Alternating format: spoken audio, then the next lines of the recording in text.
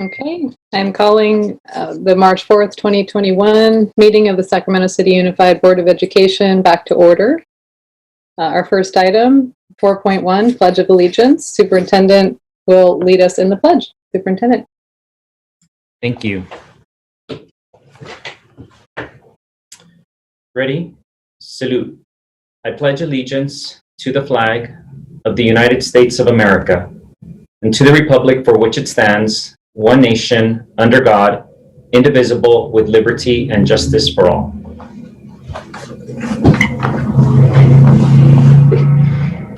Thank you, Superintendent Aguilar. Item 4.2, our broadcast statement, will be read tonight by Student Board Member Shake. Thank you. This meeting of the Sacramento City School Board is being recorded in its entirety and will be cablecast on Metro Cable 14, the local government affairs channel on Comcast, Consolidated Communications, and AT&T Uverse. Today's meeting will air Monday, March 8th at noon and Wednesday, March 10th at 6 p.m. and also webcast at www.sacmetrocable.tv. The public has been given the opportunity to address the board through public comment, either by submitting comments which are posted on our website or by speaking during the meeting. Members of the public were also provided the opportunity to speak to the board. Those who wish to speak during the meeting submitted a speaker form by noon today and were sent a link to participate. When it is your turn to provide comment, we will call on you to do so orally. Your video will not be on. Please always limit comments during public comment to items that are not on the agenda.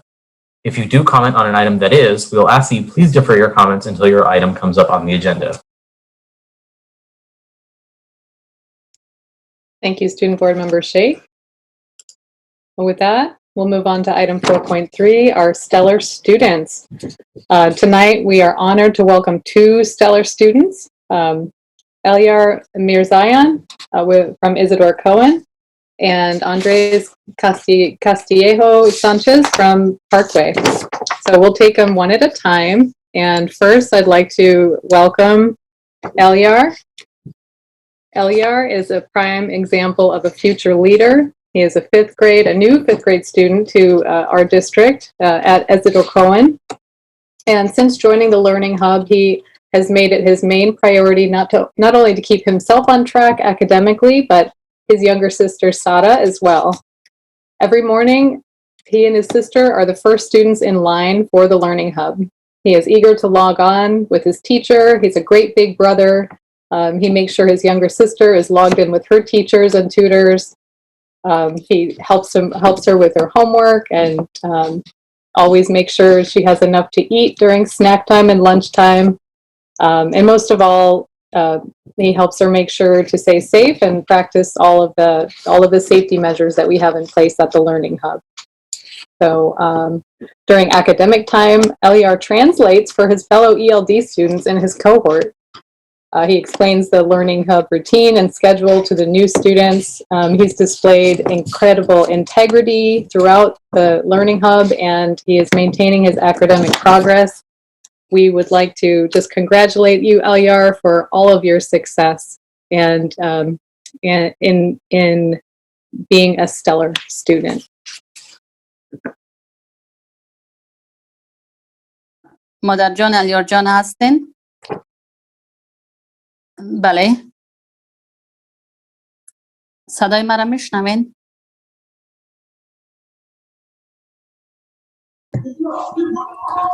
بله. صدای مرا میشنوین؟ بله میشنوم. بله. اوکی. تمام کسایی که اینجا هستن از طرف مکتب، از طرف ساکرامنتو، از حساب بورد ادویکیشن، جایی که برای از طرف مکتب ساکرامنتو هستن، از الیار جان بسیار زیاد تشکری میکنن به خاطر از اینکه بسیار یک شاگرد لایق، شاگرد خوب، شاگرد است که همیشه با وقت، یعنی اولین شاگرد می باشه که خودش و خوراکش در صنف حاضر می باشه و بسیار زیاد بچه است که کوشش میکنه که بار خود کمک بکنه تا در صنفش حاضر باشه، خودش همچنان در عین تایم به صنف خود حاضر می باشه و به تمام درس‌های خود رسیدگی کرده میتونه و کمک میکنه در وقت مثلا توجه خوراک خود می باشه، در کارهای خانگیش کمکش میکنه.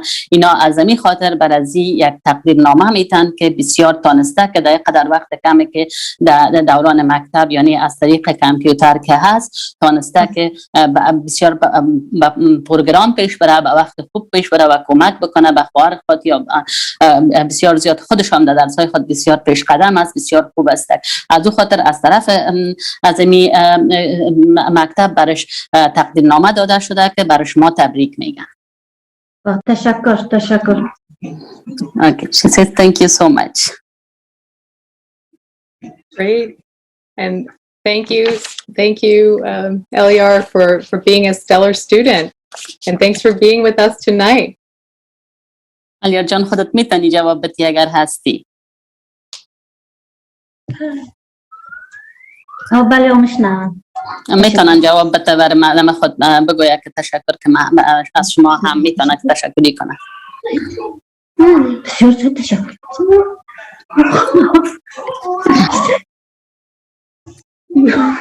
Thank you, Mr. Henderson, for joining us as well. Thank you for the invitation, and we are just greatly happy and proud of Eliar. So thank you, everyone, for tonight. اونا هم تشکری میکنن از الیار جان و میگن که تشکر از اینکه با ما هستن و تشکر از همه تیمی که اینجا هستن. Okay. Thank you so much. Great job, Eliar. And thanks for doing such a good job. Oh, go ahead. Sorry. Okay. بازم تشکری میکنن و میگن از اینکه کار خوب کردین و پیشرفت خوب کردین، باز هم سپاسگزار هستم. تشکر بسیار زیاد. ما همچنان. Mom says thank you so much, and I'm also very appreciated. Very good. I appreciate you. Thank you. Okay, with that, let me actually turn it over to Member Rhodes to welcome Andres Castillejo Sanchez from Parkway Elementary. Yes. Thank you, Vice President Morowski. So today we have from Parkway Elementary School, Andres Castillejo Sanchez. Andres attends Parkway Elementary, and he's in 5th grade. His birthday was December 20th, so happy belated birthday to him. His favorite color is turquoise, and he loves playing football with his friends and family. His favorite food is pizza, and when he grows up, he wants to be a veterinarian. He loves being a help to others, and as well as animals. And Andreas was chosen for Stellar Student at Parkway because of his attendance and his academic supports that he was needed, and he did not resist attending learning hubs.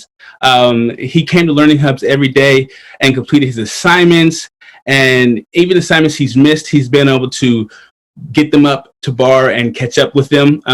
He has a can-do attitude, and he has shown discipline to achieve his goals. He's very determined and focused. He shows up with a positive demeanor and participates in his cohort. You never have to ask him twice to do anything. He brings laughter and joy to the atmosphere and exhibits top-notch respect to everyone that is role model. He's a role model and still a student, etiquette 101. His favorite part of the Learning Hub is seeing other scholars, the games being played during his mask breaks, the environment and activities that he's able to do because they calm him. And at first he was skeptical of the Learning Hubs, but now he's a true fan. This is Andres Castillejo Sanchez, and he is a Parkway Stellar Scholar of the Year. A great job to him and his family.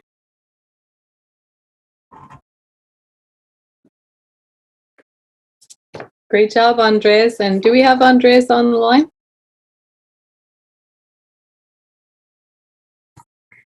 No, we do not see him online currently. Okay, well, we will wish him congratulations from afar. And if we can get him back, maybe we can bring him back later tonight if we can figure it out, or maybe next time. Well, thank you, everyone. Thanks to our stellar students, and thank you, Member Rhodes. Okay, moving on to item 5.0, announcement of action taken in closed session. Ms. Collins, are there any announcements from closed session? Yes, Madam Vice President. There is one announcement coming out of closed session. The board adopted a resolution pursuant to Education Code sections 44951 and 4429.21 and authorize the district superintendent or his designee to notify 3 specific certificated administrators of their release and or reassignment by a unanimous vote of 7-0. Thank you, Ms. Collins. Okay, with that, I'll move on to 6.0 agenda adoption. I'll entertain a motion to adopt the agenda.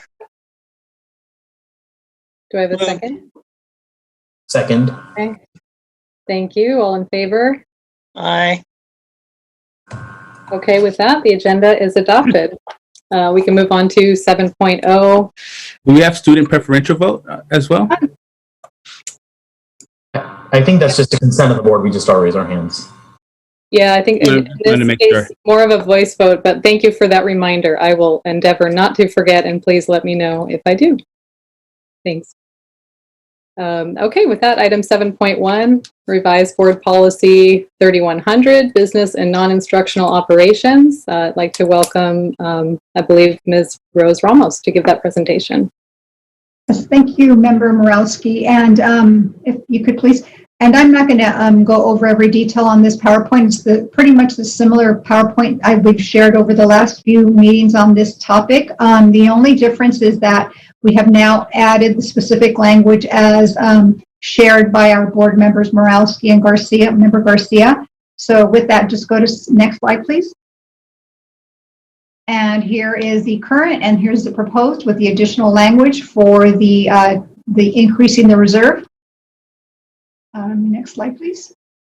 And here's just the benefits, the same slide as we shared last time. Next slide, please. And then just some data on our financial status, how this translates into numbers for the district in terms of dollar amounts. Next slide, please. And then here is the proposed part of the policy on the one-time funds with the specific language as shared by our board members on the exhibit and specifically what it should explain. Next slide, please. And again, the same thing, the benefits for the policy on one-time funds. And next slide. And then if the board would so graciously take action to approve these revisions to board policy 3100. Of course, if there are any questions before then, we could certainly take those now. Can I, Mr. Flores, can I ask if you could just leave the slides up, at least the first one that has the actual language for board discussion as well? Thank you, Ms. Ramos, for another very clear presentation. Board members, this is an action item. We've heard and discussed this policy change a number of times. I'm excited that it's coming back to the board for action. Before we Vice President, that, I will take public comment. yes, we have 2 live public comments. The first comment is from Amanda Connolly.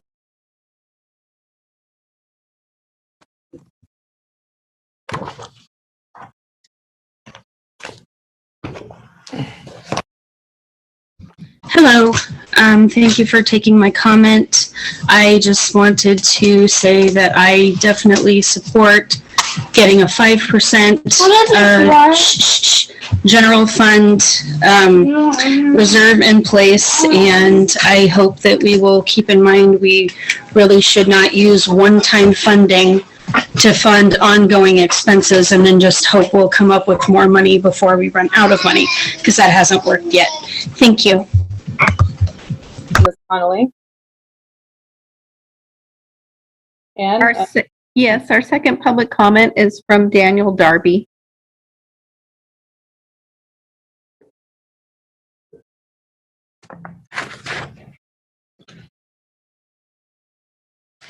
Hello?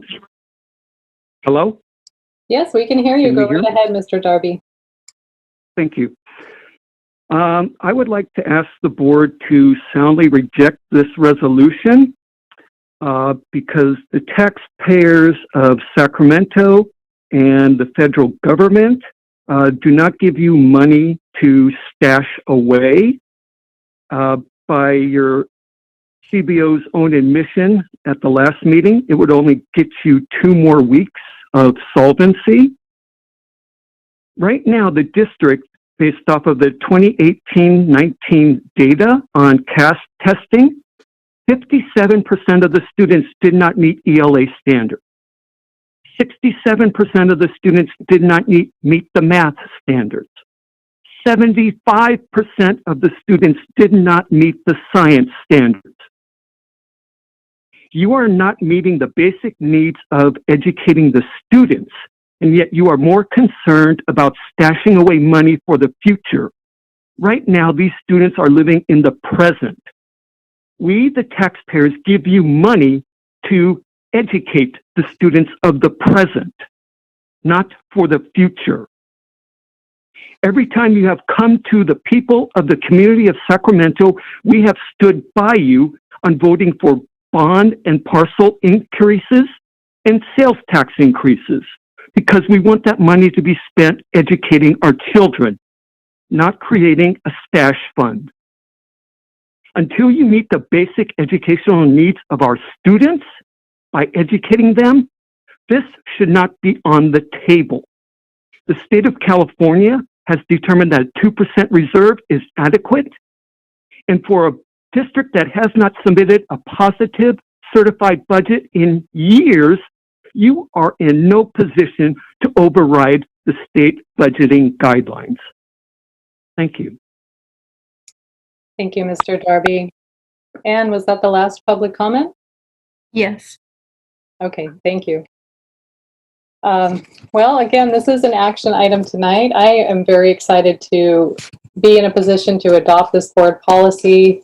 It offers us the opportunity to set up fiscal guardrails that will be in place for us, for future boards and superintendents for many years to come. We are trustees. We are entrusted with the fiduciary responsibility of maintaining our district. And so with that sense of stewardship, I think both of these policies are very important. We do not have a great deal of advocates that organize around fiscal sustainability, but this is foundational to our responsibilities. So before I invite a motion, does anyone have any questions? I know we've seen this a number of times, so Trustee Rhodes.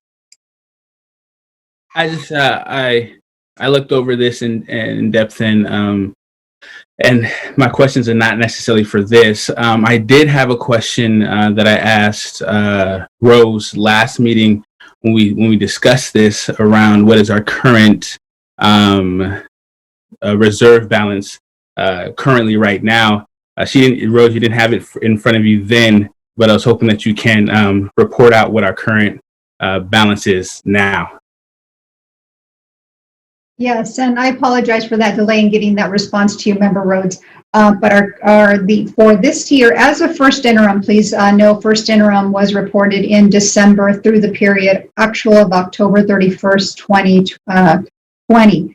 The projected reserve for the current year, 2021, was 9.71%, or $62 million.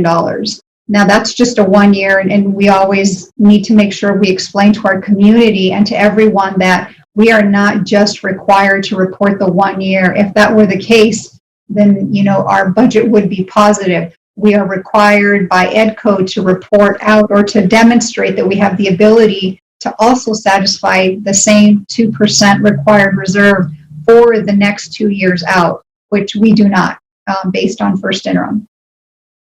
Thank you, Rose. So what you're saying is that we're right now at 9.71%. 9.71%. 71%. Thank you very much for that information, Sure. Rose. Okay, with that, is there any other board questions or comments? Anything you need prior to moving on to approve this resolution or policy revision? Thank you. I'll invite a motion. So moved. Second. Okay, have a motion and a second. Student preferential vote. Aye. Okay, thank you. Superintendent, you can please call the roll. Sure thing. Member Morowski, Aye. Member Wu, Aye. Member Garcia, Aye. Member Villa, Aye. Member Rhodes, Aye. Member Phillips. Aye. Okay, motion passes 6-0 with President Pritchett not in attendance. Thank you very much, board. I'm very proud of our board and staff working together to set the policy, to improve those fiscal practices. Member Phillips, did you have a point of order or? It was regarding 7.2. Sorry, I'll wait. Oh, sorry. Okay then. All right. Well, with that, I think we can move on to 7.2, conditions of readiness for school reopening update and adopt reopening plan, and welcome staff to present that. And I just a word of caution for everyone. I think the presentation may take a little longer than 20 minutes that we had allotted. So I just wanted to let everyone know to expect it might be a little longer than that. So with that, I'll hand it over. Thank you. Excuse me. I'm sorry. I think I'm finished with interpreting. Yes. Yes.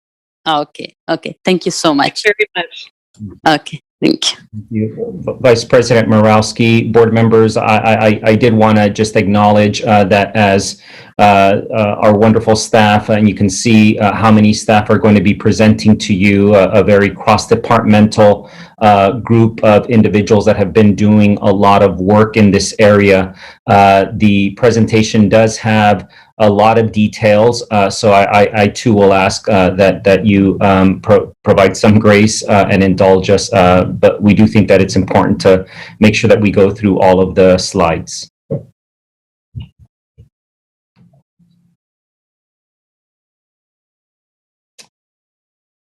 Mr. Harris?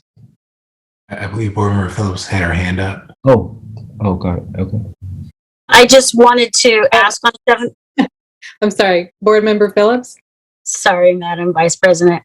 I just wanted to know how much time we were going to entertain for public comment on this. Oh, good question. We hadn't got to that yet. Can we get through the presentation and then we can get to public comment? Sure thing. Okay, thank you. Good evening, Vice President Morowski, board members, and Superintendent Aguilar. My name is Vincent Harris. I'm the Chief of Continuous Improvement and Accountability. And this evening, I'm joined by a cross-section of district leaders to present this evening and update on our conditions of readiness for school reopening and request the board's adoption of our school reopening plan. Just wanted to express staff's appreciation for the board members who expressed questions they had received on behalf of their constituents. Our effort tonight is to integrate those questions within the presentation or in talking points. And so we hope that the presentation meets the rigor of some of the questions that have been asked, and we look forward to the dialogue as appropriate. We go to the next slide.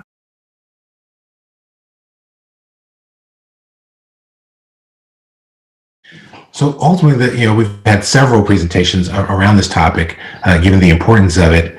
And really the anchor point for tonight's presentation is kind of a through line back to the board's adoption back on November 19th. You see the actual resolution in terms of, at that time, based on the best information, those things that we thought were most important for the conditions of readiness for reopening a school. Really important to note that obviously lots more information has been gained about mitigation of the pandemic and obviously creating safe distance for school sites. And so that's why tonight's presentation is such an important through line to that prior work, because many of our measures actually do stand as durable based on what we first shared in November. And of course, we've made tweaks based on the latest information that we've received in terms of creating the best conditions necessary for student learning. Go to the next slide. And so ultimately, all this work is anchored to our Return Together vision statement. And of course, each presentation we've had on this topic has included this statement because ultimately we know that this is what our community expects from us. Obviously, abiding by the county public health orders to ensure safety first, but ultimately really living out the guiding principle, which is how the statement ends, assuring all students are given an equal opportunity to graduate with greatest number of post-secondary choices from the widest array of options. This is the why of why we think our reopening plan is so important and why safety is tantamount. We also know it has to deliver on instruction. If we go to the next slide. And so in terms of our current context, this obviously is something that the community and board has seen in many venues. And obviously we remain within Sacramento County in the purple tier, at least in terms of case rate for sure. But we can certainly see that we're approaching a new moment, if you will, in terms of seeing us steadily move into a less purplish setting and moving more towards red, the red tier. And so that is very encouraging. If we go to the next slide. This provides the concreteness for that movement. If folks remember from our last board meeting, we were in the mid to high teens in terms of cases per day per 100,000 residents, and now we're at 12. And so the pattern and the trend has been encouraging. Our positivity rate has continued to decline as well. We're now 4.7. And so as we think about the numbers that create the conditions for us to best understand community spread, those numbers are trending in a way that are encouraging. But still, it's important to note we're still in the purple tier area, so the vigilance is still required in terms of the mitigation efforts to ensure everyone's safety. If we go to the next slide. And so this slide is just meant to be a quick snapshot, and actually, in many respects, I'll just summarize it in the context of we know that within the purple realm, there are more conditions of readiness that are required in order to reopen. And so reopening today simply means, being very intentional. Probably one big change since we last shared this slide is the notion that the conditions of reopening now are driven by grade level, which was what we shared previously, but now also in terms of prioritized student groups. And we'll talk a little bit more about those students later in the presentation, but it's really important to note that as the guidance has evolved and as the regulations have evolved, we now recognize that there's a couple of paths for us to consider as we think about the student groups, not just grade level, but also students who need and benefit from in-person instruction if their families so allow. Now, we know that obviously once we turn to red, and I mentioned we're on that path, certainly everything reopens for all grade levels on the Wednesday after we obtain the red tier. So certainly red signals the reopening of the complete grade levels in our system. Put on the next slide. And so with that, I will turn it over to our Director of School Services, California, Leilani, who will give you really context of the legislation that was recently, passed today, actually. Great. Thank you for that, Vincent. Can I just make sure you can hear me all okay? Okay, great. So thank you for that again, Leilani Aguinaldo, Director of Governmental Relations at School Services of California. And I was asked to join you today to give an overview about Assembly Bill 86. So I can report that both houses of the legislature today passed Assembly Bill 86. There were two bill vehicles identical. That's why there's a reference to Senate bill as well. We didn't know until this morning which bill vehicle would be moving. So it is officially AB 86. And we fully expect that the governor will sign the legislation probably tomorrow. So as an overview for you, there are two pots of money that are included in the bill. The first pot that I will go ahead and summarize for you today is the in-person instruction grants. This is $2 billion of Prop 98 dollars that will be distributed to local educational agencies to incentivize reopening. It's going to be distributed in proportion to your LCFF entitlements. And as a condition of receiving the money, an LEA must offer continuous in-person instruction by April 1st. The legislation does accommodate for spring break, and so that's why I have there in the parentheses for Sac City Unified, it'll be April 5 after we factor in our return from spring break. For districts that are unable to open in advance of the April 1st deadline, there is an allowance to open after April 1st, but before May 15. However, each day that passes after April 1st, if a district is not able to offer in-person instruction to the required students, then it is a loss of 1% of funding for each day that a school district is unable to offer in-person instruction to all of the required students. So as I mentioned, the deadline to access the in-person instruction grants is to offer in-person instruction to all the students that are required by May 15. If a district provides in-person instruction after May 15, then you forfeit all in-person instruction grant money that is available to you. And additionally, any district that is not yet open for in-person instruction must post their COVID safety plan at least 5 days prior to offering in-person instruction. The other thing that I wanted to point out while we're in this section is again to reiterate that the requirement is to offer continuous in-person instruction. If at any time, once a district starts offering in-person instruction, if there is a break in that offering of in-person instruction, then the penalty is that the district will again forfeit all of your in-person instruction dollars. So just wanted to emphasize that as well. So the grade levels or the students that are required to be offered in-person instruction. So moving to the second section here, all students across all grade spans, prioritized students must be offered in-person instruction, and the mode of delivery would be through the cohort model. Summarized in the box there on the right, these are the student groups that must be offered in-person instruction, again, across all grade spans, and this is effective April 1st. It doesn't matter what tier we're in, all these students in the right here, the students with disabilities, students at risk for abuse or neglect, our youth in foster care, homeless youth, English language learners, our students who are unable to access online instruction, and disengaged students. All of those students must be offered in-person instruction across all grade spans.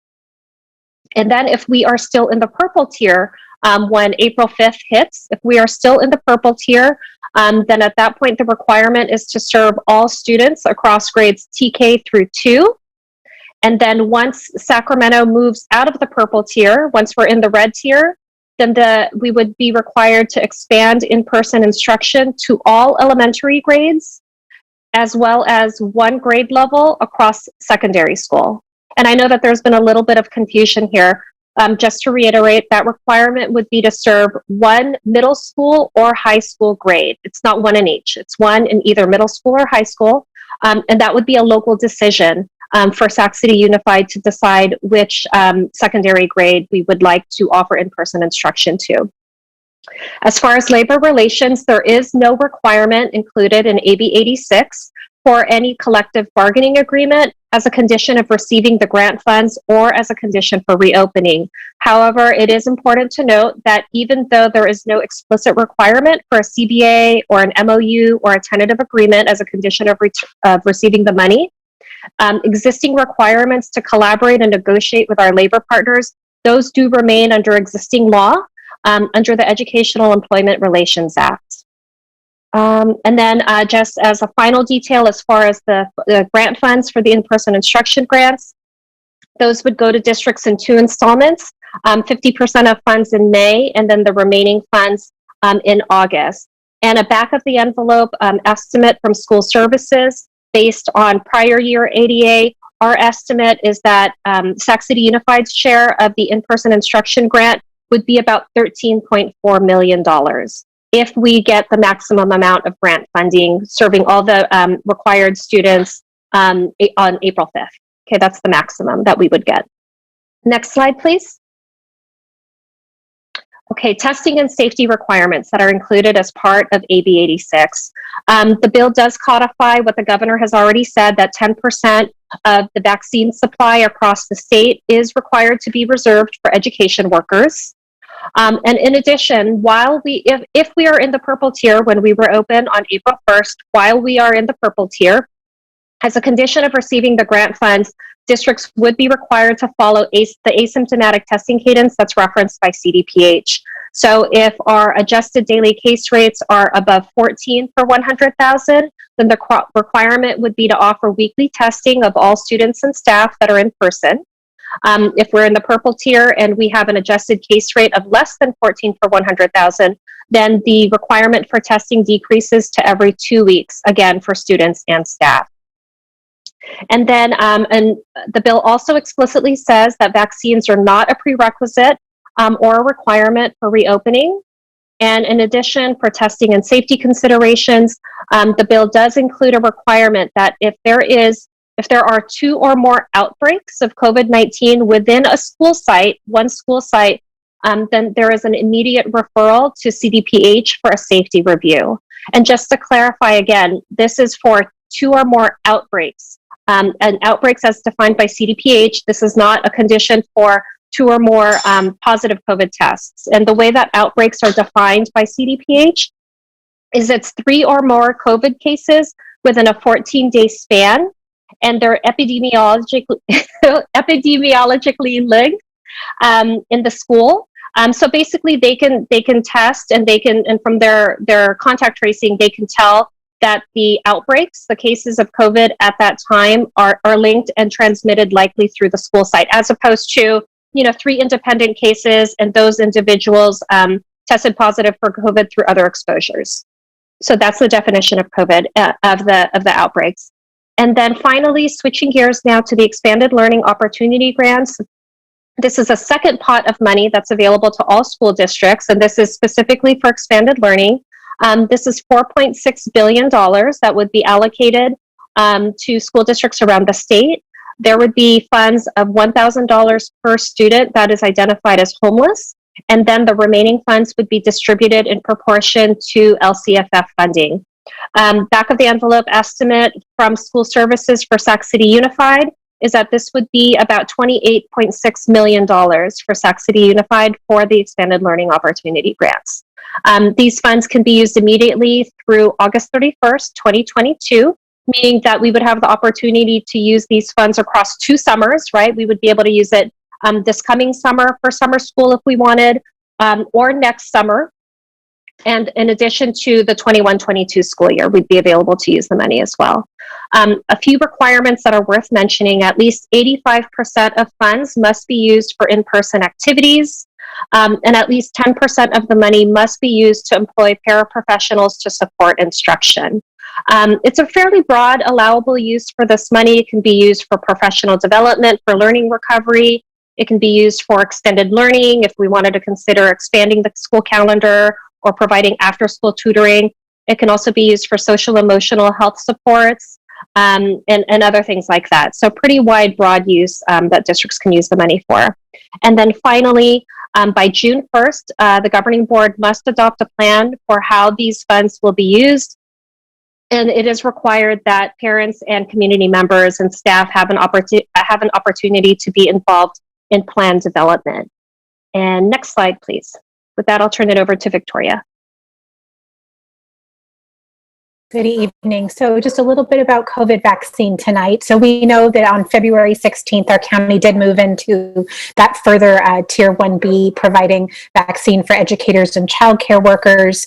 There's a number of pathways that our staff can access vaccine through, our county, our health insurance, and then we've provided a number of opportunities that I'll go through in further detail. The thing we really wanted to stress here, and what we feel really grateful and proud about, is as of March 2nd, all eligible staff in our district have received an invitation for vaccination either through our district directly or through Sac County Public Health or through some links that we've sent them.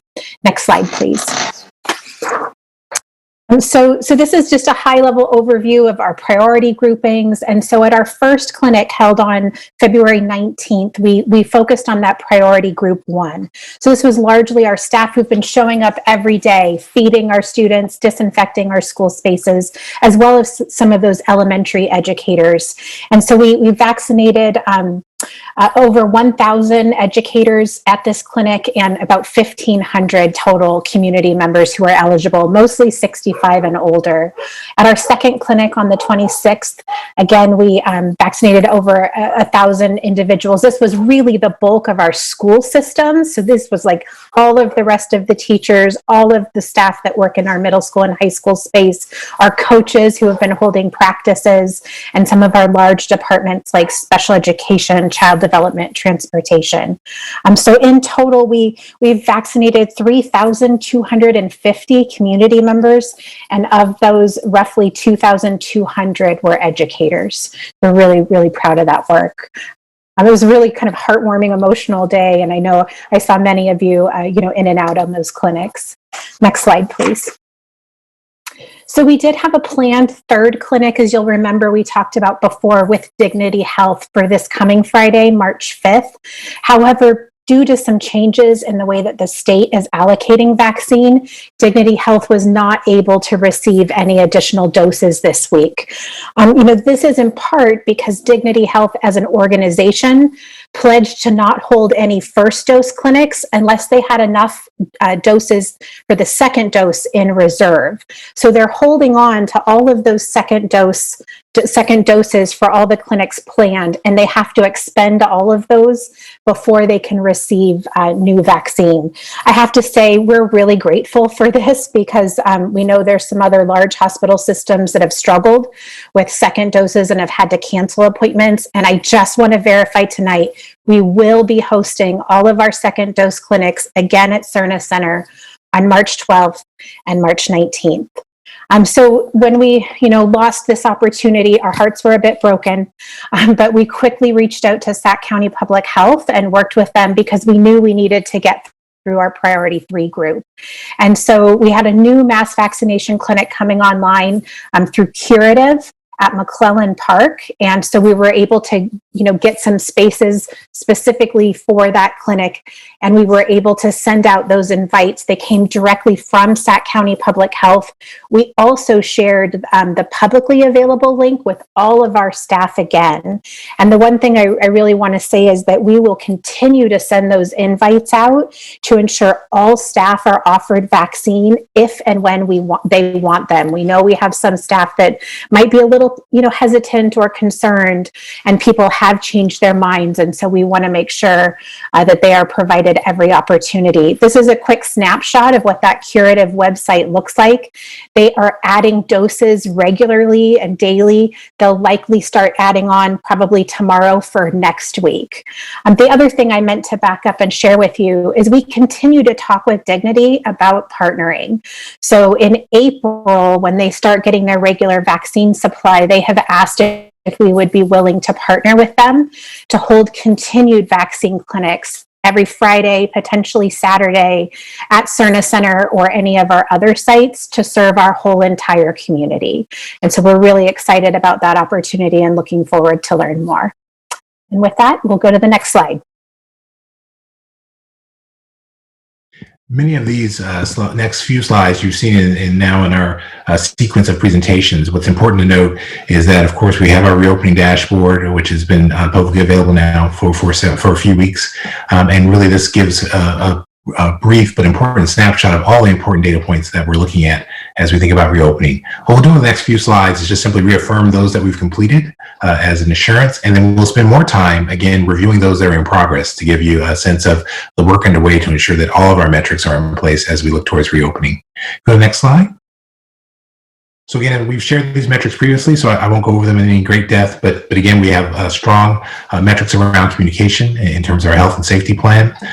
You just heard from Director Flores around our clinics, if you will, in terms of vaccination clinics. And then, of course, the data we're tracking in terms of our own ability as a system to track our own internal spread. Next slide, please.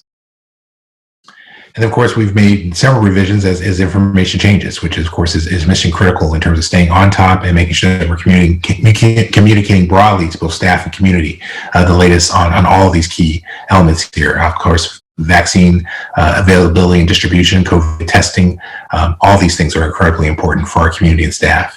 The next slide. And then here, obviously, things about mitigation. And so plexiglass, disinfection, making sure we have practices in place that ensure that we're mitigating any potential opportunity if COVID were to enter our spaces, that we're doing those best practices that we know have worked and there's demonstrated evidence of them working. Next slide. We've spoken about the daily inspection checklist extensively in our last meeting, and obviously this is one of our front-end things to ensure that all of our site leaders are in the best position to know what's going on a daily basis in terms of mitigation efforts. Next slide. And then here you have an entry into our ventilation and hygiene metrics, and just want to point out that we will be doing in a few slides, or I should say in about several slides, we'll be providing a lot more context around our current ventilation efforts. You'll hear assurances in terms of some of the things we've done since the last presentation to ensure that we're adopting all of the best practices in terms of ventilation. And then, of course, obviously the things we've already done in terms of disabling hand dryers, drinking fountains, again, all those things that have been identified as best practices in order to mitigate the potential spread of COVID. Next slide. And And of course, we know training is so important, and so all employees have access to our Hour Zero training, which is really a way to communicate broadly those best practices so that as employees, we know them and can practice them. And then, of course, building our testing partnerships with Sacramento County Public Health Department and taking advantage of those community sites. Next slide. And then finally, as we talk about those things that we know are, again, strong mitigation efforts, screening and face coverings. So our thermal scanners are a very effective tool in terms of a frontline information sharing as people enter facilities. And of course, obviously knowing the importance of face mask wearing, face covering wearing in classrooms, and of course, requiring it across all grade levels except for medical exemption. Next slide. And with that, we'll transition now into a deeper dive on those indicators or this dashboards and metrics that remain in progress. There. So I'm here to talk about COVID testing. And so our routine COVID testing is really ramping up. We're going to be providing that testing. Leilani talked about the CDPH testing cadence that we will be adhering to as well for all staff and all students at all of our Learning Hub sites, all district locations, and eventually all of our schools. And so testing will be conducted during the work or the school day. So this week we've been incredibly busy. I should say our staff has been incredibly busy going out to all of our sites to do visits, setting up those sites, figuring out where the best location is to do testing and the timing, and then working to get those registration links out to all of our staff and our students so that they can register directly onto the Color platform. It's a software, and that's where they consent to testing, and it explains what the process is. And that's also where they will get their results on either their phone or their email. So I'm really excited to say that we are ready to begin testing next week, starting March 8th. And I believe we told the board we'd be ready by the end of March. And so we're pretty excited that we're actually going to start next week. We are using PCR testing right now. That's the one that's readily available, that the software is really functioning well. CDPH is still working out some software issues with the Binex rapid antigen testing. And so we want to hold off until that's really set and good to go. It messed up our PCR testing a little bit. So we're putting that one on hold for a moment. Next slide, please. And so here again is just, you saw these pictures last time, but I just wanted to say Monday morning or afternoon, this is the flyer for nutrition services and our warehouse staff. They're working to get their staff registered right now. And this is a sample of the flyer, and we will be out there. I'm also really happy to say I've tested myself 3 weeks in a row, and just every week our results have come in right at 28 hours. So I tested at 1 o'clock and I got my results around 6 o'clock for 3 weeks in a row. So we're looking forward to sharing more as we roll this out. Next slide. The third-party facilities assessment provided by PBK is also an important component of our readiness. They were selected to provide the third-party assessment based on their expertise in this area. As it says here, they were provided the same service to many other districts across the state, including local districts such as Twin Rivers Unified, Natomas Unified, Galt, and Roble Elementary School District. As previously stated, PBK initially assessed all district school sites in December 2020, where they outlined any areas of opportunity for the district and cite to improve any mitigating measures. PBK is planning to revisit all sites beginning on March. Can I interrupt you? I think we're showing a different slide with plexiglass barriers and directional signage. Yeah, thank you for that. Sorry about that. No worries. Thank you. All right, so let me back up. So as stated at the last board meeting, the installation of plexiglass barriers in these 3 identified areas is nearly complete, with library counters being finished at the end of this week. We currently have plexiglass barriers at all of our front office counters, but the district is revisiting those spaces to install thicker, stronger, and more pertinent barriers that will better stand the test of time in those highly trafficked areas. Once those are installed, the previous front counter plexi units will be transitioned into our library spaces, and the plexiglass in the libraries will be moved elsewhere.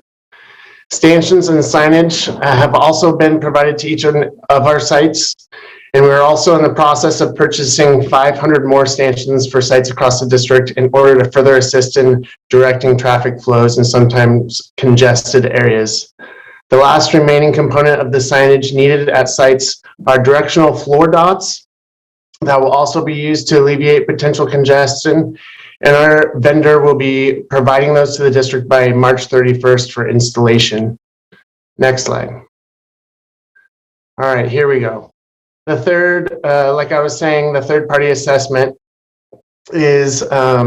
was completed in December by PBK architects who have extensive expertise in this area.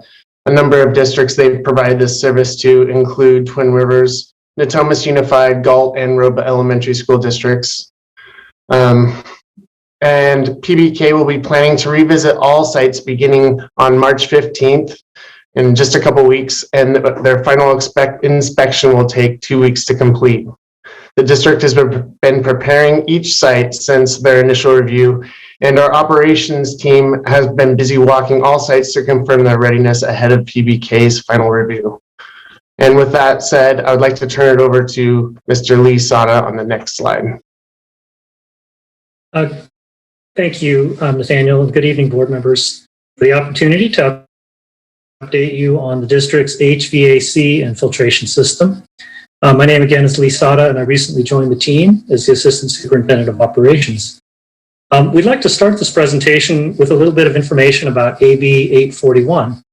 There's been quite a bit of advocacy to make sure that we update and repair our HVAC systems, provide new filters, and of course provide for the installation of CO2 monitors. However, we wanted to also let you know that DSA has recently given their interpretation of these rules and has told us that the CO2 monitors are only going to be required in new buildings for the time being. And we sent a BC clarifying some of the facts around that. We have the goals of the legislation listed here and funding sources for the deployment of HVAC improvements and CO2 units can be considered on later projects. There's a little bit of information here and a link to the grant program, which is still being worked out, so the funds are not yet available. Next slide, please. Okay, so we wanted to chat a little bit about what our internal team has been doing. They continue to track the reopening of school guidelines as issued by, as mentioned 2 weeks ago, the California Department of Public Health, the Centers for Disease Control, and both of those two point to ASHRAE as the engineering standard. So a multi-layered approach was created by staff to prepare for the eventual reopening of schools. The Centers for Disease Control continues to provide new information, most recently providing some more information on March 1st, just a few days ago. Next slide, please. According to the CDC, the bottom line is adequate ventilation. And to that end, many of their guidelines focus on the improvement of outside air, airflow, and the filtration of that air. The items listed are highlights from the most recent CDC guideline document, which happened to be released on February 26th, and we've included a webpage here, a link to the webpage if you'd like to take a look at that. We're currently meeting the guidelines, and this evening we want to focus some time on the items there that are highlighted in green. Next slide, please. So this matrix was presented to you in the last meeting, and we've added a status column on the right. We'd like to spend a little bit of time looking at the MERV 13 filtration item, which is about halfway down the page, and bring you up to speed on our work on the portable HEPA units. Jeff, would you like to add to this? Yes. As you can see in this matrix, SCUSD facility staff have made sure that all recommendations by CDPH, CDC, and ASHRAE are being adhered to, or there is a plan in place to be in compliance. This includes opening all doors and windows, increasing outside air, opening outside air dampers, constant supply and exhaust fans, reprogramming of demand control ventilation units, installing MERV 13 filtration or higher where possible, purge cycles, restroom exhaust fans set to run continuously during all occupied hours, ensure proper operation of HVAC units, and portable HEPA filtration. Next slide, please. Additionally, we wanted to share with you that we reached out to several districts in the area. And this is the next two slides are a list of information that we received from them. I would say of note is that most of the peer schools have upgraded the HVAC filters from MERV 8 to MERV 13 within their existing HVAC units wherever they could. Because of this, most are not providing portable HEPA units. Additionally, most districts are flushing their, purging their air in the rooms 2 hours before and 2 hours after occupancy. Next slide, please.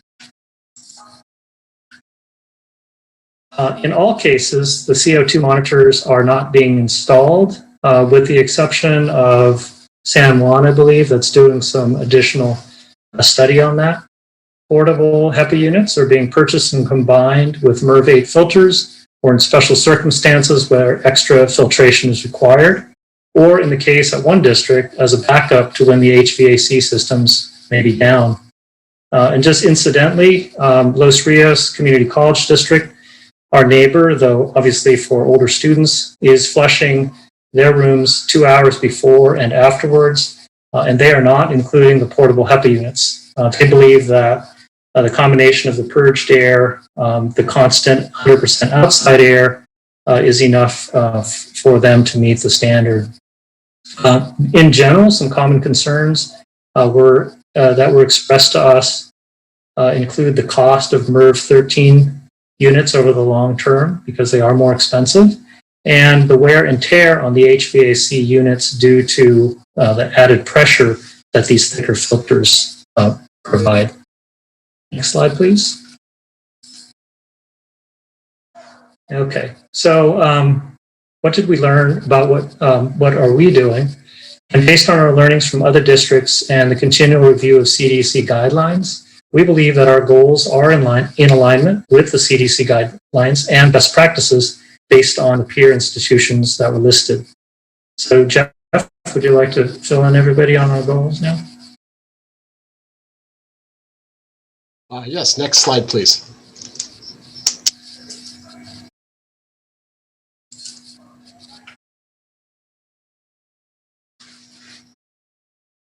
Go ahead, Jeff.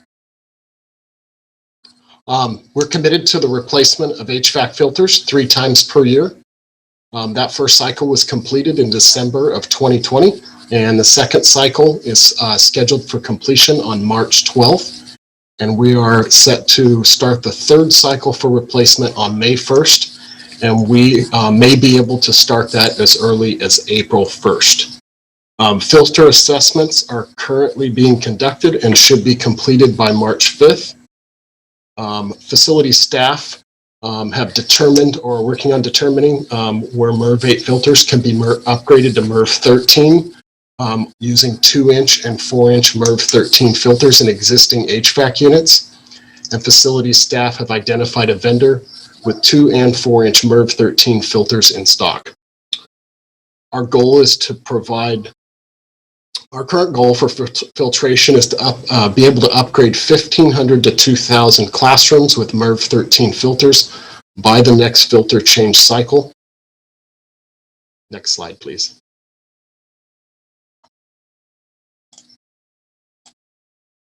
Great. So in this slide, we wanted to bring you up to speed. Let me just close the thought on the last slide. So we are working, again, as Jeff said, to finish up our assessment of the filtration system.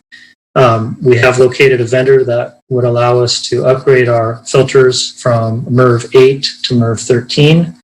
And we have a discussion point about whether we would start that process on cycle, which would begin on May 1st, or if we wanted to accelerate that to approximately April 1st. And now the second part of what we said we wanted to focus on was our portable filtration units. And for this next slide, I'd like to invite Rose to present the slide. Thank you, Lee. Just to bring everyone up to speed on the selection of the portable UVDI filtration units that the district did choose to purchase back in the fall. Just for the education of our public that they may not be familiar with the details and what went into this process. As you all know, that we have been on a learning curve in mitigating COVID-19 and preparing for reopening schools and what are the best practices. And we've been working on this since last year, March. So it's been about a year. And in that timeline, there has been not a lot of information available in terms of common standards because, it was kind of a learning process for I think it's safe to say, the entire world, how to deal with this. And especially how to prepare an environment safely for the return of students. So let's backtrack a little bit to the fall, what we were doing to try to hurry up and reopen and have our school sites ready. We were looking for common standards with respect to ventilation from the state or from other entities that are the experts in this area. And as you all know, there was little information available. And it was now information is starting to become available, but back in the fall when we were trying to plan to open for January, it was not available at that time. And then the second factor we were dealing with was funding. As of the fall, we were only allocated that first pot of federal relief funds that had a deadline of December 30th. And so we were dealing with, timing and then dealing with lacking common standards. And as you know, like the common standards that are starting to evolve now, that CARES funding deadline was extended to December 31st of 2021. And just so you all know, that deadline was not officially extended until right around, I want to say it was December 26th, 27th. So it was a very, very short timeline for extending that. So obviously districts were racing to spend that money so that they would not have to lose those funds and send that money back. And one of the areas that we were identifying or working on to spend the funding on was preparing our classrooms. And one of the areas we focused on was the ventilation. And so what we did was the district contacted 11 commercial companies and we received 3 responses because again, it was just new technology as far as addressing COVID-19. And the criteria for selection included a device or a unit that would mitigate COVID along with the other ASHRAE standards, and that it would accommodate a large classroom for about 960 square feet. And then again, in our unique situation, as you did see in the previous slides, many of the other districts in our areas, they have already been able to upgrade their HVAC units. So they were already compliant with MERV 13 filters, where we just have not been that fortunate due to funding. They've been passing other bonds or they've just had other access to other funding that have made that available to them. And so they were able to respond very quickly to the MERV 13 criteria, whereas we were not. And so this third bullet here was very important for the district because we did not have, and still do not have, the electrical infrastructure to be able to support certain units. We just cannot do that. And so we had to look for units that would not take as much of our power, otherwise then we would risk damaging those units. And our electrical infrastructure. Then, of course, the health and safety of staff that had to, replace these units. And then the other factor we were looking for, criteria, I should say, is that in the recent years, unfortunately, California has been a victim of a lot of wildfire. And we've had to shut down districts. My former district, we were shut down for weeks at a time, very close to the fires over in the Santa Rosa area. And as a result of those fires, the byproduct is smoke and that very unhealthy air for students. So this unit also had to have the ability to be able to address that. And so just again, looking for an improvement in general indoor air quality. And the only unit that rose and met all of these criteria was this UVDI filtration unit.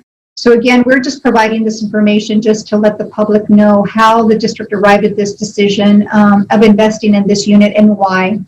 And yes, and next slide, please. I will turn the presentation over back to Lee. Great. Thank you, Rose. So where are we at today? So we have conducted another review of the HEPA filtration units. We received a list of 23 units that did not include the UVDI technology. And we kind of simplified the criteria to include the mitigation, of course, the COVID virus. Again, we still have the open classrooms of an average size of 960 square feet, and our current, continued challenges with our electrical infrastructure. Jeff, would you like to kind of talk us through what was selected and where we arrived? Sure. So 6 HEPA units were found to meet the basic criteria that was listed, and 4 units were found to be able to handle the classroom size, the average classroom size that we've shown of 960 square feet. We're purchasing 3,000 units that could be shipped and delivered by April 1st, and we had to make sure there was adequate supply to cover the classrooms in the district. Great. Lee? Next slide, please.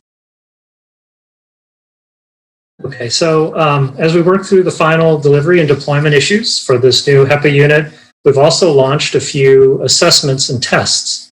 The first was to ascertain the effectiveness of the UVDI unit, and we believe this is simply just a part of thorough due diligence to better understand how the unit performs both in the classrooms and in a clean environment. We're also in the process of hiring an architect and engineering team to provide district-wide HVAC assessments. The goal here is to determine which units require replacement in the near future and the further out future. And then in terms of AB 841 and the CO2 sensors, as mentioned earlier, they were not required as the only to apply it to new buildings.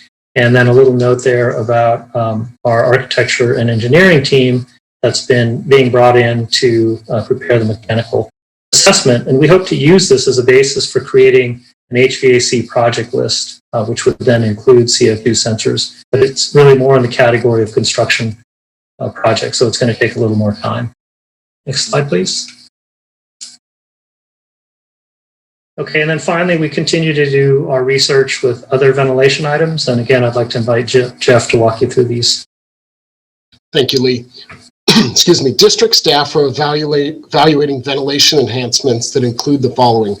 Ceiling fans with UV uplighting or ionization. We're seeking input from peer schools. We're considering UVC HVAC solutions that utilize UVC induct air disinfection. And this can be coupled with MERV 8 filtration, but costs have not been established on that yet. Portable HEPA units may not be large enough to accommodate our existing gymnasiums, and we may need to consider outside activities in lieu of gym use and consider alternate solutions, including outdoor activities where practical. Thank you. Next slide. Okay, so we've presented you with a lot of information here, and we wanted to just have a summary to summarize our back to school plan in this slide. So again, we can commit to running our HVAC with open dampers and 100% outside air while we continue to research best practices. As mentioned earlier, several districts are simply purging the air 2 hours before the classroom is in operation and 2 hours afterwards. But for the time being, we continue to run our systems at 100% outside air 24/7. We have stated that we will install MERV 13 filters wherever possible. And again, we're close to finishing, Jeff and his team are close to finishing their assessment on whether we can simply receive these higher MERV 13 filters and put them into the existing equipment. Our idea then is to prioritize the elementary school classrooms first, because of course those students are coming back first, followed by middle school and high school. And then for the areas where we cannot upgrade to MERV 13 for whatever reason, we have committed to purchasing the portable HEPA units, and the purchasing department has confirmed that the 3,000 portable HEPA units can be delivered before and deployed by April 8th of this year. And then just as a final note, some opportunities and challenges. One of the things that we learned from our fellow districts is that MERV 13 filters may actually shorten the lifespan of the HVAC units or create more repair work because the machines are working a little harder. But we obviously are prioritizing student safety, as many of our peer districts are, and so we're going to keep moving forward. The procurement and installation of the MERV 13 filters is possible in the next filter cycle, which, as Jeff said, was going to begin on May 1st. And we could move that forward a full month if desired. And then finally, we are putting together an assessment, and our goal is to tune out the HVAC systems by the end of summer, and we're seeking a capable HVAC vendor. So that concludes our portion of the presentation. Thank you. Next slide. And as we move to the next slide, thank you. We wanted to share with you an update in terms of where we are with the intent to returns. We have just this week, we started at 53%. As you can see, we're up to 57% now. We think that in addition to the calls and the additional outreach, that the vaccinations are really having a positive effect on this, although still not where we want to see the numbers ultimately. So you might remember we started in August with the first intent to return inquiry. We followed up with one in November, and again, the one in January. If we go ahead to the next slide, we'll take you through a further breakdown of what it means in each of those areas. So looking at this slide, slide 38, this is an update of what you saw last board presentation. We, as I said, are now up to 57% and still missing in some areas, but we are getting information in daily, and that's helping. So you can see again, the first column plans to physically attend. They selected option 1. Plans to physically attend with some assistance. Plans to remotely attend, option 3. And finally, does not plan to attend. Now, we understand that this information, as we requested it, people can change their minds, situations change. We wanted to be able to use this for planning purposes. And as we get closer and closer to actually opening, this information becomes more and more important. So we do want to still continue people to reach out and to submit their intent to returns via the Informed K-12, which is a really simple process and a few clicks of a button so that they can do that.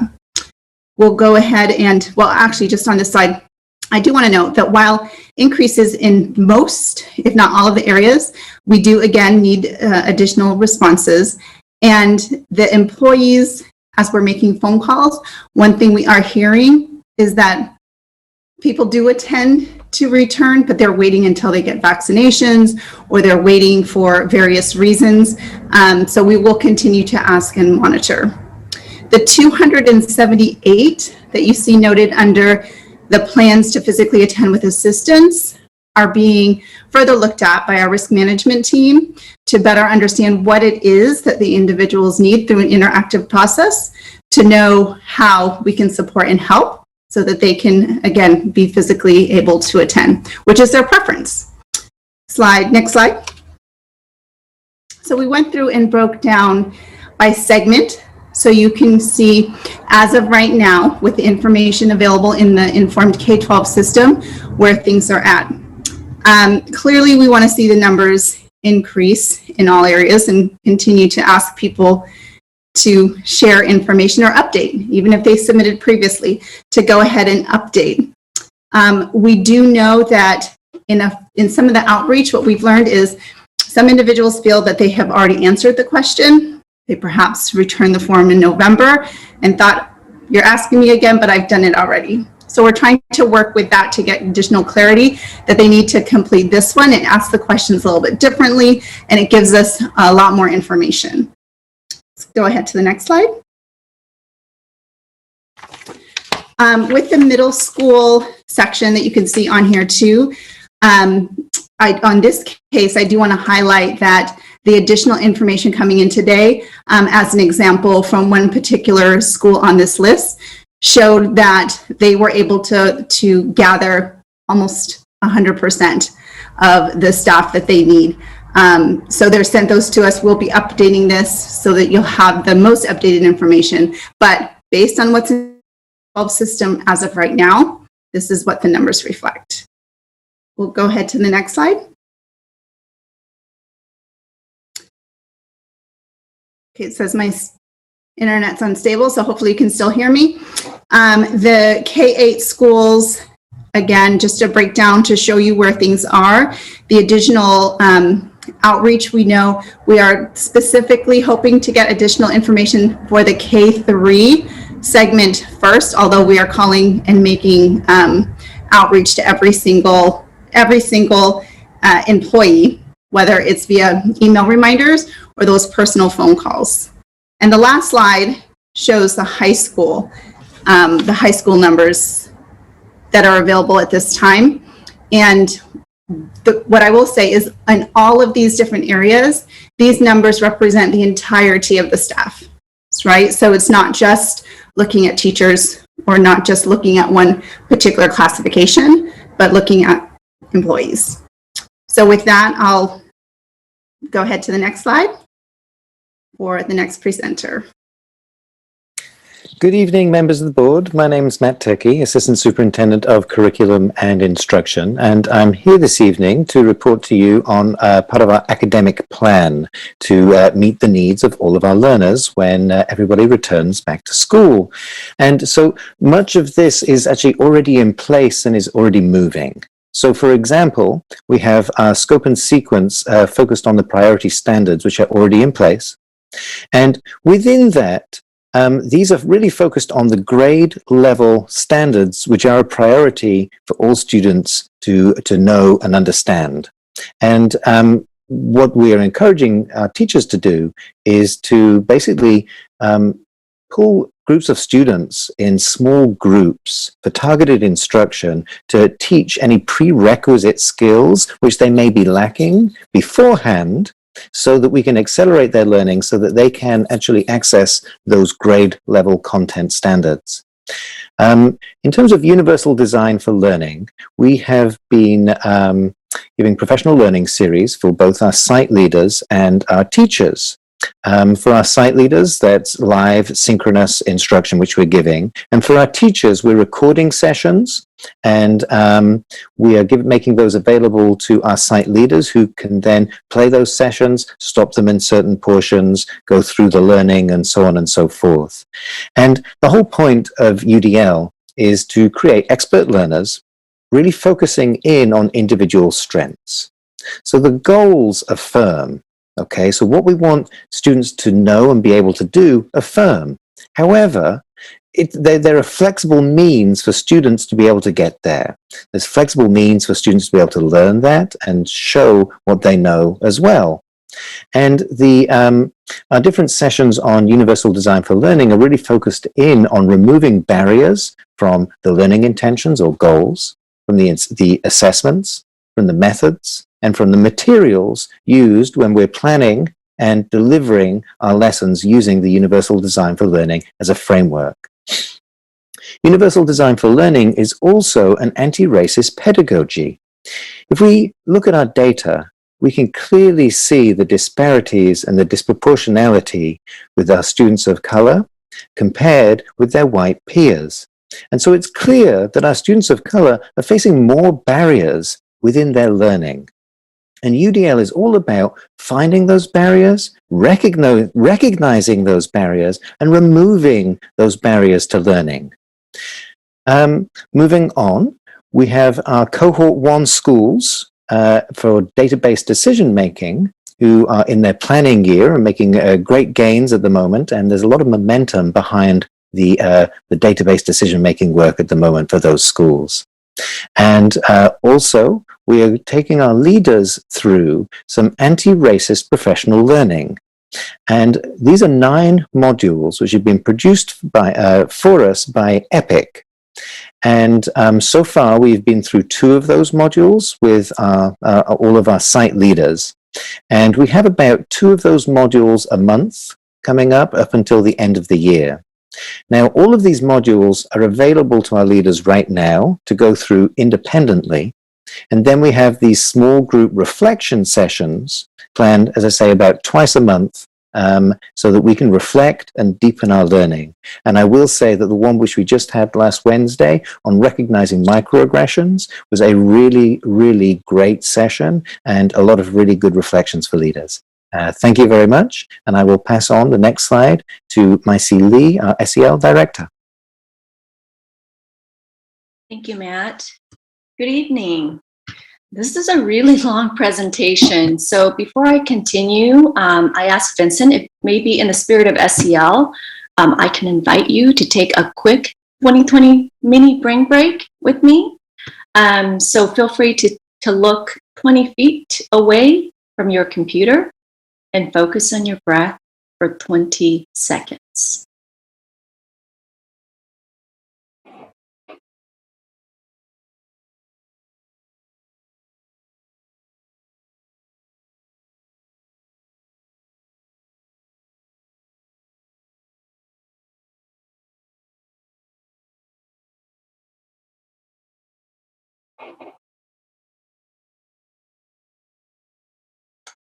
Okay, hopefully you were able to expel some cortisol from your brain so you can come back to focusing on all this wonderful content. So now more than ever, we need to prioritize social emotional learning, or SEL, for ourselves, for our students, and families. This last year has been difficult for everyone. As we return, we must center collective healing as the path forward, nurturing resilience, building relationships, and reestablishing predictable routines. We know the pandemic, the racial reckoning, and the shift to distance learning have been challenging and stressful. We also know how resilient our community has been in response to the crisis, and we honor our educators and parents for showing up every day to take care of our students this past year. So as we return, we must reframe the stressors of this past year into learning gains, honoring the technological creativity, innovation, and connections that our students, our families, and staff have established and maintained, even while being apart. We must also build upon the resilience of our community, especially our communities of color, who, while weathering the health pandemic, was also challenged with the ongoing pandemic of systemic racism. As such, in this new normal, prioritizing SEL is not a nice to have, it's a must have and must do. So to that end, we are updating our SEL tools and resources to include anti-racist and racial justice lessons, ideas for amplifying youth voice, and restorative healing-centered practices to supporting students. We will continue to support our school sites as we have been doing during distance learning with weekly updated SEL resources and practices for adults, students, and parents and caretakers. Adult SEL is important now and will be especially critical when we return. We acknowledge that our adults are also balancing family, emotional, and health concerns while returning to support children in an unusual teaching situation. We aim to provide intentional SEL practices that will support adult self-care so they are better positioned to take care of the community of learners under their care. Additionally, our educators will have access to SEL tools so that they can nurture the positive conditions and deepen the SEL skills that are necessary to affirm students' sense of identity, cultivate belonging, and nurture agency. Resources and practices such as SEL mini lessons, daily circle prompts, and mindful brain breaks have been and will continue to be available to all educators. Resources will also be added to support our families who have been critical partners on this journey. In addition to the resources curated on our website, we have been working very closely with our FACE team to develop easier to access videos that are currently being translated into multiple languages and will be shared with our families soon. Next slide, please. In these anxious and dysregulating times where there is no relief in sight, we may be presented with behaviors that will challenge us when we return. When a behavior arises, it'll be important for our adults to hold a trauma-sensitive and restorative mindset in order to best support students. To that end, we will include in our SEL resource toolkit some guidance on how to support students with a restorative and trauma-sensitive lens. The goal is always to re-engage and keep our students in the classroom. Re-engagement strategies, such as those listed here that you can see, should always be used to support student behavior before any discipline action is taken. Suspension is the absolute last resort, and there will not be suspensions on health-related protocols, such as not having a mask. Schools will follow the distance learning discipline protocols from fall 2020 and recently updated in February of 2021, which has clear guidance on removal as not the default, but rather as a last resort, and only considered after all exhaustive supportive processes have been followed, including meeting with the student and parents or caretakers and all of the other preventions that I have listed here. Any suspension being considered will need to be made in collaboration and consultation with the Director of Student Behavior and Hearing Officer, Mr. Stefan Brown, and the Instructional Assistant Superintendent overseeing that school. Again, whether we're in distance learning, hybrid learning, or back in full return to learning, this guidance will be in effect to support Sac City schools as we support all of our students to thrive. Thank you.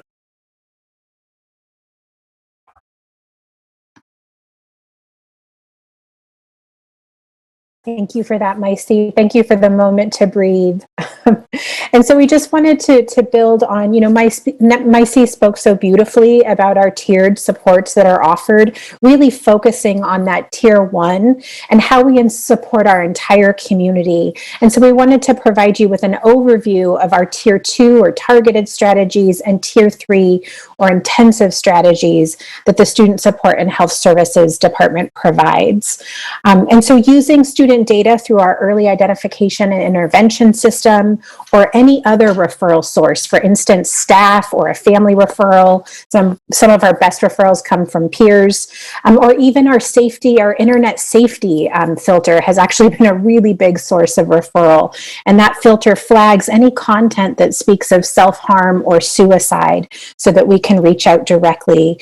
We are really focused on providing that healing-centered support that Mycie spoke so lovely about. Really walking beside our students and our families to help them locate the supportive resources that fit their needs or their comfort level. And so I just want to say this will not always be the traditional medical model of therapy that maybe some of us have engaged in. We really are working on identifying and leveraging the strengths of our families and their support systems so that we can work together with families to restore safety and well-being and work toward healing. So this is a pretty extensive list here that you'll see. We pulled this from our draft return to support plan. We have this on our brochure. And I just really do want to focus on those key elements Mycie spoke of what we can do to create safety, that routine, structure, rhythm, prioritizing health and safety and well-being as our number 1, and then really working to identify those who need supports and responding with compassion and care as our default. These are all things that every adult in our system can work on. Next slide, please. And so this is just a snapshot from the Student Support Q1 data report. This is publicly available on our website. And I just wanted to give a shout out to our staff who've just been working so incredibly hard this whole time. We have not taken a breath and we have not stopped providing these mental health supports.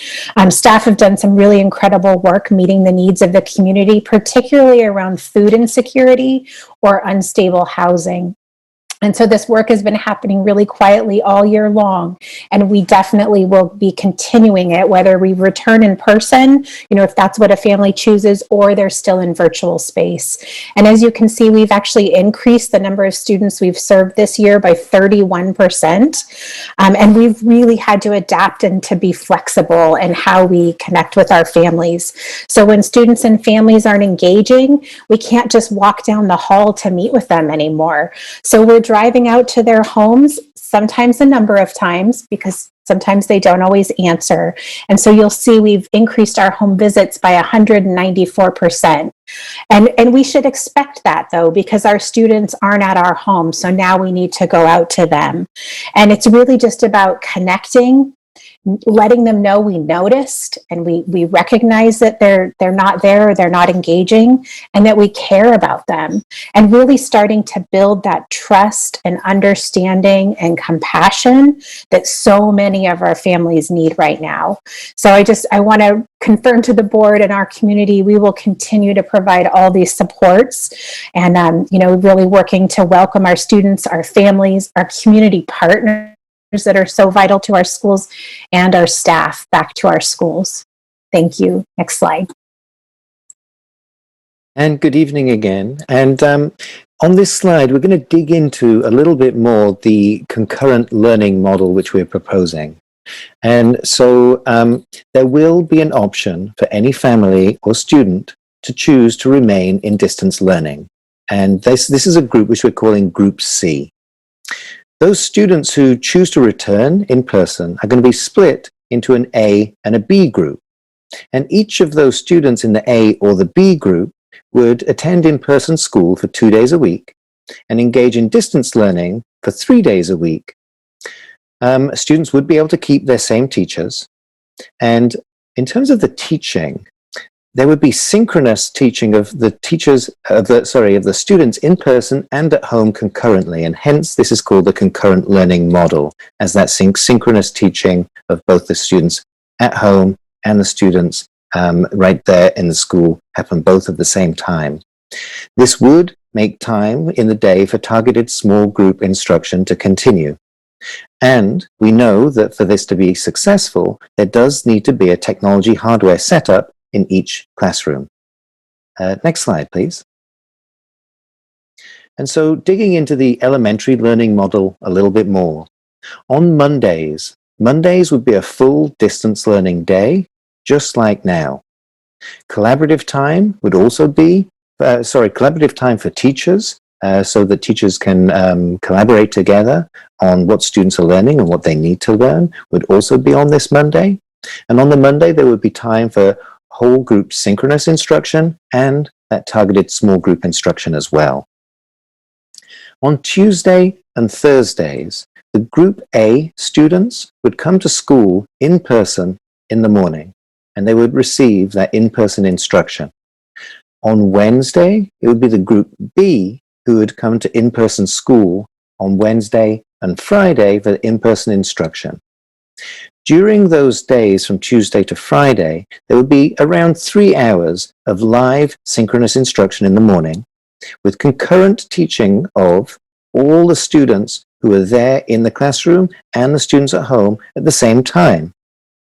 And students would then leave school at lunchtime. They'd pick up a grab-and-go meal, and they'd also be picking up their breakfasts as well for the next day.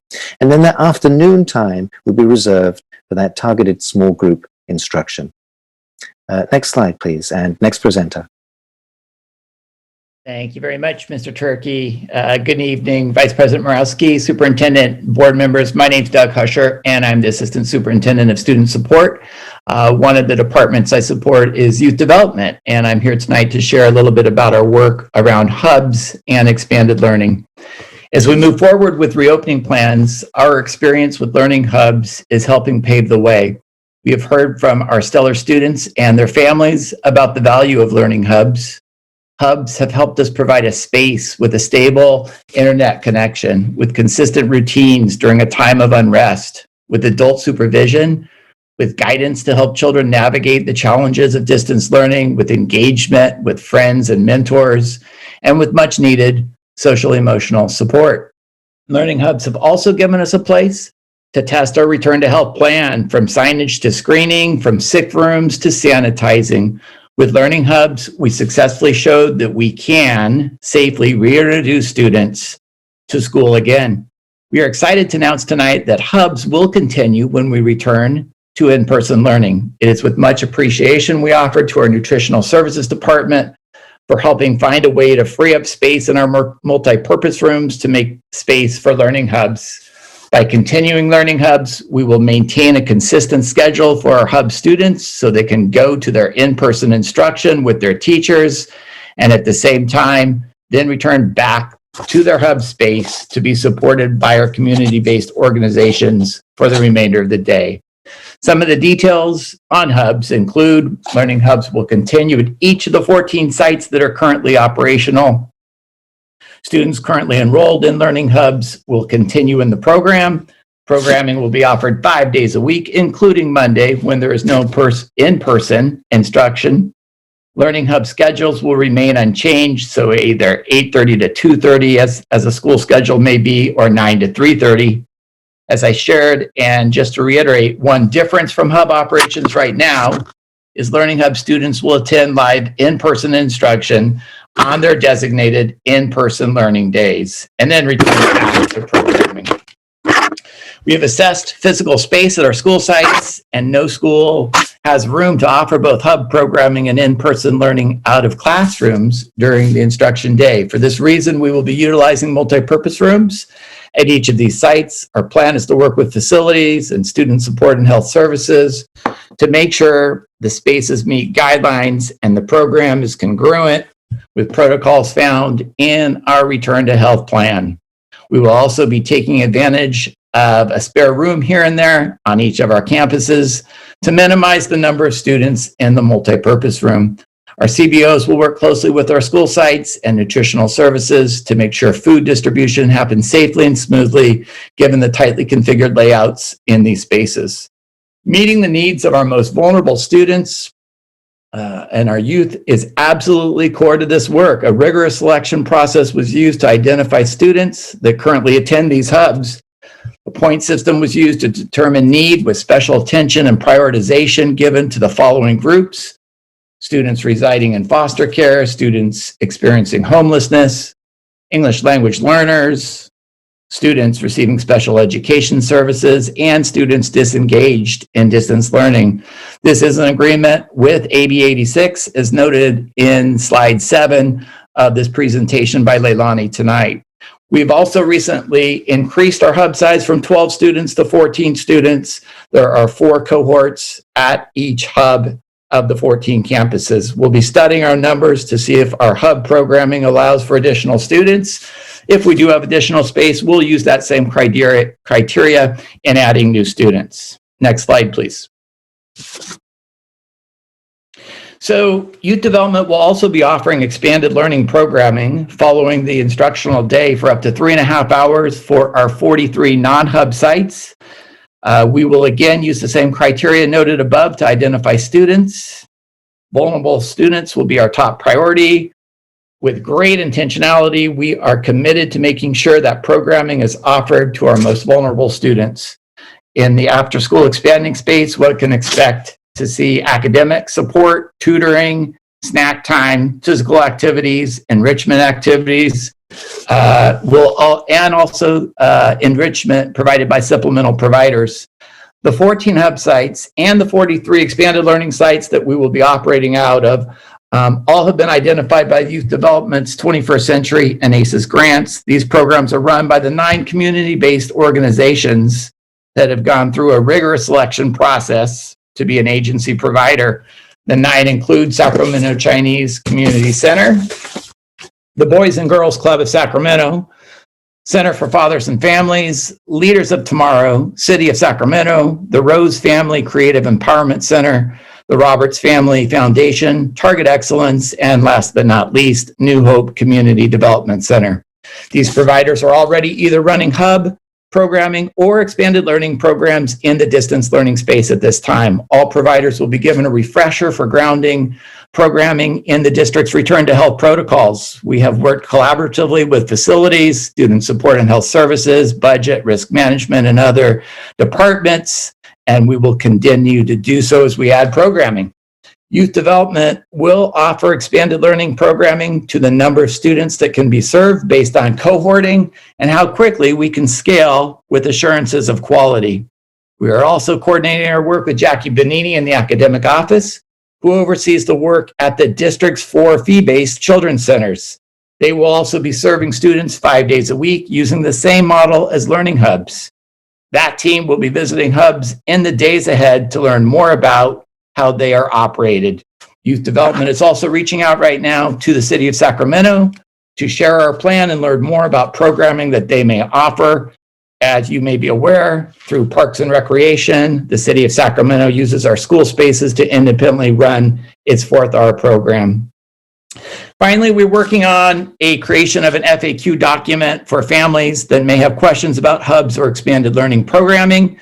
We will be sharing it with our communications department, so those questions that we anticipate to be most frequently asked have answers and are housed all in one place.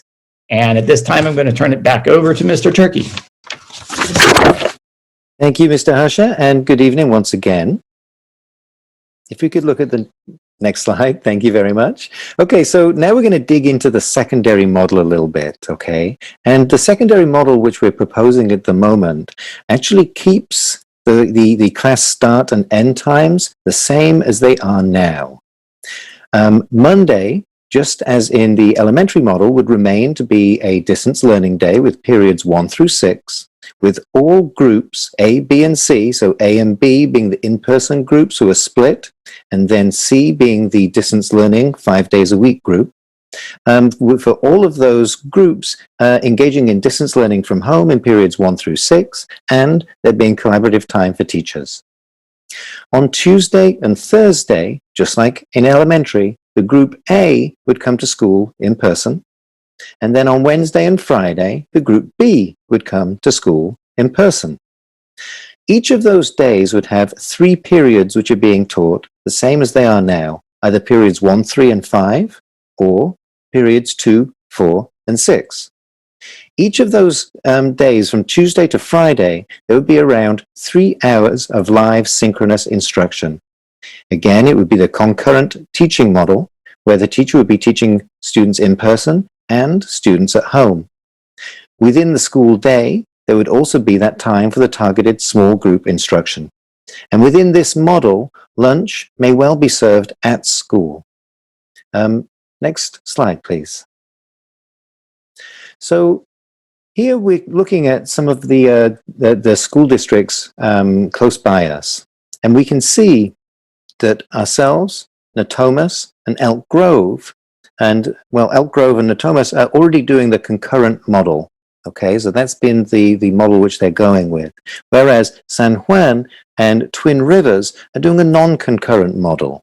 So in the non-concurrent model, what happens there is that there's synchronous learning for the students within the school who are there in person, and asynchronous then for the students who are at home. And then in the afternoon, it flip-flops. Everybody goes home in the afternoon. Okay, so it's just school within the morning. And then that very same lesson is repeated. It's synchronously with the students who were at home. And meanwhile, the students who were at school, they get to stay at home and do asynchronous work. Within these models, there is much less time for that targeted group, small group instruction. In terms of the full distance learning day, all school districts are offering that, apart from Natomas Unified. Natomas actually has in-person schooling 5 days a week, with the A group and the B group actually changing days each week. So Monday, Wednesday, Friday 1 week, then Tuesday, Thursday another week. In terms of the full distance learning option, all school districts are offering that full distance learning option. And in terms of synchronous hours per day, they're all pretty similar, with school districts stacking up at around 3 hours and possibly 2.5 with or 2 with the younger students. And next slide, please.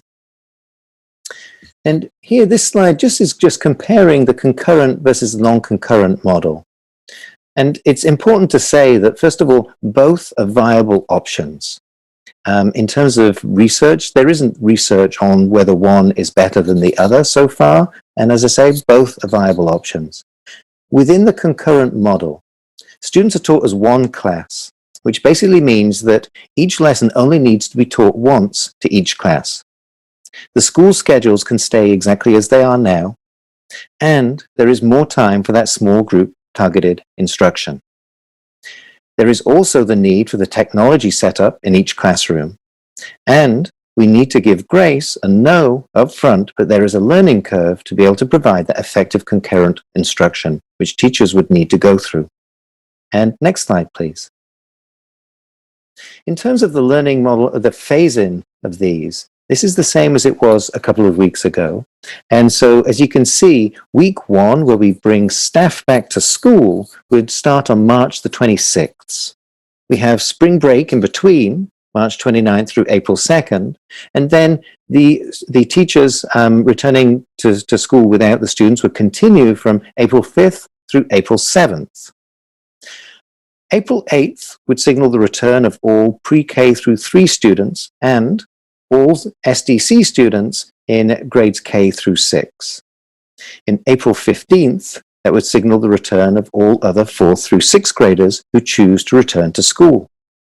And assuming that Sacramento County moves to the red tier, all 7th through 12th grade students would return no later than May the 6th. Next slide, please. And over to Mr. Schweitzer. Right. Thank you, Matt. Good evening, everybody. I'm Chad Schweitzer, Instructional Assistant Superintendent here, going to give you a technology update. We had the opportunity to visit 2 secondary sites in our neighboring districts and learn from their Chief Information Officer, their site techs, and teachers on what their journey was in returning students and staff back to their campuses. We received recommendations on what technology may be needed in the classrooms, and those recommendations included 2 devices for each of the teachers. So one computer would be for display for students who are home on Zoom, and one would be for taking attendance grading, more of a private screen. We would definitely need display screens for students to view what's going on in class. Many classrooms already have an LCD projector or a monitor, and if not, we would look at adding one of those and retrofitting the classroom. Teachers are already used to using their laptop cameras. For students who are Zoom, we could also look at adding a camera that's on a tripod for students in distance learning to be able to view the class or view what's going on in class, like a lab type setting, for example. Also going to need wireless microphone and speakers for students both in class and who are on Zoom. Learn that the devices need to be compatible with Zoom and mic'd right into Zoom so students at home can hear directly from the teacher and not through an amplified speaker that's sitting in the middle of class, possibly. We've also deployed over 31,000 Chromebooks out to students so far, but we know we're going to need additional Chromebooks on campus, cards and chargers, and additional power sources in our classroom so students can charge while they're using their laptops. The timelines for purchasing this technology and getting it installed into the classroom. Installation of devices, most likely going to be contracted out. Additional support could be provided by in-house from Information Technology Department, our academic office, and site-level staff. We know teachers and staff are going to need professional development on the new technology in their classrooms. There's many options for this. We saw a few options with instructional videos. And then there were current staff who were tech proficient. They set up their classrooms first and then showcased it to the others on campuses. We also have additional models to follow and learn from with our own staff who are currently in learning hubs and already operating in person at sites. And lastly, regarding the broadband, we currently have a 10 gigabyte internet connection out to the sites. And most sites currently have a 1 gigabit connection back to Cerna. There's only 4 remaining sites that need this upgrade to the 1 gigabyte, and that'll take place by the end of the month. So we feel that this will be sufficient to handle all of our tech needs when our staff and students return. I'm going to turn it over to Diana Flores in Nutrition Services. Thank you, Chad. Good evening. My name is Diana Flores, Director of Nutrition Services. I'm here today to further clarify what meal services will look like when students return. Current USDA meal waivers allow all our meals each day to be provided at no cost until June 30th.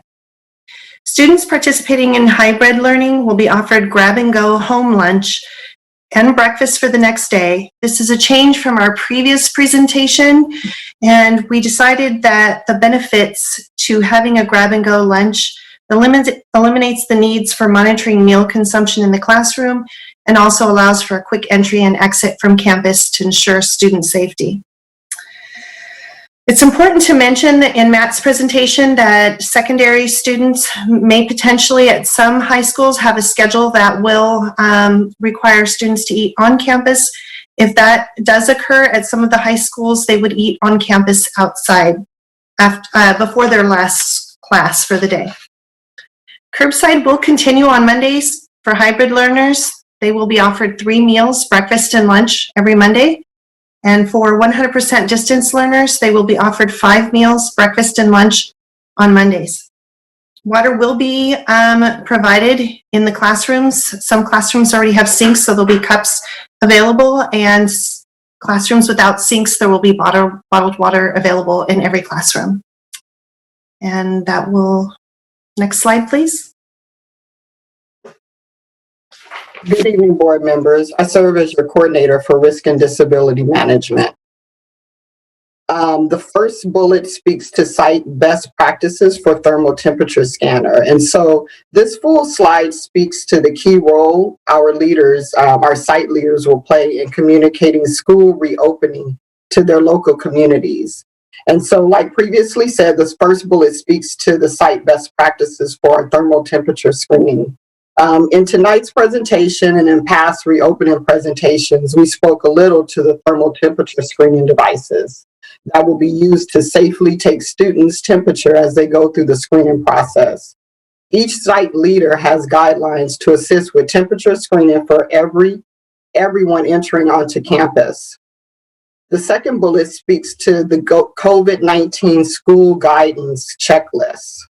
This is required by California Department of Public Health to reopen. And so each site is required to have a COVID prevention program posted on every school site's home webpage and displayed in the front office for our community to know exactly what areas we are focusing on. Areas such as face mask requirements, health hygiene practices, and physical distancing. How we focus on entrance and location of health screening, contact tracing, and maintaining stable groups. As you walk through our school sites, you will see measures in place that speaks to each of the requirements I just mentioned. And so to ensure that these requirements are being enforced and that our leaders know what's going on, we have a daily inspection form. And so this form is provided and part of a process for hazardous identification and to ensure mitigation guidelines are enforced. This is a checklist to help our leaders focus on specific areas. Physical reminders such as signage, floor decals and markers, and PPE supply for students and staff inside the classroom and in common areas. Training for staff, students, and families. Our administrators will provide communication on site-specific procedures for staff, how families will be educated on the application and enforcement of the COVID prevention plan. Next slide, please. So as we actually wrap up the presentation, it's important to note some of the existing resources that have been available since the summer. And so, we just wanted to continue to remind the board and our public of the learn.scusd.edu website. The board saw, as we came to the start of the school year, a first prototype of this website, and it's really a great repository of information that our communications team and webmaster have created, and it's continuously updated. And so just want to remind folks, as you hear the presentation this evening, many of the aspects of it are covered, and you can click into learn.scusd.edu and get direct information. So just wanted to do a quick plug for that because it actually is a great information content. Next slide, please. As we get to kind of our final slides before moving to questions and then the ask in terms of the recommendation, just wanted to really label this slide as kind of this notion of what comes next. And so a lot of this just comes back to getting to the finish line in terms of full access, as you heard from Director Flores, in terms of vaccination and testing. Certainly ensuring that we have appropriate transition time for staff so that everyone understands the safe health and safety protocols just spoken to by Ms. Marshall just moments ago. And then, of course, really focusing on this notion of our public knowing that starting after tonight's presentation, we will start the final process for learning options. And the communications team's already built the infrastructure for sharing our learning options forms so that we can hear from our families in terms of what they desire in terms of the education and learning environment for their children, and then really working with our site teams to strengthen our overall site level outreach, recognizing that we know the local context of the school site is a very important connection that we're excited to sustain and rebuild in some respects as we come into in-person learning. Next slide. And so with that, we'll pause here in the presentation and turn it back to the board and potentially our community for questions. And then we'll end formally the presentation with the recommendation adoption.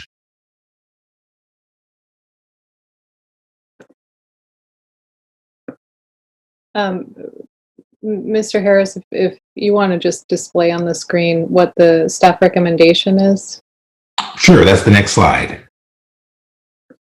And so, ultimately, as staff, once the board has had its chance for, of course, conversation, we'll be looking to take the board's adoption in terms of the conditions listed there, obviously following state and local guidelines, and then, of course, looking to have these conditions of readiness approved through November 2021, in terms of making sure that we can get through this next season of mitigation management. And then the superintendent will continue to update the board, of course, as if there are changes to state and local guidelines, as well as obviously implications with our labor partners and anything else that impacts the reopening of our schools. Okay, thank you very much. At this point, we'll go ahead and take public comment. I just wanted the board to be cognizant of the time as we decide how to approach our public comment tonight. And how many public commenters do we have?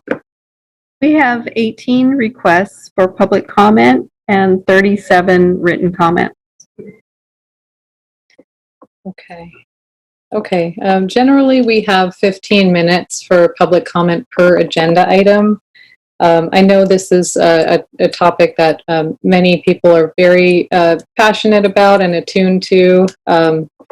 With the board's consent, I would propose we do 1 minute per public comment. That way we can hear from everyone who wants to comment. Is the board, if folks are good with that approach, I'd just like to see a show of hands.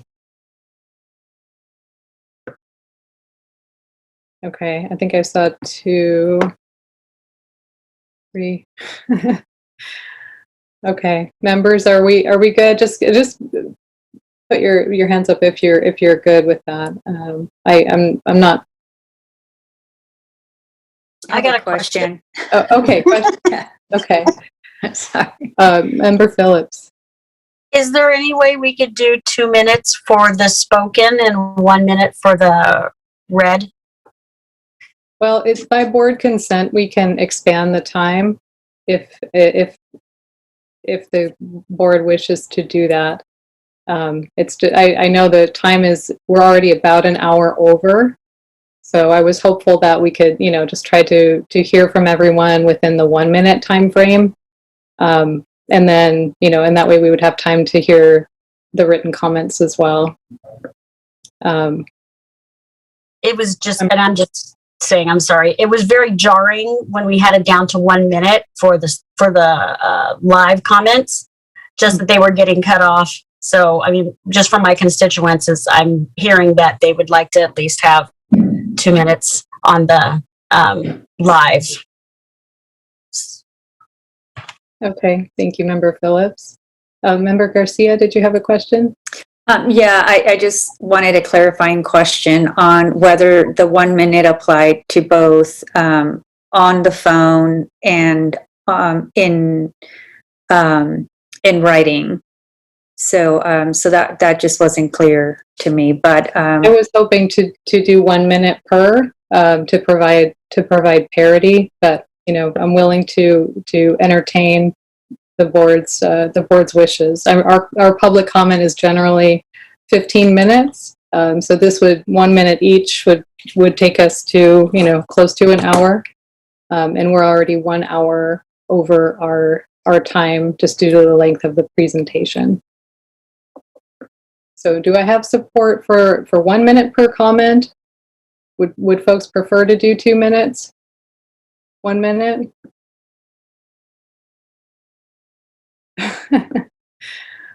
All right.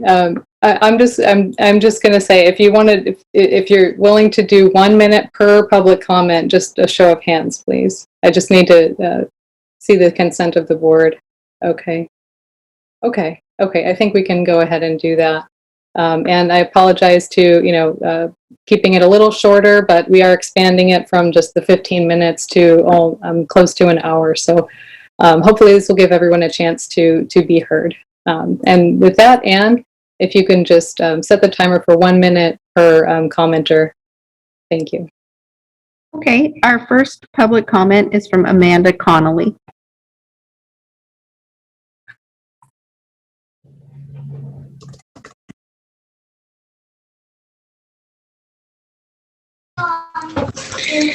Thank you. I enjoyed the presentation. I appreciate all the information and all the work that went into it.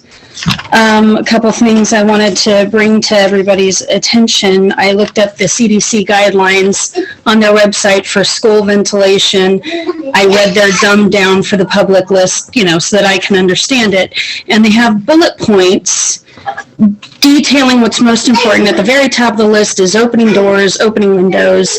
Midway down is HVAC systems and all those recommendations. At the very bottom of the list, they put things like portable air filters with the UV stuff. That's at the very bottom of the list, and nowhere on the list is CO2 monitors. I'm not saying the CDC doesn't care about CO2 monitors. I'm just saying they didn't think it important enough to even put it on their main highlighted bullet point list. So maybe we need to just calm down about that.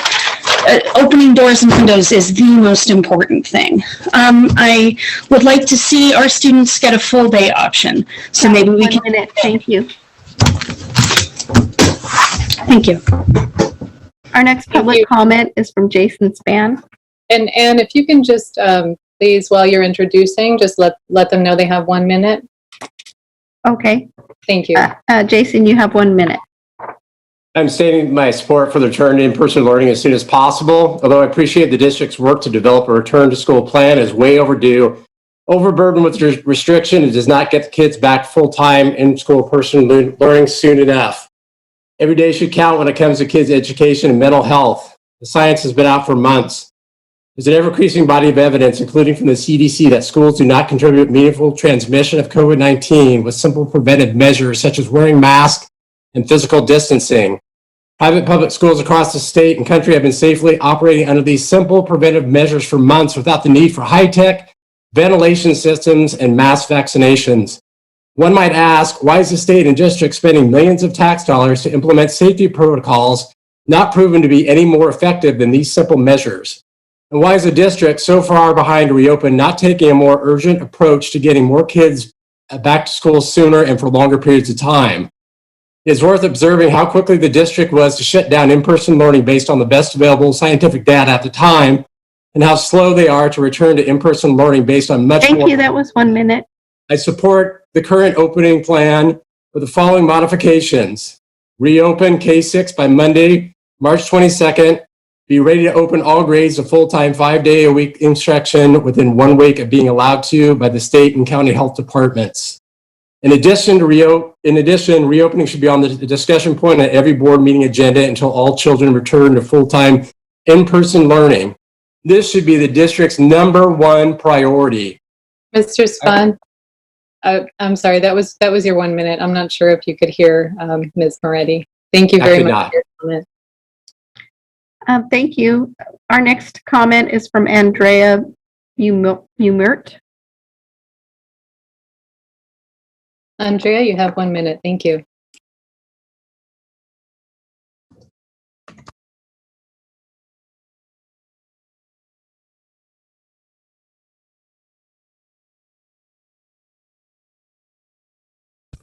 Good evening. Thank you for taking my comment. I'm happy to see that the issue of school reopening is getting attention.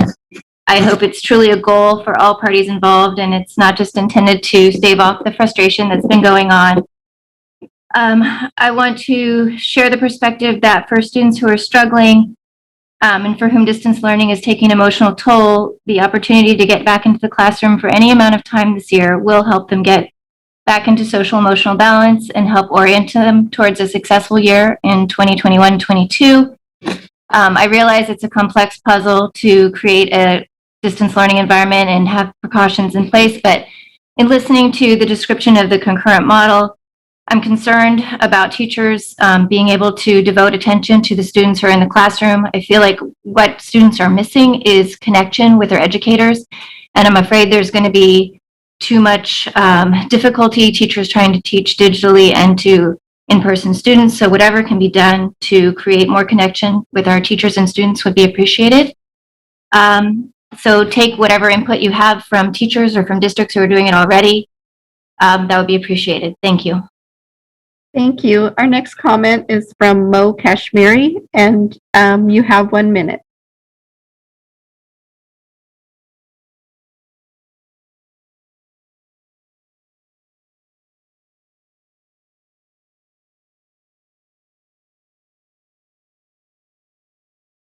It looks like Mr. Kashmiri is not with us right now, so our next comment is from John Myers, and you have 1 minute.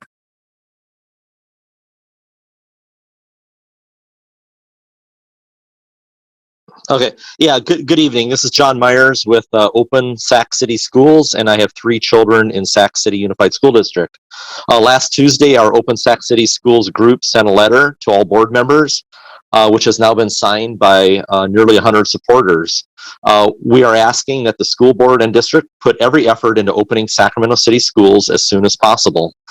The key points that we're asking for: continue having reopening on every board agenda until all children return to full-time in-person learning.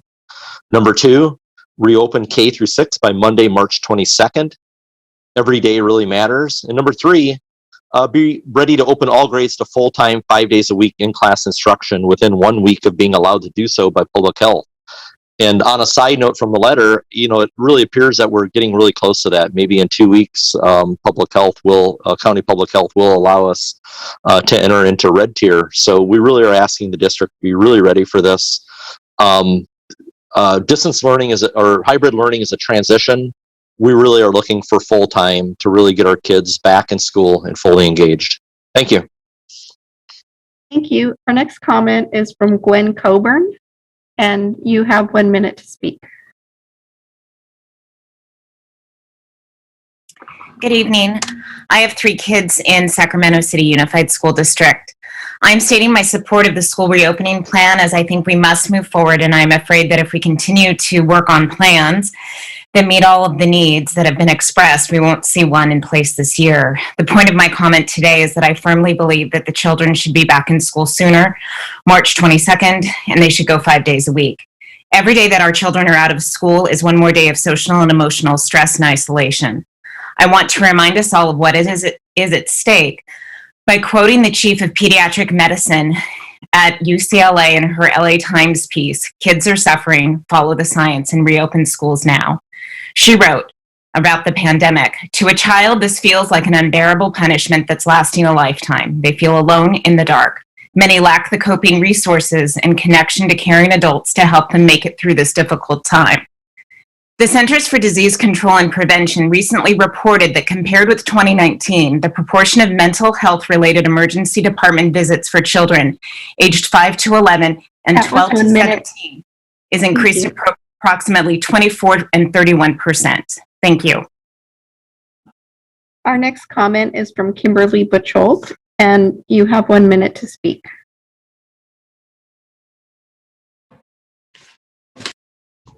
Good evening, board members. I have 2 young children in the district. I implore you to reopen our schools sooner than the planned April 8th date. I don't need my 6 and 8-year-olds to suffer any more than they already have, so that stickers with arrows and signage can be posted by the end of the month. I do not need my children to wait on a final inspection from PBK, which is not required by public officials. Every day you continue to allow the classrooms to remain closed. Children continue to suffer. Now is not the time to bow to unreasonable demands from the SCTA. Now is not the time for fear and disinformation. Every industry, from healthcare to our court system, to jails, to our Target and Costco employees, none of them got to demand special filters in order to return to employment. Teachers are no different than other working professionals in our community, and they should not have particular demands that are beyond what the CDC already That was deemed 1 minute. adequate and Thank you. safe. Thank you. Our next comment is from Eric Schranz, and you have 1 minute.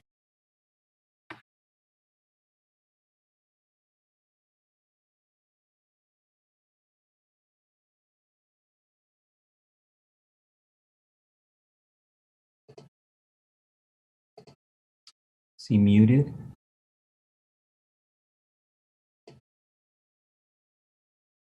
Ms. Moretti, is he? If you could please unmute Eric. I'm sorry. My name is Eric Schranz. I'm a parent of 2 kids at Cale Greenwood, one in 3rd grade, one in 6th, and I support opening Sac City schools immediately. I'm an SCUSD employee, longtime volunteer, substitute teacher, coach, and PTSO member. I'm also appalled that we were only granted 1 minute each while we have sat here for the last 2.5 hours and listened to this dithering on about what a lot of us see as nonsense. My words tonight are those of utter frustration and absolute anger. Please understand, I recognize there's a lot of blame to go around. For every bit of blame I feel towards a board, I feel just the same for the labor partners. Only difference is you guys have a public forum and they do not, so thank you. Simple solution. Take a cue from other districts around the country and world, open the doors and windows, buy some fans from Target, wear masks, and let those of us who want in-person learning into the classrooms. Spending an hour of discussion tonight on MERV filters when students' emotional health was only given 5 minutes is appalling. So here's our ask. Be ready to open all grades to full-time, 5 days a week, in-class instruction within 1 week of being allowed to do so by public health. If I can clean my entire garage in 1 weekend, teachers can prepare their classrooms in the same amount of time. That was 1 minute. Thank you. That will go towards regaining some public faith in this district. It will save me $30,000 a year for private school, and it will do what's right, and that's educate and care for our kids. Thank you. Our next speaker is Lena Williams, and you have 1 minute to speak.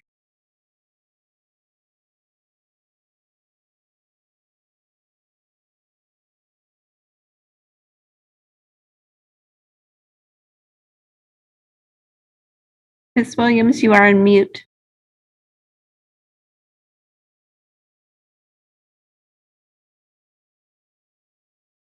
Can you please unmute yourself?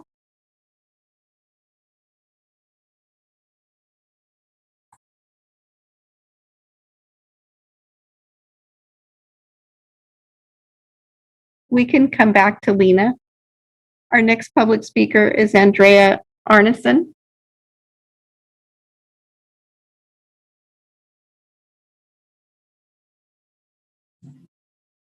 Excellent. First, I am a school board newbie here, so I'm going to get right to the point. Thanks for all the hard work of putting together a plan. I do have 2 questions rather than comments. Given the current projections and trends in our county, it seems like we're likely going to be exiting the purple tier soon, and the 2 days per week model will likely be outdated. Is there a plan in place for the eventuality that a better tier will be achieved, allowing for more in-person instruction? If not, why? I'd like to see us move towards a more traditional school week.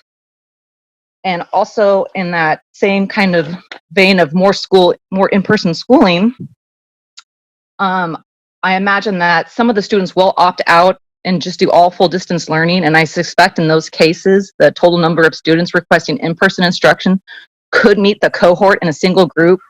In those cases, will these students be allowed to attend in person for both group A and B? And if not, why? That was 1 minute. Thank you.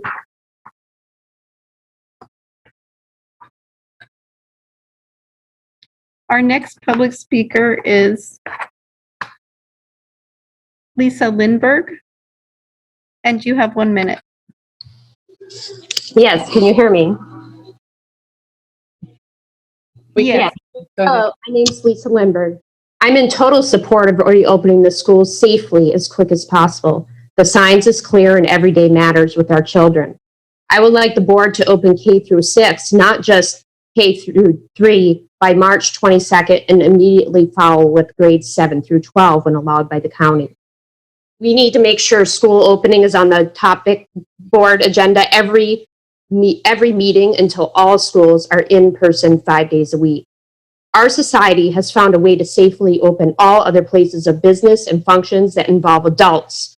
However, places for children have been left out of our efforts to open and are dead last, yet they are deemed essential but closed. We need to change this quickly as our children are suffering from mental health challenges, social isolation, and learning deficiencies, to name a few. Zoom and distance learning are not really an adequate substitute for my child's learning. Children need to be in the classroom to learn effectively. Please help our children set up for themselves for future success and reopen our Sac City schools.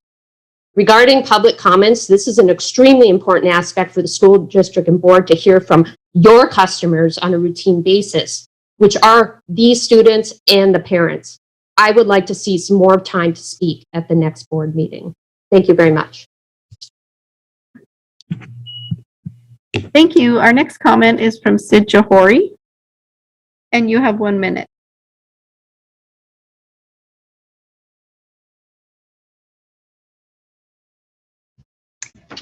Good evening.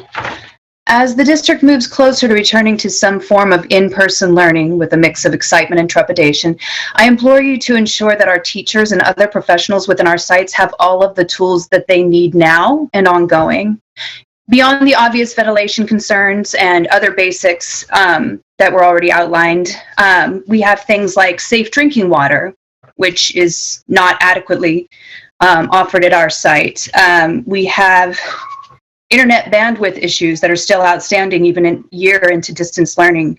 Some of our special education teachers have complained that they have not been able to have access to diagnostic tools and equipment for which to provide these assessments that are way overdue. And some of the equipment that teachers will need to toggle effectively between remote and live students, as well as many other things. Some of these issues are new, many are not. So as we return to in-person, it's important to recognize that for many students and staff, school prior to COVID was a series of continuous workarounds. We cannot afford to return together to the status quo. We need leadership to pave a new way to increase access and improve outcomes for all of our students. And this would include input from educators, administrators, and families in creating this. Thank you. That was 1 minute. Our next comment is from Daniel Darby, and you have 1 minute.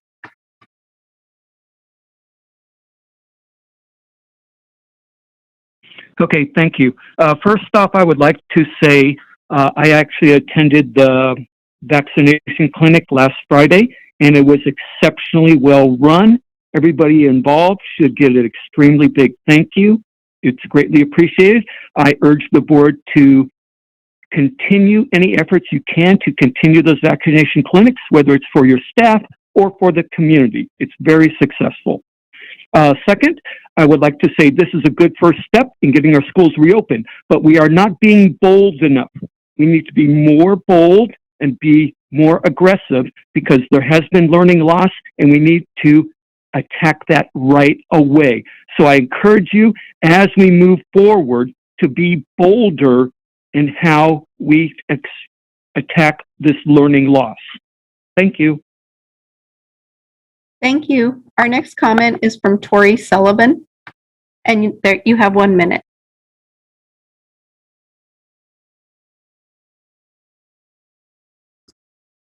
Hi, and thank you for your time. I have 2 kids in grade school, one in kindergarten, one in 3rd grade.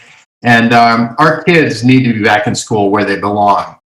And you, the school board, are either elected or appointed to represent the interests of the citizens of the city of Sacramento. The union represents the teachers, a much smaller group, but they seem to be largely controlling the narrative and holding us hostage. I encourage you to take the initiative to rally your constituents, us, and get our kids back in school. Be on the right side of history. Thank you. Thank you. Lena Williams, are you there? You will need to unmute yourself to be able to speak.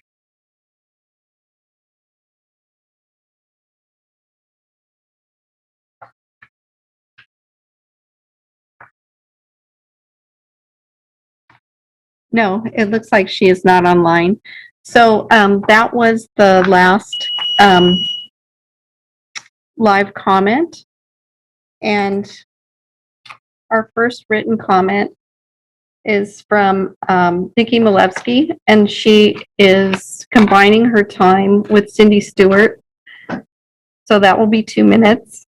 And it says, today, the biggest impediment standing in the way of SUSD schools reopening for in-person instruction is Superintendent Aguilar's refusal to spend $2 million on proven, easily accessible, and affordable portable HEPA air filters and CO2 monitors. $2 million, when the district has received $128 million from the federal government in coronavirus relief, federal funds targeted for exactly this purpose, mitigating the spread of COVID-19 and helping schools to resume in-person instruction as soon as it can be done safely. On February 11th, SCTA presented to SUSD our 5-point plan for reopening. See attached. On February 18th, we gave SUSD a more formal proposal. See attached.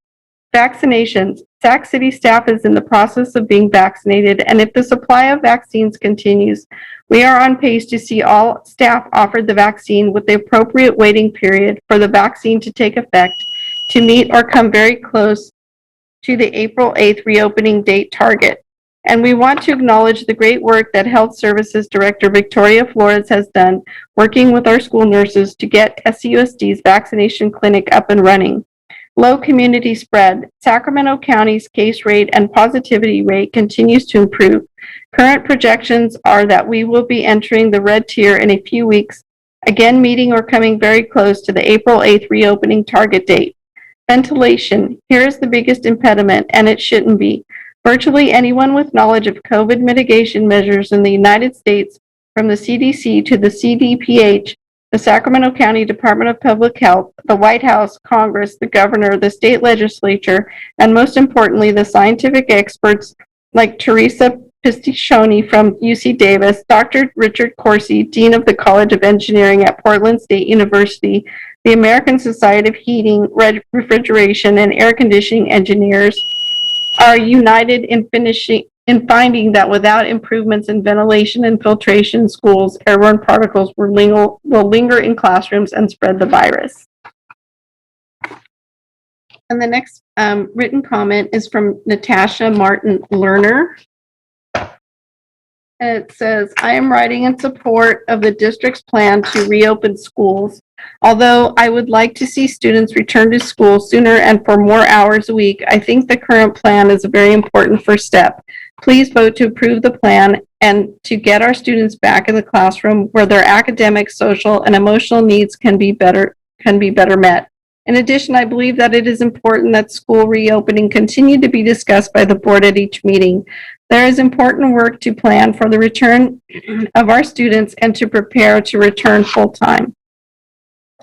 And the next comment is from Melissa Jernigan and says, thank you to all the board members, etc., for your work and dedications during this difficult time. We all know this is a big issue to solve, getting our children back in the classroom. I would, however, really like to know how it is possible for a teacher to teach students in person and on Zoom at the same time. This choice appears to me that it is setting both teachers and students up for failure. Teaching over Zoom is difficult, and asking teachers to do this while they are also teaching students in person does not seem to be a good solution to a difficult situation. Is the district considering other options of split distance learning / in-person ideas?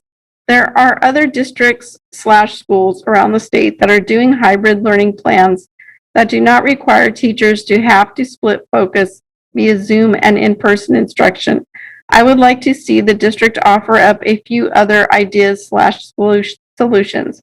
Are the teachers fully on board with this Zoom / in-person split? The next comment is from Tiffany Colasanti and says, I am writing to ask you to please look at the instructional model proposed and make choices that are best for students. The only real way to make the quote concurrent unquote model work is to have the teacher sit in front of the computer and teach to the students in the classroom and at home at the same time. I am a kindergarten and first grade teacher. This cannot be an acceptable way for students I serve to attend class while on campus. Students should be able to do activities outside, hands-on, with manipulatives, use chalk, dig in our neglected garden, etc.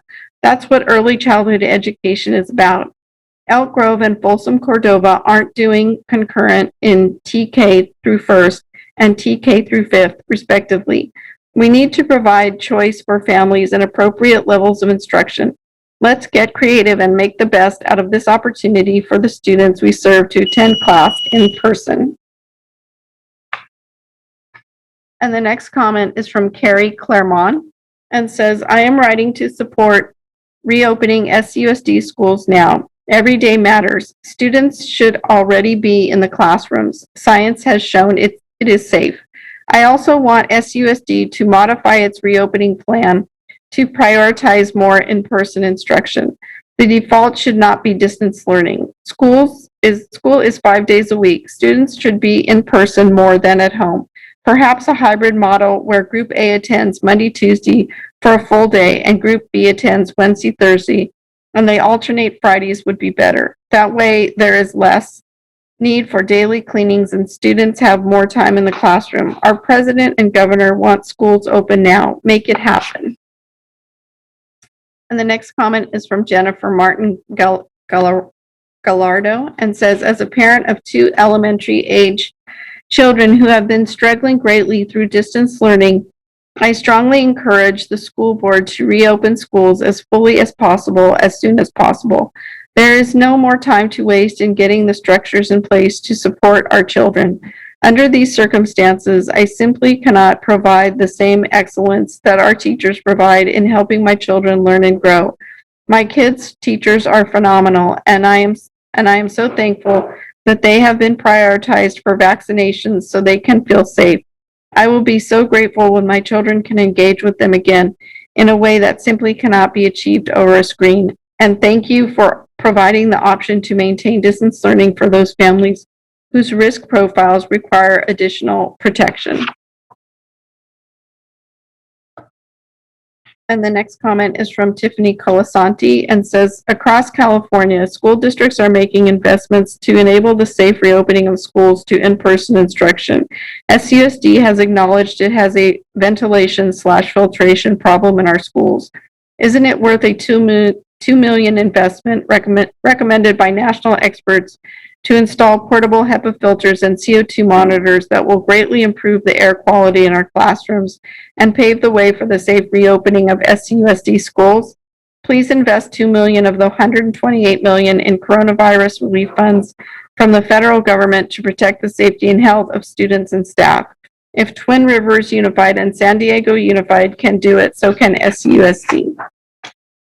And the next comment is from Amy O'Brien and says, with students returning to campus, I have concerns about the demands on the Wi-Fi at our sites. This year, our campus has held 2 learning hubs with a maximum of 20 students online at a time. Even with only 20 students, they are dropped out of Zoom regularly and cannot load videos or pages that we are using to learn. When we head into concurrent learning, this could pose a problem for the learning of all students, as teachers might be removed from Zooms as well as students throughout the day. In my 4th grade class, students will need to log into Zooms daily for speech, RSP, PE, and leveled reading groups whether they are at home or on campus. What are we doing to make sure that our sites are ready to support the Wi-Fi demands that both concurrent or hybrid learning would demand? The next comment is from Stephanie Siri Murphy and says, I would be delighted to send my child back to school. Please provide a schedule for my child's vaccinations, as well as official assurances that all faculty and staff have been vaccinated. Then you will be doing due diligence.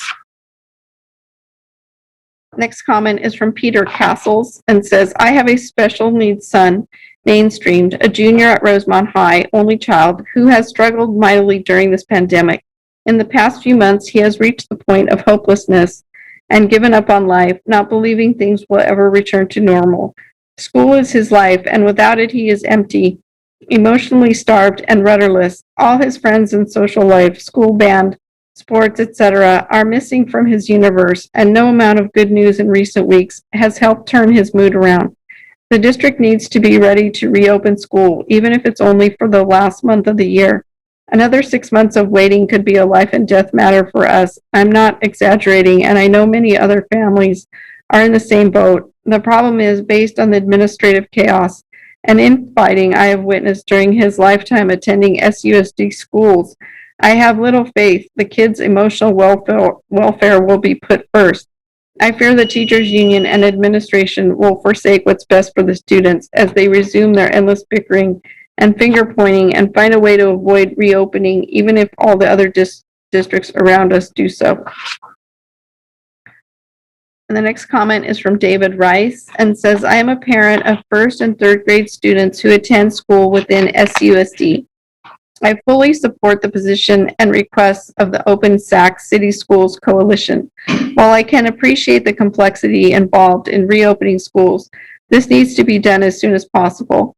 I am gravely concerned that it appears SUSD is lagging other similarly situated schools in Sacramento County, not to mention elsewhere in California and the nation. Despite incredible efforts by their teachers, my children are understandably less engaged in learning this year. Additionally, I am becoming increasingly concerned about the nature of the instruction that will occur once the children return.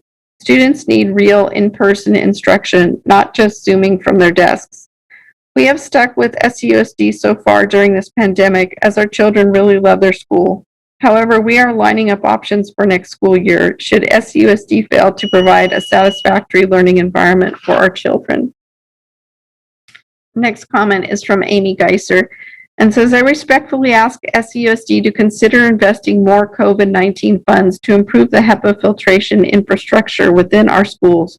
This would provide long-term protection against COVID-19 and other illnesses in our schools and provide a much-needed investment in the future health of our teachers and students. Next comment is from Kevin Jacobson and says, if students will just be on the computer while back in class, while others will be on the computer from home, it would be no different than keeping students home. Therefore, students should just be home until it is safe to go back without restrictions. Also, as an elementary physical education teacher, it would not be possible to teach in person and online at the same time. Thus, maybe the elementary PE teachers should continue to teach from home over Zoom. Furthermore, if students are not allowed to touch equipment, this would greatly cripple physical educators and students would rebel just doing 45 minutes of calisthenics. Thank you. The next comment is from Allison Alexander and says, board members and Superintendent Aguilar, thank you for your time. I am writing to strongly encourage you to consider alternative hybrid models for our reopening plan. The concurrent model requires teachers to provide instruction to online students and in-person students at the same time. Although I desperately want my children back in school, I do not want to send my child to the classroom with a Chromebook to continue sitting in front of a screen. I want my child to be in person so he can look at his teacher, a teacher who can move around, make eye contact, and provide her full attention to the children in front of her. I understand the district's desire to not shuffle students and teachers around at this stage in the school year, and I appreciate and agree with that decision. However, the concurrent model is not the only hybrid model that supports this choice. Please consider options such as what is being implemented in San Juan and Twin Rivers, a combination of AM/PM cohorts of in-person and Zoom, along with an A/B model that alternates which morning students come to school. The next comment is from Yvette Castro and says, we do not wish for schools to reopen this school year. Every child's safety is priority as well as their education. Sending students to school while COVID is still harming many would be very worrisome for us and many others. And the next comment is from Rowena Gray and says, please try to open for in-person 5 days per week this school year, or modify the school calendar to push back the end of the year and provide holidays now so that in-person is more likely. Families are making decisions about fall now and are waiting to see how the district and union handles reopening. SCTA, how many pink slips do you want to see this summer? Enrollment is way down, and the uncertainty and intransigence that parents see is pushing more away from public schooling. Currently, public education is dead in the city of Sacramento. Let's try to breathe some life into it as soon as possible. And the next comment is from Jennifer Baker and says, the process for reopening schools, given that we are still experiencing a pandemic, is not easy. As a parent, I recognize we are all challenged and just a little burnt out.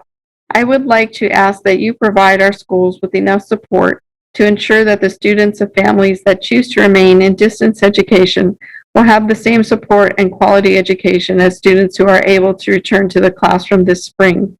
I would like to thank all of the wonderful staff at David Lubin Elementary for the outstanding work they have done to help our students over this past year. I am so proud and appreciative of the work they have done to provide support to our kids and families. This next step to reopen schools for in-person learning may prove to be very complex to implement. I would like to ask that you continuously monitor how the return to school rolls out, and if you find gaps emerging, you provide adequate communication with school sites and parents in a timely manner so that we can also try to fill in the gaps as we have over this past year. And the next comment is from Andrea Mumert and says, I believe she spoke live, and it looks like her comment she had prepared and read. So I'll go to the next commenter, and it's Janet. Yes? I just said thank you, Ann. Oh. Is Janet Miller, and says, as an elementary teacher, I want to thank the district for all of their efforts to ensure a safe return for staff and students. I appreciate what a huge undertaking this has been and what a struggle this has been for district staff, teachers, students, and parents. District learning has not been ideal for anyone, but it is clear that it has saved many, many lives. Our county continues to be in the quote purple tier unquote, which is the highest level of infection spread. Please carefully consider if it makes sense to reopen under these conditions. If we are lucky enough to receive a second dose of the vaccine, it should be about 95% effective against most variations of the virus, but not the most prevalent ones, and there is no evidence the vaccine will prevent spreading the virus to or between our students. As teachers, we want what is best for our students. With the propensity for transmission when students congregate, reopening should be based on being fully ready, not on financial incentives from the state. The next comment is from Nessa H. and says, I have heard that if students go back, they will still be doing school on a computer in one classroom for a few hours.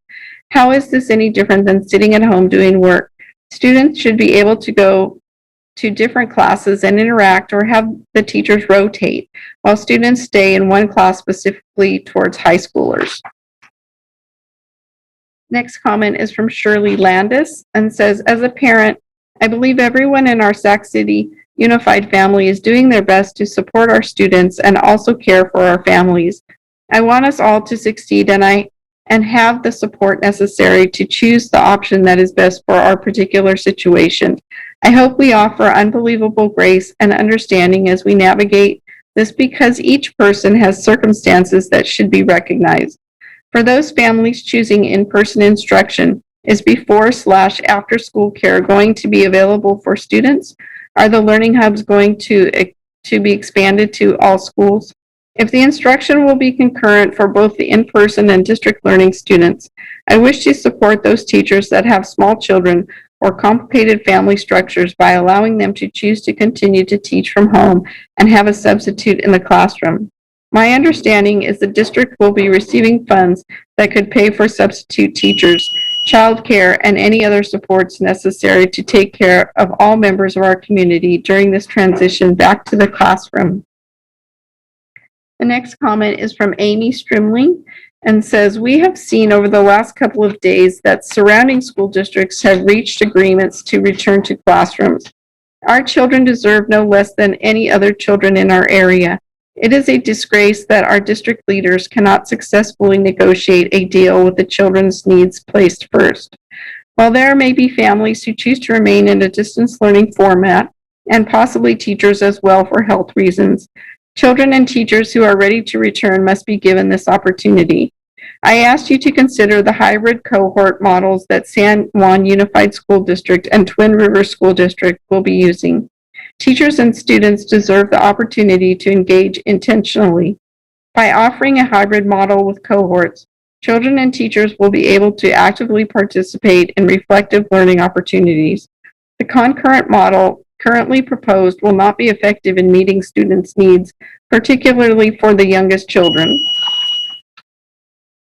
The next comment is from Melissa Noble and says the proposed concurrent learning model for reopening will be a disservice to all students, whether participating in person or entirely online, and teachers. I encourage the board to seek alternative solutions, such as those currently used in Folsom and planned for use in Twin Rivers and Natomas, that do not require teachers to simultaneously provide synchronous teaching to both in-person and distance learning students. The proposed concurrent model entirely negates the benefits of in-person learning and presents logistical challenges for students, parents, and teachers. And the next comment is from Sunny Lombardi and says, SUSD board members and Superintendent Aguilar, I am writing to ask you to consider other models as part of our returning plan. The concurrent model that looks to keep kids on computers, even during in-person instruction, fails to address the needs of children who plan to return to in-person instruction by continuing to keep their eyes glued to a screen. Please consider alternative models being used at neighboring districts like San Juan and Twin Rivers. Their models support AM/PM cohorts of in-person and Zoom, thereby keeping kids with their teachers and allowing the teacher to dedicate the time to each learning type separately. We need to support the best learning environment for both fully remote and in-person learners. For those that choose and desperately need in-person connection with their teachers, anything that only serves to keep them on a computer will fall very short of our call to attention to safely reopen schools. Thank you. The next comment is from Alina Cervantes and says, good evening, board and superintendent. We are in a crisis, so I will keep this brief. As a parent, I would like to see 1, school reopening on every board agenda until all children return to full-time in-person learning. 2, reopen K through 6 by Monday, March 22nd, 2021. 3, be ready to open all grades to full-time, 5 days a week in-class instruction within 1 week of being allowed to do so by public health. 4, please consider a true hybrid model as other local districts have adopted. I prefer a hybrid version, at least for K through 6, as it is more pedagogically sound, SEL driven, gets the kids off the screens, and requires no additional special equipment. But I support any proposal for reopening, including concurrent teaching models. 5, please conduct a new parent survey within the next week to see how many families want to return. The old surveys that were given while Trump was still in office and before vacancies were available are not reliable. And the next comment is from Rebecca Cunningham and says, I am writing today as the parent of a Sutter Middle School student and a pediatrician practicing in our community. At the beginning of the pandemic, we pediatricians were bracing for an onslaught. A pandemic respiratory virus seemed like a surefire way to make a bad flu season seem like a walk in the park. Through the oddities of evolution, children have largely been spared significant illness. This silver lining of the pandemic, however, is obstructing our view of a sinister rising storm. All of us in primary care pediatric practice, and likely the vast majority of parents, have in the past year seen our children go through a staggering disruption. When schools closed in March, only the most prescient would have forecasted us approaching a year of no in-person education for the vast majority of California's 6 million children. In the first full year of the pandemic, we have seen staggering increases in symptoms of depression and anxiety, eating disorders, and truly shocking increases in pediatric overweight and obesity. The next comment is from Jennifer Pierre and says, please reconsider both the timing of returning to campus and the teaching approach. In terms of timing, SUSD should do everything it can to ensure SUSD maximizes its access to AB 86 funding that will be made available to our district. I am hopeful that labor partners, especially SDTA, will share in that goal. That means that grades 4 through 12 need to be back in the classroom far sooner than the April 15 and May 6 dates previously proposed by SUSD. In terms of teaching mechanisms, I implore you to reconsider the concurrent learning model and instead adopt the approach SJUSD and other surrounding districts approach to ensure kids are receiving non-Zoom instruction for at least a portion of the week. SUSD should also reconsider whether Wednesday is a more appropriate all-online day than Monday, and Group A should attend in person Monday, Tuesday, and Group B attends in person Thursday and Friday. Afternoons are for Zoom and full-time DL.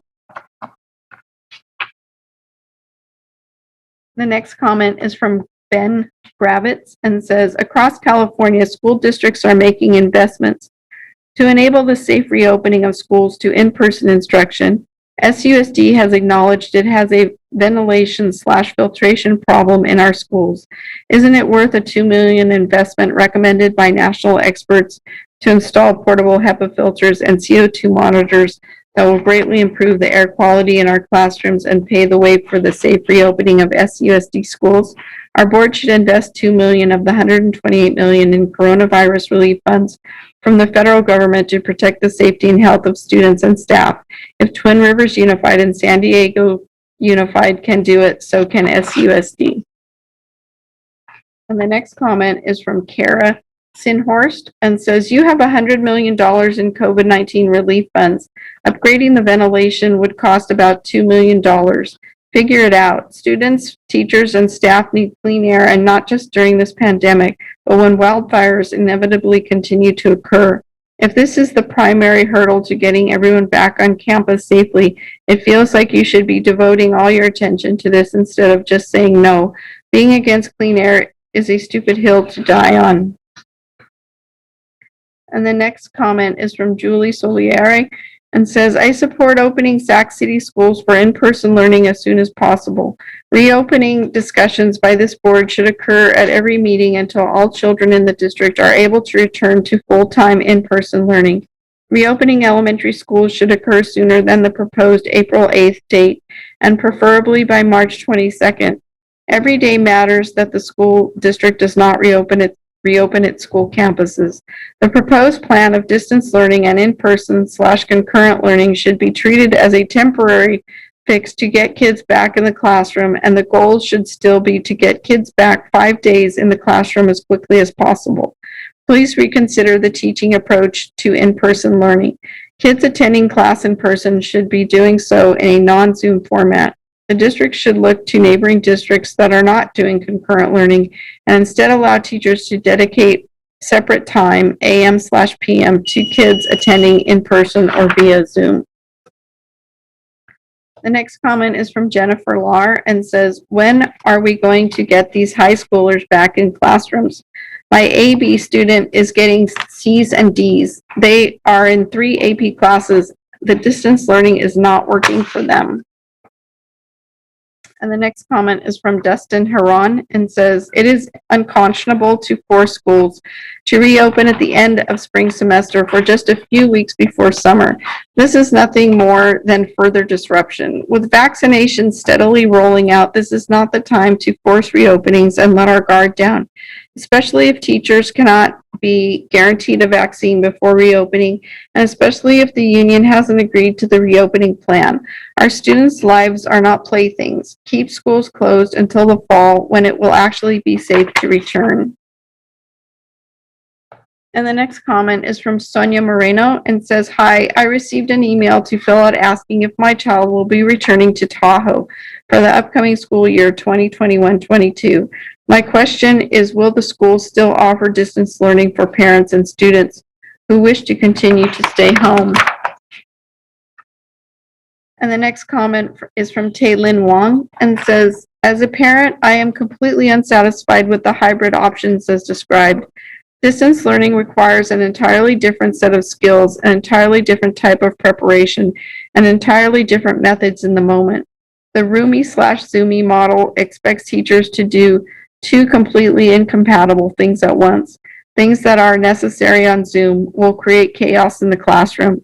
Monitoring the chat, manning the waiting room, engaging body language for the camera. Things that are invaluable in the classroom will make the Zoom instruction worthless. Moving from student to student in physical space, quietly offering help so as not to embarrass a student, wearing a mask. Site administrators and district officials do not understand this because they have very little or no experience in providing distance instruction. That's why it's so disappointing to me that these instructional models are being created by exactly the people who don't know what to consider.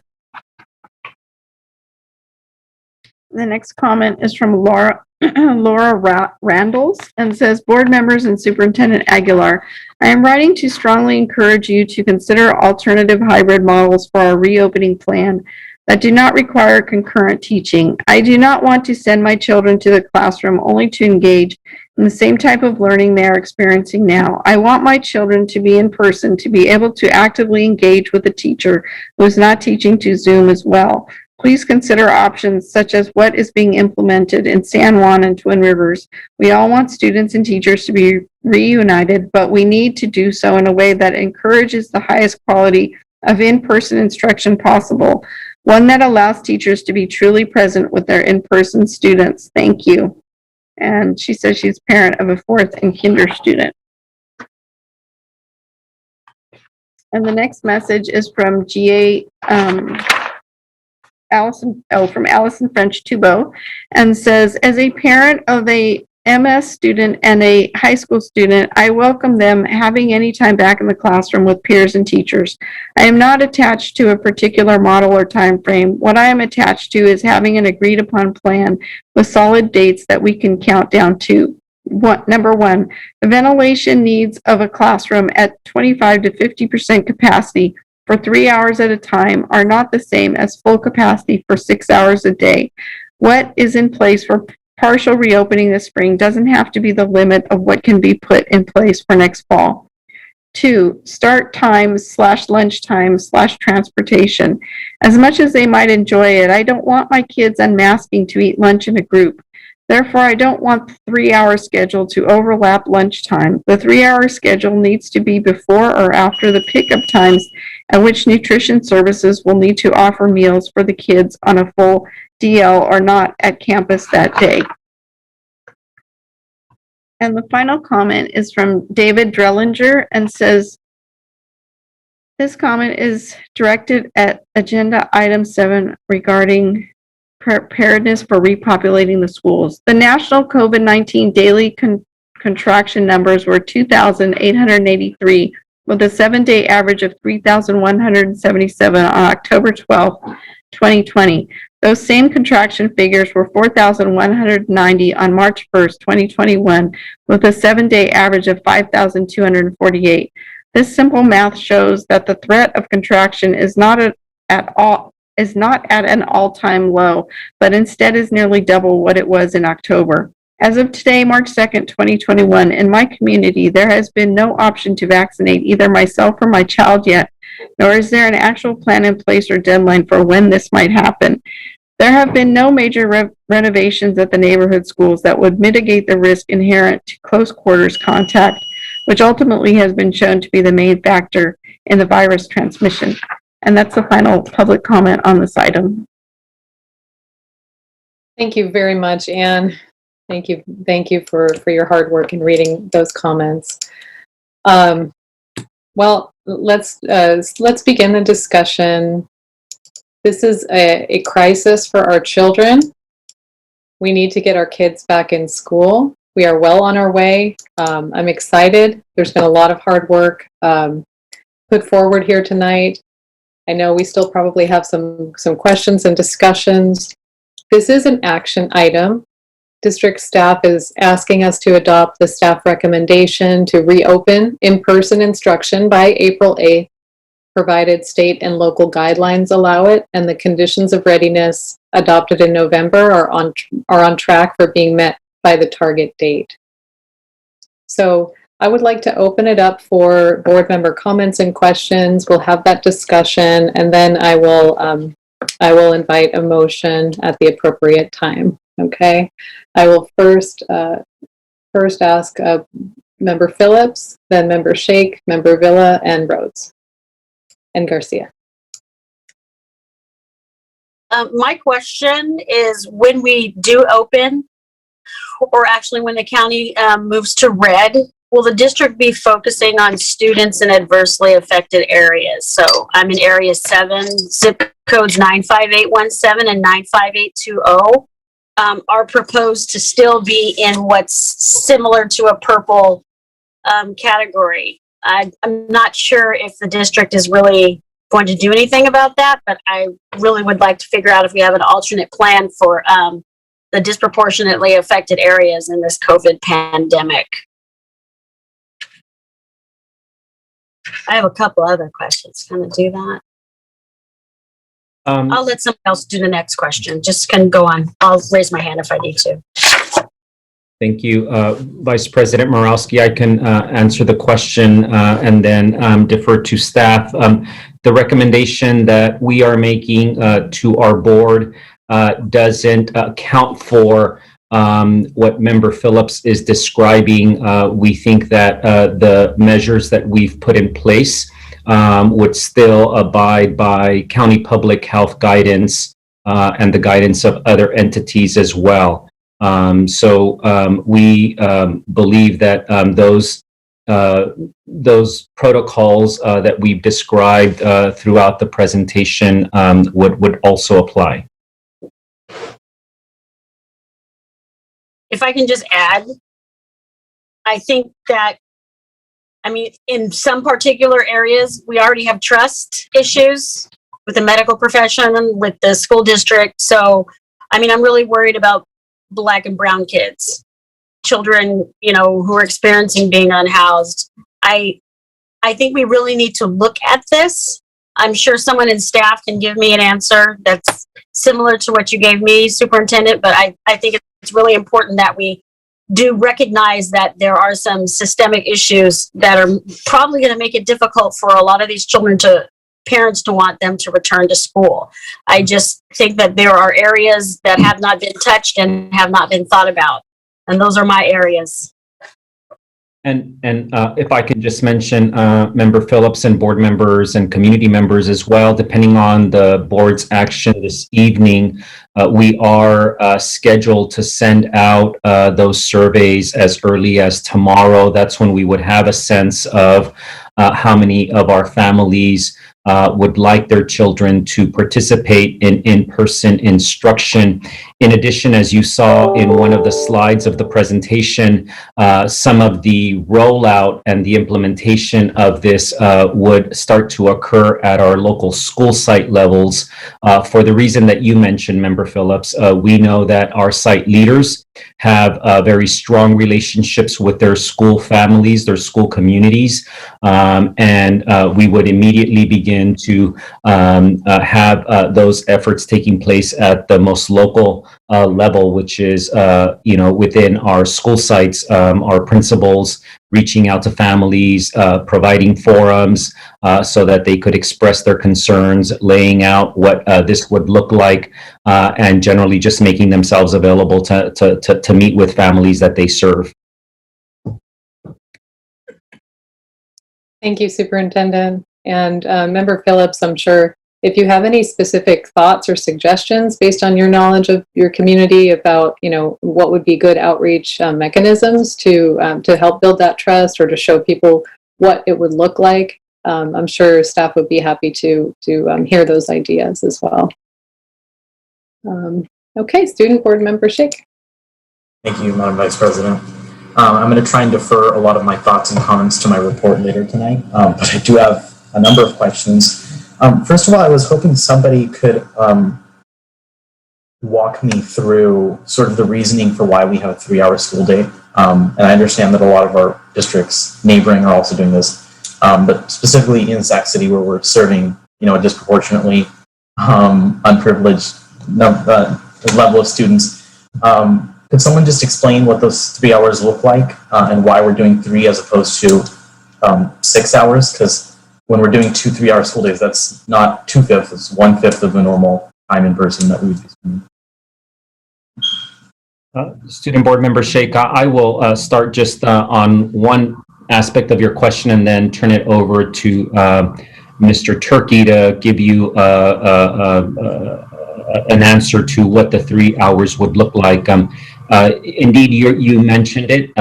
It is a model that we are seeing across the entire region. It doesn't mean that it is the only model, but what we are seeing across the region and really across the state typically has been that model of about 3 hours of synchronous learning.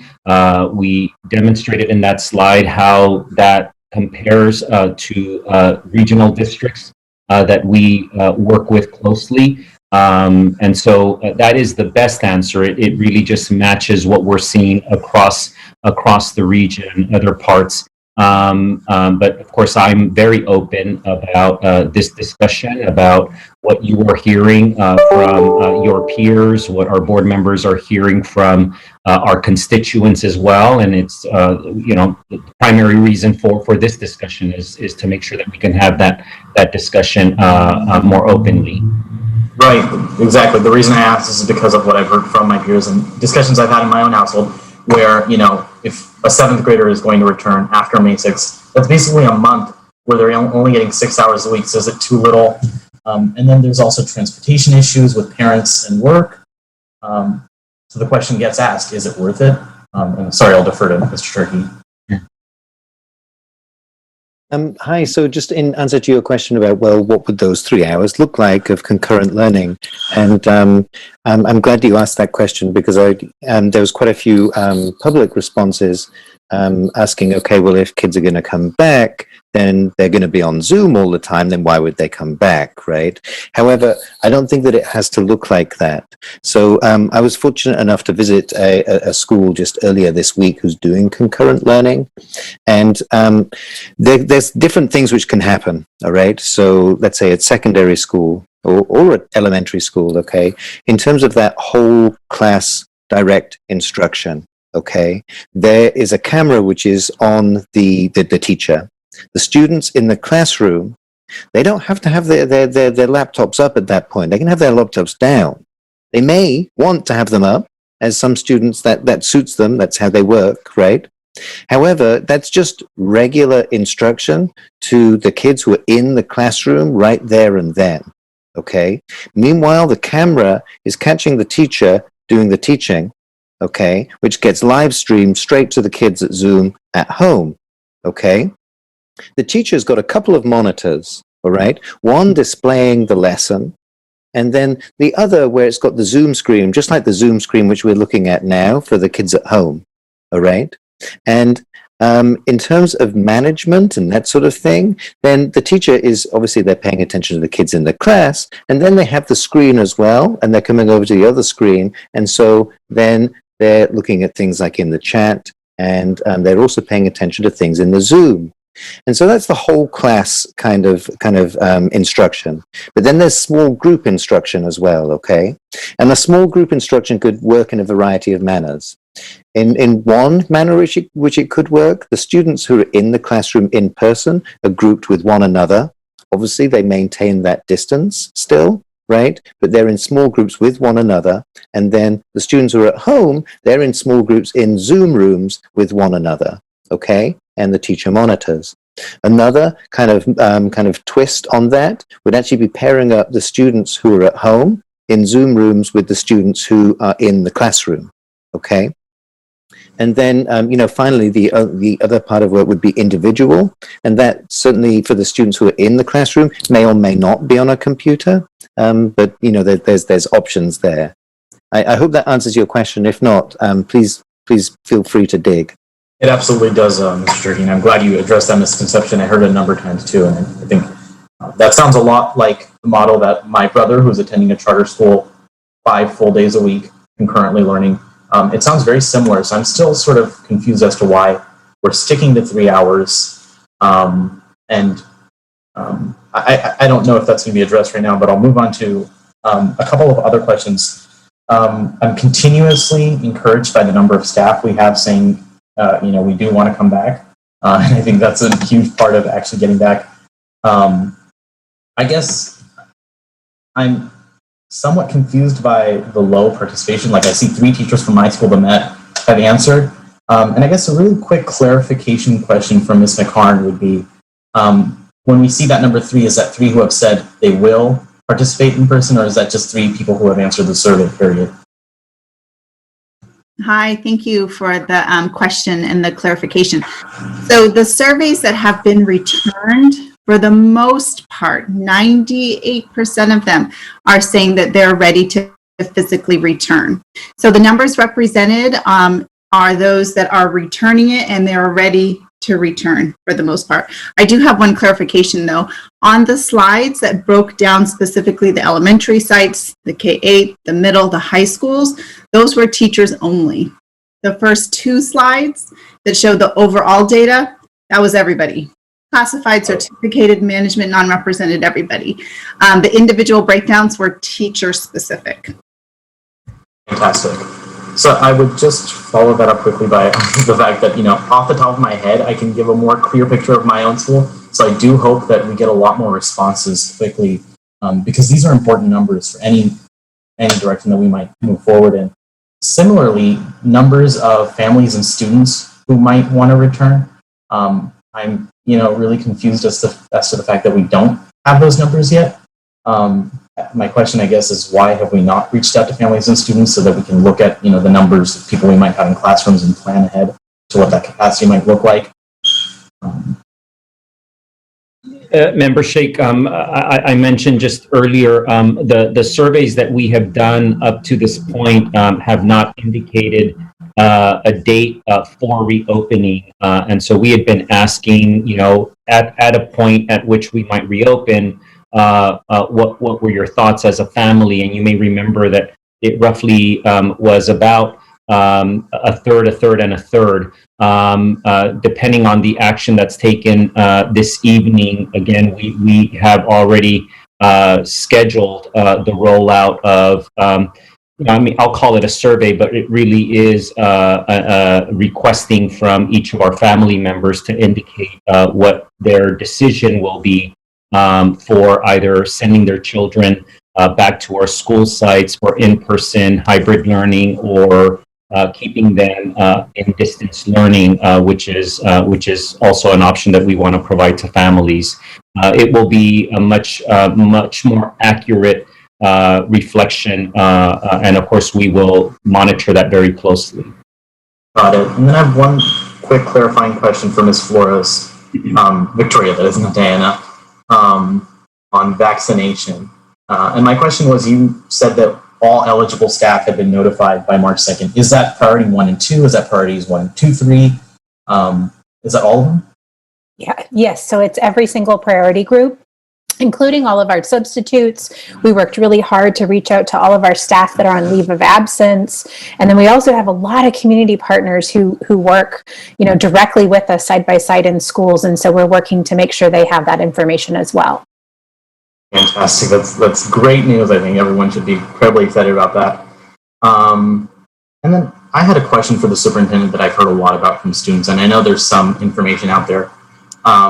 Board Member Sheikh, can I just interrupt you for 1 second? Sure. I just want to let Board Member Phillips know that I see your hand, and I will come back around to you, so you don't have to keep it up. Thank you. Okay. So as everyone knows, politics plays a unfortunately large role in our district, including now. And I know that the district is in talks with our shareholders, including SCTA. Superintendent, could you just really briefly tell us sort of what role that plays in moving forward? What's subject to those negotiations? Do we need a stamp of approval from SCTA? And sort of what progress have we made? I know that there's some sort of disconnect on CO2 sensors and whatever. Yeah, well, first of all, one thing that I always want to do is encourage all of our community members to access our website. This is the information that's available on our website. We're very hopeful that our community will continue to stay engaged, will want to access the sequence of the negotiations in the form of proposals and counter proposals and such. We do have a meeting scheduled tomorrow with our labor partner, SCTA. We have some scheduled with our other labor partners. Keep in mind, we do have 5 labor partners that we work with in Sac City Unified. We are very hopeful that we will reach an agreement. Certainly, there are several items that have to be negotiated related to the instructional models, for example, that we would put in place related to areas that they have expressed around ventilation, vaccination, for example, those kinds of items. We, of course, are very committed to engaging in good faith in the collective bargaining process. I will certainly keep our board and encourage our community to visit our website. It's a negotiation dashboard that you can access this information so that you can track it as well. It is critical that our community stay in tune, that they stay on top of this. Our commitment is to make sure that people have access to sourced information, so that it's not so much what they're hearing or what they're been told or commented about, but rather that they can review these informations from a sourced document, if you will.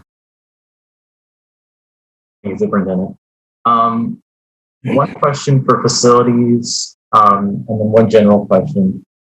Facilities, I would just ask, there's been a lot in the past year, more and more leaning towards the fact that windows and doors are an incredibly large part of sort of maintaining the spread. So I recall in a couple of listening sessions, we heard from students who basically talked about how there were buildings where windows were not allowed to be open, whatever. So have we done any sort of audit or work towards ensuring that windows and doors can be open, especially as we're heading into this wonderful weather?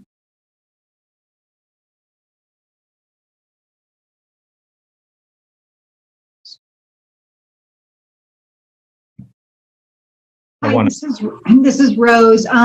Jeff or Nathaniel, can one of you respond to that question? I'm not sure if we've done that audit.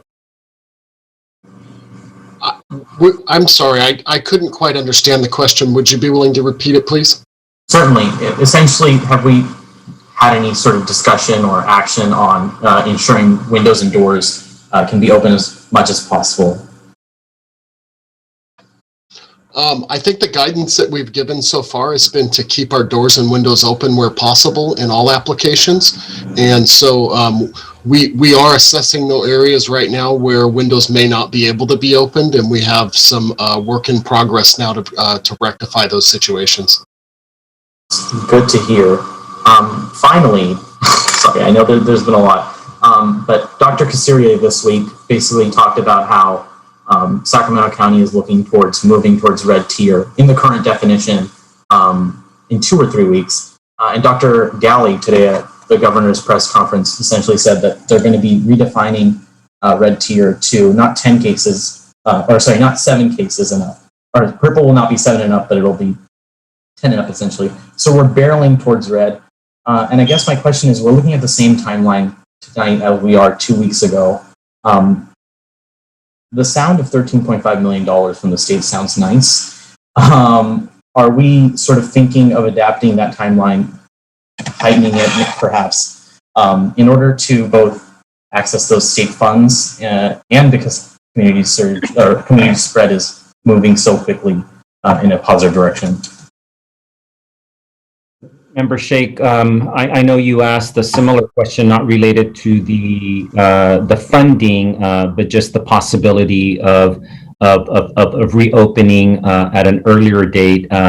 What we tried to do today by giving you an update of those metrics that are still in progress, if you will, is to provide our best timeline around when we would think, or when we think that those would be completed. So we could certainly spend more time talking to you about those areas.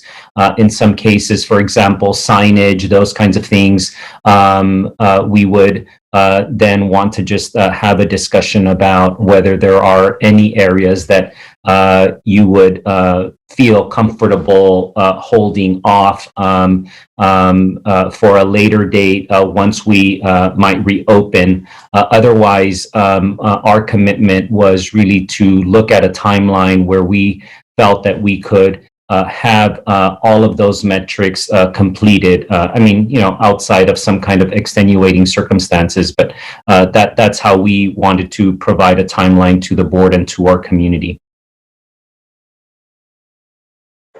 That's all from me, Vice President. Thank you, Student Board Member Shake. Next, sorry, Member Villa. Hello. So I have a few questions. One, I am a little concerned with the after-school component for especially our working families. I'm not quite sure how this supports all of our students and our families. Equity piece is huge in this. Some folks are going to be able to have their parents pick them up. What do the other children do? And that if there's not a fourth hour option or some kind of after-school program, what are we envisioning for these children to do at the end of their 3-hour session? Yeah, good evening again, Board Member Vila. And we do have Manpreet Kaur here, our Director of Youth Development. Manpreet, jump in anytime you wish. We do understand your concern. It is a great question. We're moving at breakneck speeds to be able to provide the greatest support we can to our students based upon the groups that we discussed earlier, so our most vulnerable student groups. So we will be looking at targeting students who are receiving special education, students that are currently residing in foster, homeless. We'll also be looking at disengaged students. And once we look at demand from each school, and once we apply that criteria, we'll have a better idea as what we are ability to meet and where the demand exceeds the certain situation at that school, and we can reassess at that point. But we first really need to know our criteria very tightly, which we have. We will develop an application process. We will receive the feedback back from our communities. We'll apply that criteria, and then we'll assess whether we think we have the resources in our community through our CBOs to meet that need. I do want to just clarify that point and just reiterate it, Member Villa. So much of this is going to be dependent on the capacity of our community-based organizations, which, of course, we are dependent on right now, even for our learning hubs. A lot of it will also depend on the responses to those forms that we will be sending out as early as tomorrow to our families. I have heard from many of our families who have expressed that concern, how challenging it might be for them to pick up their children prior to when they're used to picking up their children.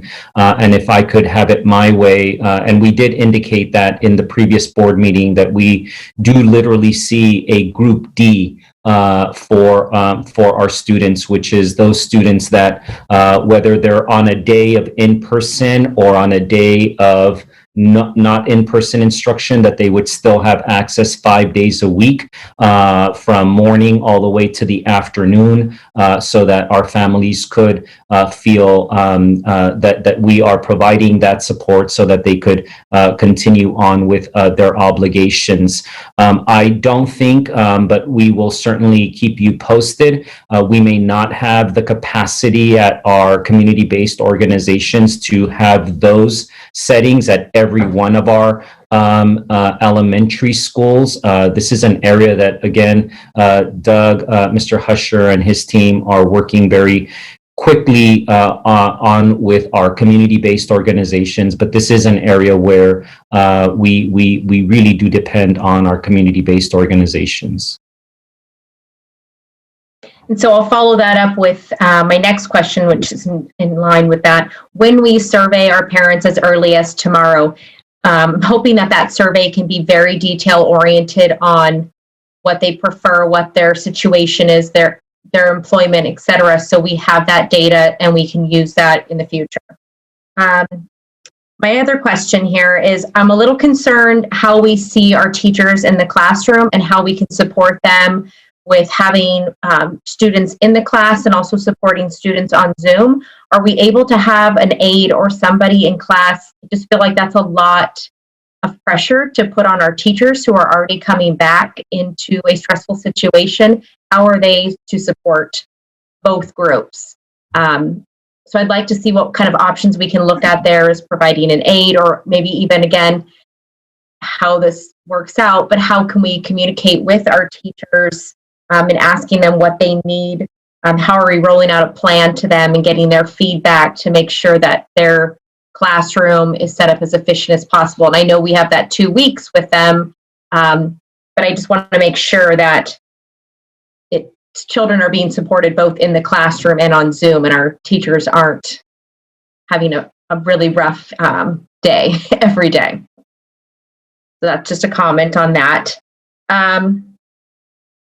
Also, the lunch option. How are we determining who's going to be overseeing this lunch program, and also who will be overseeing the children when the secondary, when they're receiving their lunch? Just concerned if some of them are grab and go and some of them are still on campus, there's another layer of that. What do we see that looking like? These are detail-oriented questions, and I understand that, but I just want to make sure that, a lot of folks are listening tonight in our community, and I want to make sure that we're giving them as many answers as possible. Diana, if you'd like to just comment on that very quickly. Certainly. So at the secondary sites, some of the schedules are still being considered in negotiations, and depending on which secondaries have a late start, there may be some schools that have a lunch before their last class. In that case, we would bring students to outside distributions areas, like outside serving carts, and they would have a grab and go lunch. They would stay outside, eat the lunch, and then they'd have to report to their last classroom. That would be the plan. We're also looking at a plan where all high school students would be on the same schedule and get lunch to go home at the end of their third period. So that's still in the works right now. Okay. And as Member Sheik had mentioned, we are barreling into the red tier. So I want to look at other options. I know there's a lot of conversations regarding the 3 feet versus 6 feet now. So I want to make sure that we are ready to implement new procedures as quickly as possible. Our community has spoken. It's very clear. The emails, the phone calls, I've mentioned that many of times. It's very loud and clear. Our kids need to be back in school. And I want to make sure that we're doing everything that we can. And I know our staff is. I see the work and I applaud their efforts, because I know they're working day and night to get everybody back safely. I know negotiations are starting, but I do believe that I have good faith that we will work together with our partners, listen to our community, listen to what we're speaking about tonight, and have a safe and successful return to school as quickly as possible. I would like to hopefully wrap these negotiations up by next week at the latest. Our community is very clear. I don't want to, it's not going to be acceptable to me or to my district or to the city to have negotiations go on for weeks, because we are taking away staff time. We are taking away more time from the students. And again, it's causing more of a frustration for our city, our students. I'll just leave it at that. I appreciate everybody's work on this. I know it's quite a daunting task, and it's something we've never done before, but I hope we're listening to our words and to our community tonight, and let's get our kids back in school. Thank you, Member Villa. Member Rhodes? Thank you. Thank you very much. So the presentation was exciting. I know that a lot of people that were able to view the full presentation probably have a big relief as a light at the end of the tunnel. But I have a couple of questions and then also some statements. And one of the things is I'll do learning hubs first. I think that the learning hubs it's great that we'll be able to start off with the learning hubs we have, and the students that are actively in the learning hubs will get an opportunity to be there 5 days a week and get out at like 3:30, and so their parents will still be able to have a full day of work, and their children get that full school experience. We also are. I look forward to seeing what the city is saying about their 4th R program and how we can work with that. That kind of talks to Member Villa's points for that doesn't have sites that don't have necessarily a learning hub, but can utilize a 4th R, and I know that's through partnership with the city of Sacramento. And so as those conversations move forward, I would look forward to an update on how that kind of aligns with where our plans stand. And then, I think that the indoor-outdoor spaces, when you talk about the after-school program, is going to be huge as well. We need to look at how we utilize our outdoor spaces as well when we start coming back, so that we can utilize the most amount of space and possibly get more children back with limited pushback or any issues.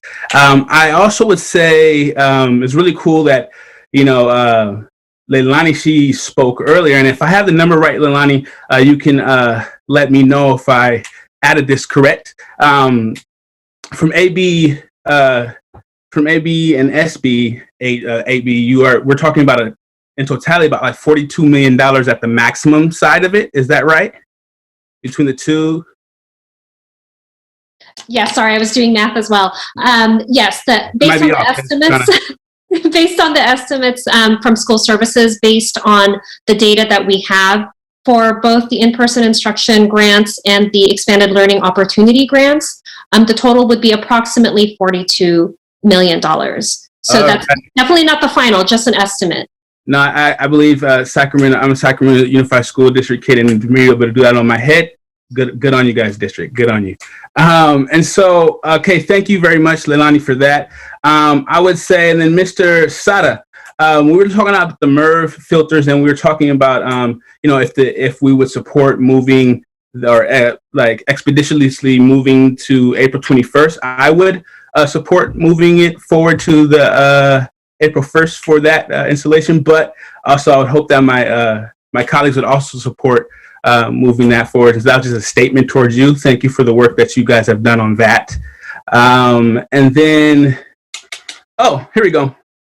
I have a question about how and this might be a nuanced question or kind of in the weeds, but the question about, this week, we had the pipe bomb incident at one of our schools. And my question that is as a concern of mine is when we look at lockdown or evacuation plans as we go back to school, what does that look like for our school sites? And have we started to kind of talk about that, especially after this week, but to have some of those plans in place because I believe it looks a lot differently with distancing and 6 feet and things like that. So can somebody kind of touch on that for me? And if we had those conversations? Member Rhodes, let me ask, yes, I see Mr. Lozada here, who's our Director of Safety, who can answer that question. How you doing, Ray?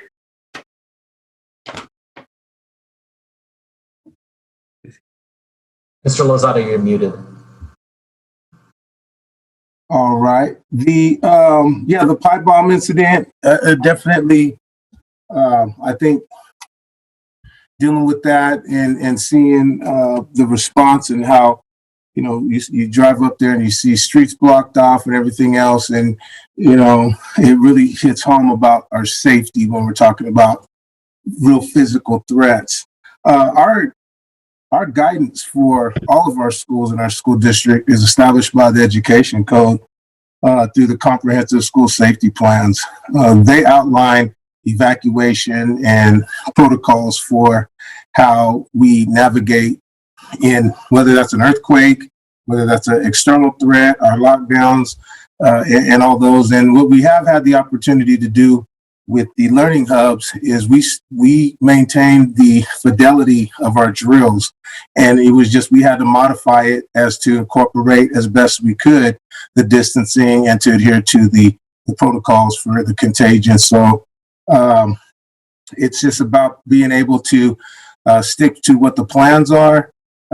Every school turned their plan in just recently on February 26th. They've all been completed and reviewed. And we definitely this summer look forward to dismantling and adding some more girth to the plans. But it historically, that's a requirement that we have, and those are still in place. Thank you, Mr. Lozado. I have one quick question for you. Where would community members access those plans? Do we currently have a portal to where a parent could go and say, oh, this is what my child's plan would be if there's an evacuation or if there's, whatever that might happen? How are we community facing this information? Right. So, well, there's two lanes to that. One of the commitments we have, especially in regard to school safety, is what we started over the summer, and that is to engage community and have community participate in those discussions from my position and how we navigate moving forward. The school sites, each school site has what's called a school site safety committee, where the public and community members have the opportunity to go to their school of interest or where their student is enrolled and to participate in that process. It mandates that our principals and present and engage community members in those conversations as well. This year, of course, we weren't doing anything in person. We did have some principals that did virtual site committees, but for the most part, as soon as we convene, then all these other processes, we'll get those up to speed. So, thank you, Mr. Lozado. I would say that as we pivot from what we were used to, I would say that that's something we definitely need to look at. Getting our information out to our community is sometimes where we stumble. And that always comes back to bite us. So I want to be very clear that when we talk about safety and communities feeling safe, that information should be readily accessible through some types of means, systemically through our district. But that's just a statement. And I'll go to my next question, Mr. Lozado. It's always a pleasure, and thank you for chiming in there. Yes, sir. Thank you. And then Ms. Flores, I think it was really, really great. We talked about the increased home visits, so like 194% increase in quarter one. That's huge. And also it's a point where we should adopt this as a new norm, right? There's not very many times that you get to change a system, but how we interact with our families and communities at this level that we've connected, we should continue to connect at that level. And I give you kudos and flowers to you and your team for the work that you guys are doing, and it's really appreciated. But I will say, let's keep that same energy as we move forward. And then I would like to speak to Member Phillips, Trustee Phillips, when she was talking about how we engage with our communities, and she was preaching basically, because in some of our neighborhoods, there's lack of access to how we get the communications or the wanting or feeling of being part of that. And so what I would say, and what I offer to Trustee Phillips is, if you're willing, I'm willing to also in your district to walk with you and knock on doors to let also your constituents know about the survey that's going out. I think I keep on saying this, but as elected officials, when we were running for office, we were omnipresent, right? And I think that we have to keep that same presence with our communities, and especially the communities that we service that are at promise, but also low socioeconomical and dealing with other issues with accessing the same information broadly that other areas might not access. And so we can talk offline, but I wanted to let you know that I'm here with you, and whatever support I can give to you on your end, and hopefully you can do the same support on my end as we walk in areas, because that's some outreach work that we have to do, and it's shown through the home visits for 194 increases. As board members, let's try to get more of our constituency engaged in that manner. So once again, I'm excited about this. At a certain point of the presentation, I felt like I could possibly dance, and then held myself back, and really dancing for my community members who get to gain this information tonight, and then hopefully engage around where they see it can be improved upon. So once again, I really do appreciate the whole presentation, and I look forward to more conversation around it. Thank you. Thank you. Great points, Member Rhodes. And I loved your suggestions. Member Garcia. So I'll try and go through my list. So I'm going to be jumping all over the place because I kept changing things as I was hearing my colleagues make comments.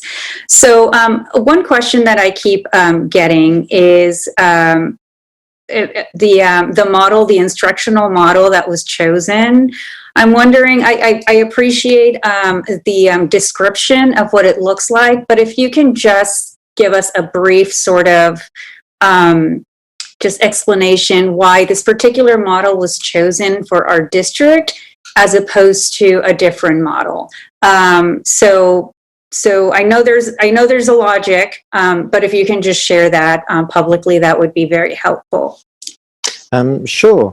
So first of all, I'd like to say that between the concurrent model and the non-concurrent model, they both have their positives and they both have their drawbacks, and neither is perfect.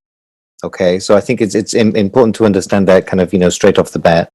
With the concurrent model, firstly, there is no need to change any of the scheduled times for schools at the moment, right? As you may be aware, schools have got quite varied times in when students come to school, when they leave school. They could remain the same, okay? In the concurrent model as well, because you're teaching your whole class at once, okay?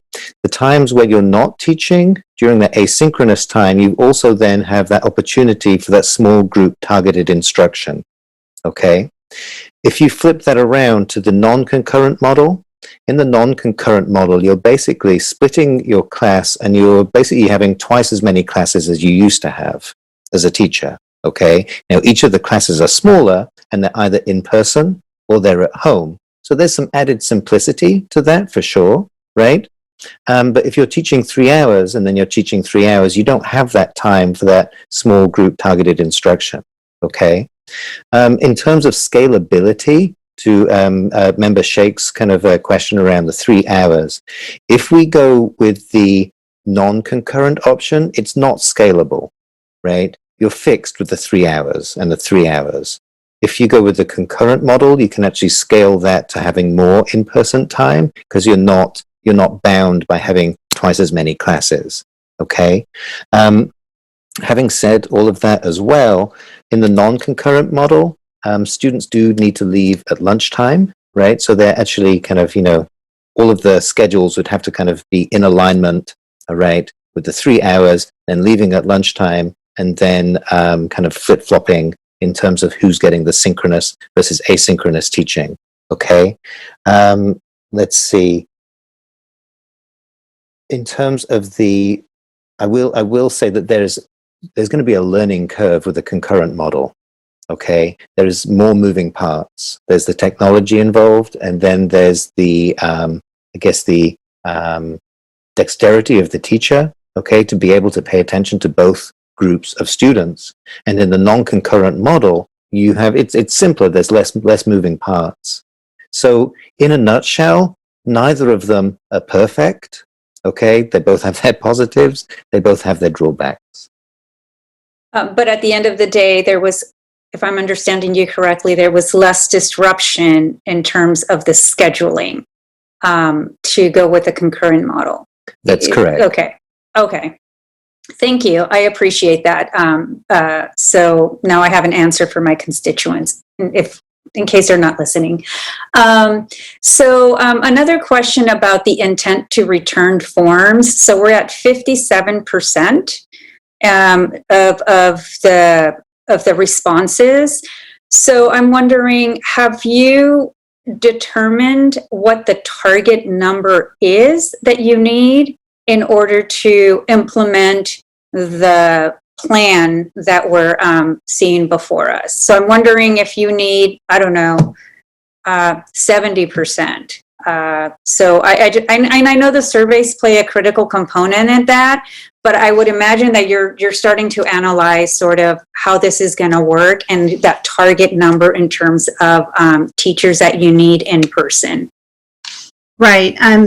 Absolutely. The survey is a part of that, as is looking not necessarily just like at an overall number, because we have the various classifications, right? Classroom teacher versus a non-classroom teacher versus additional support staff. So we are working down to that, trying to parse out specifically with the classroom, actually using a similar strategy that we used last time we were in a situation where we were unsure if we were going to have enough staff.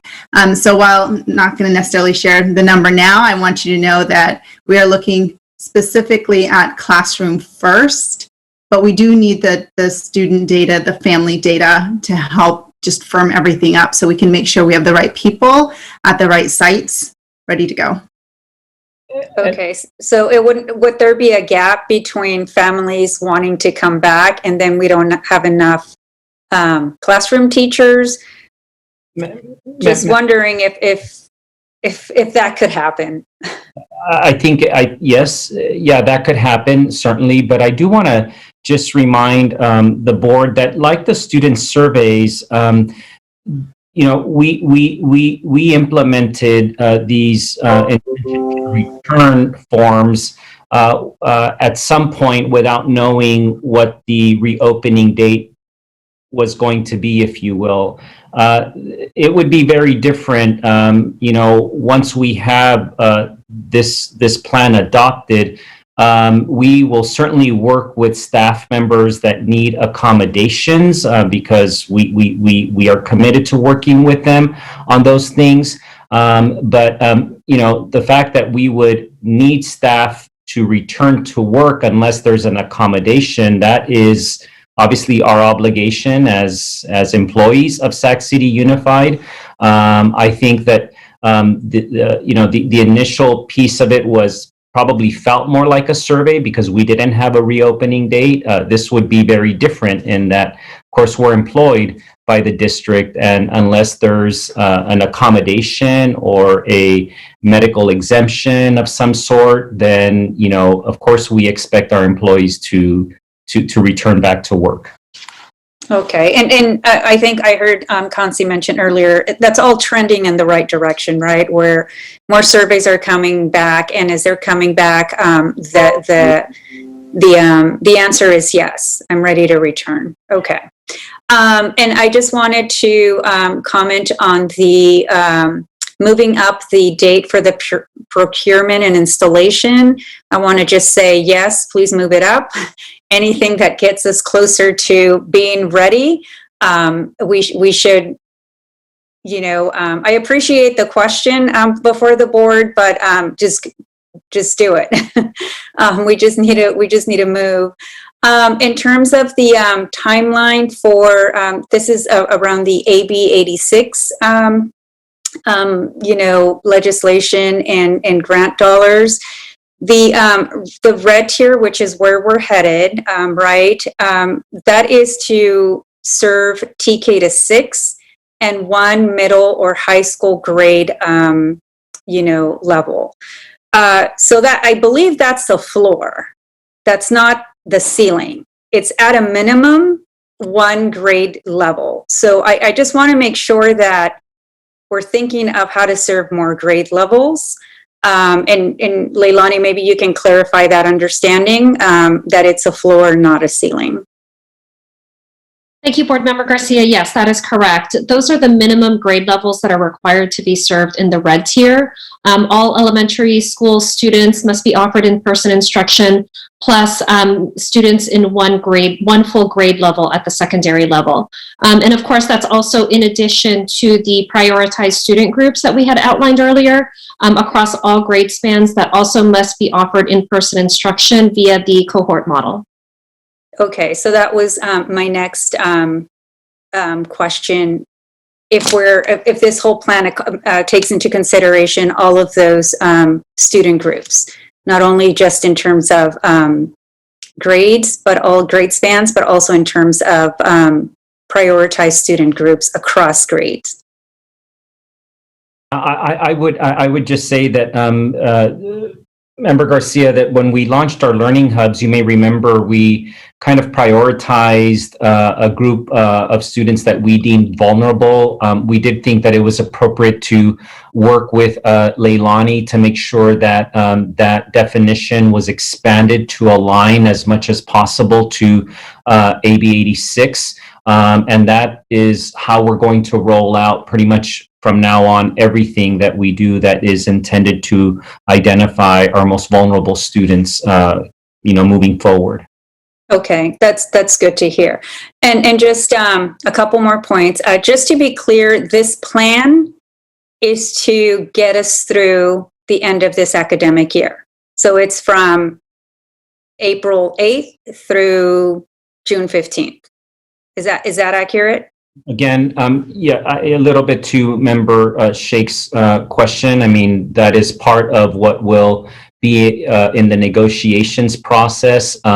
We also do plan to come back to the board as our staff have begun to start laying the foundation for what a summer program will look like as well. And we will have some details for that.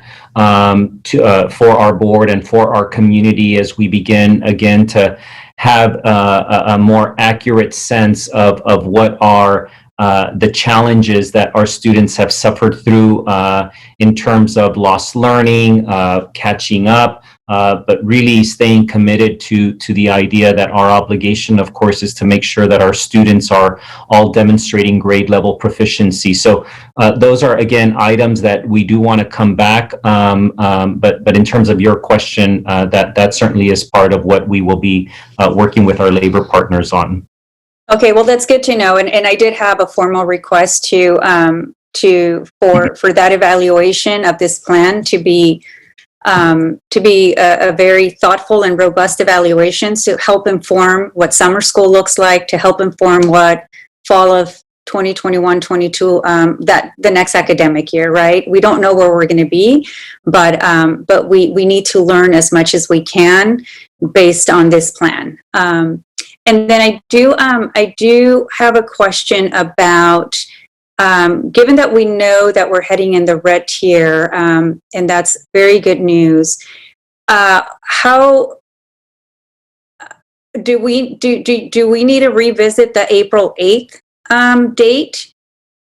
Is that something that can be moved up as some of our public comments have asked? I'm just wondering, I know you came up with an April 8th for a reason. I'm just wondering, given everything that we know now, has anything changed where that date can be moved up earlier?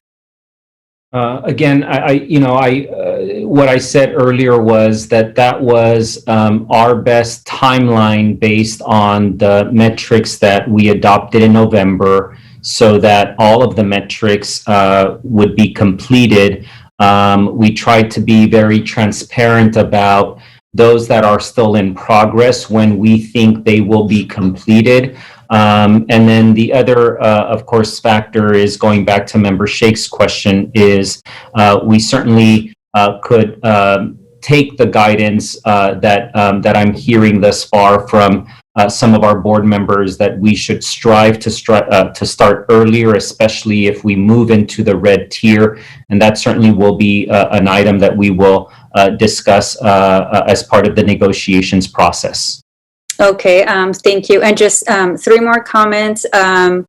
So AB 86 requires for school districts to have the COVID-19 safety plan in place by March 31st. Is that an achievable deadline for the district? I will ask Ms. Flores to provide an answer. Good evening. Yes, so we've had our return to health plan posted since this summer, and it is largely meeting all of the requirements. We are really just updating it with some of those new sections around vaccine and testing. So yes, we believe we are good to go, and it will be posted shortly in the near future. Okay, that's good to know because it's a key requirement to access those $2 billion. So that's why it's important. And my last two comments, requests.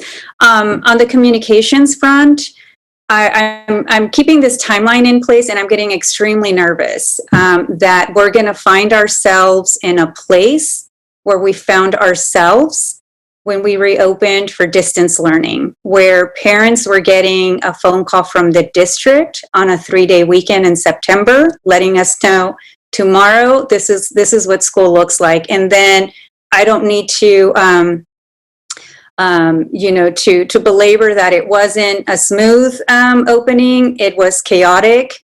Parents were confused. It just created a lot of unnecessary stress. So keeping in mind that there's going to be a schedule or a timeline for communication, starting with the surveys going out tomorrow. Also, leaning on or partnering up with our school site leaders to have these community forums with their parents, with their school community. I also want to make sure that if that is not enough, that we're ready to have a special board meeting to once again go through the plan, to have a community forums to allow our parents to ask questions. And it's just dedicated to that topic because even tonight, right, it's a 1-minute comment. So I just want to make sure that we are that we're providing that space where a lot of these questions can be answered, because today it crystallized for me much more clearly what a concurrent concurrent teaching looks like, right? So this just needs to happen for parents as well. So I want to make that request because I am not. I just do not want that to happen again. And then also related to that, I know that that accessing the grant dollars does not require an MOU or a CBA, a negotiated agreement, but the working conditions that plan sort of creates is what's subject to bargaining. So there, because, and you mentioned earlier that you will be having a meeting with SETA tomorrow, and I just want to also agree with Board Member Villa's comments about this agreement needs to happen soon. And I want to propose a deadline. If we need to have an agreement by March 15th. If that's too late, then you need to then if you can let us know now, if you can let the board know that that's too late in order for us to do the communication piece to our parents, to do all the preparation that needs to happen for an April 8th in-person instruction.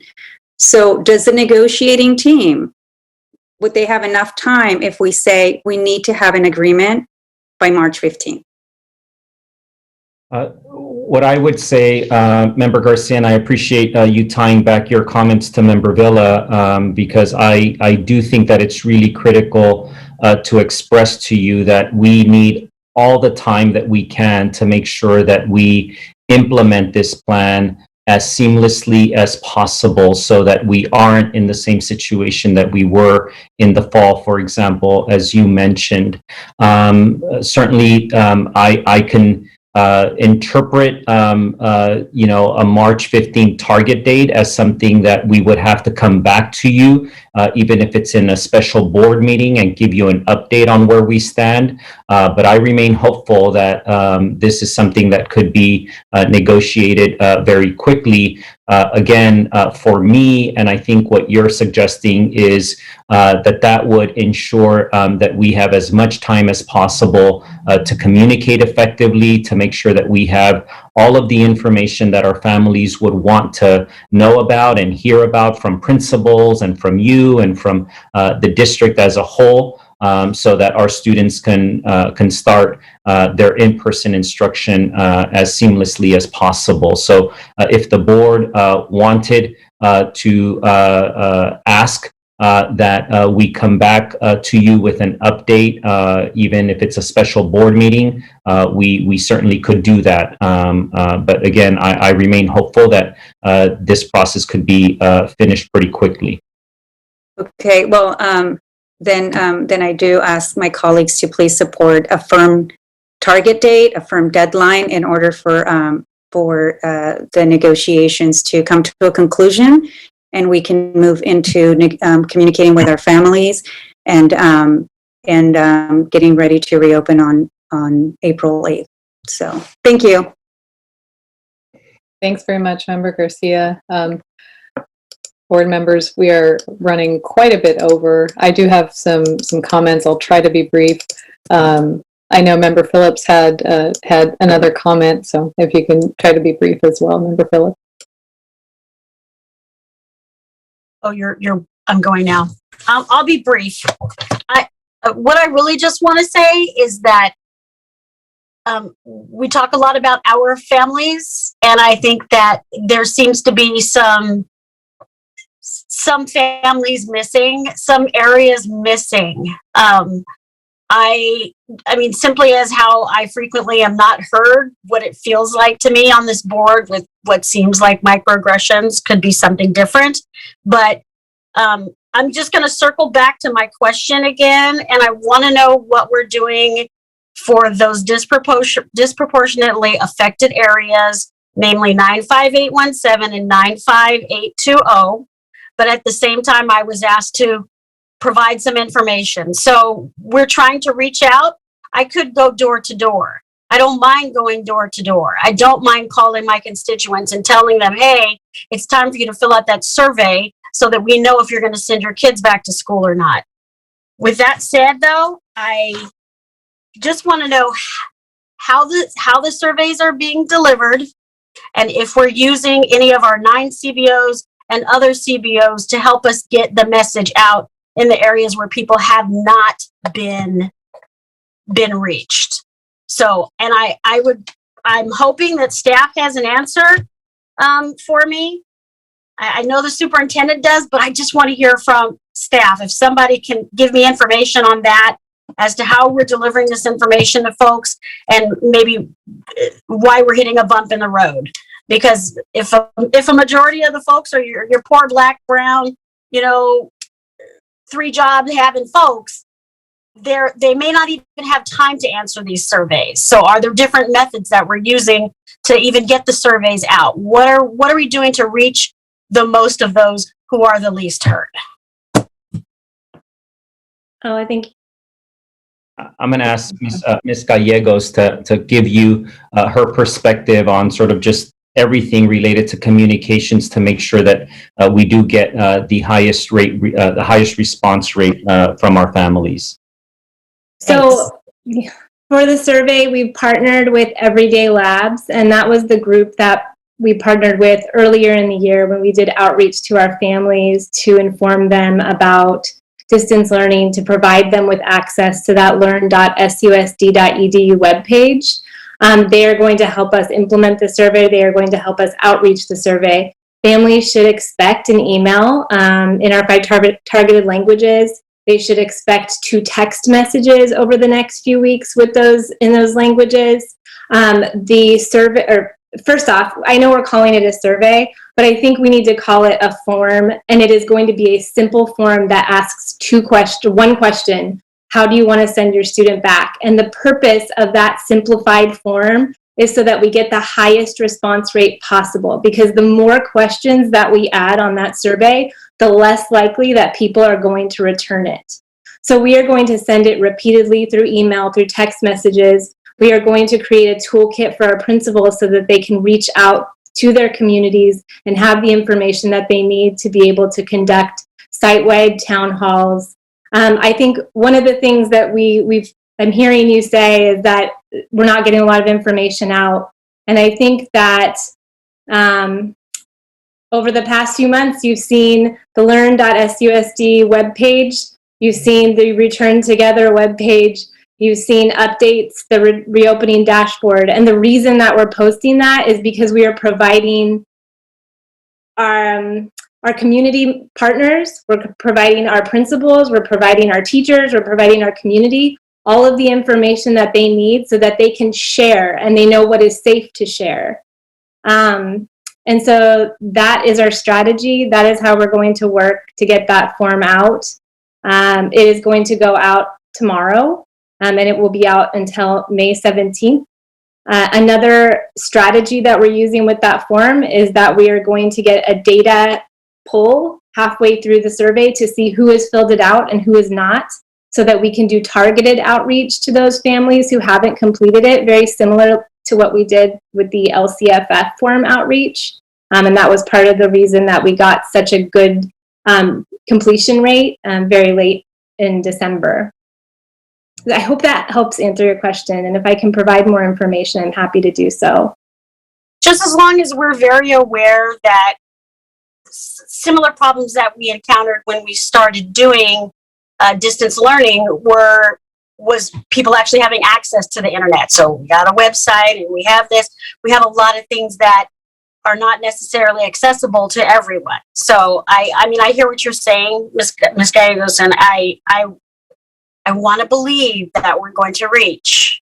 And like I said, if I have to step out and make some phone calls, I don't have a problem doing that.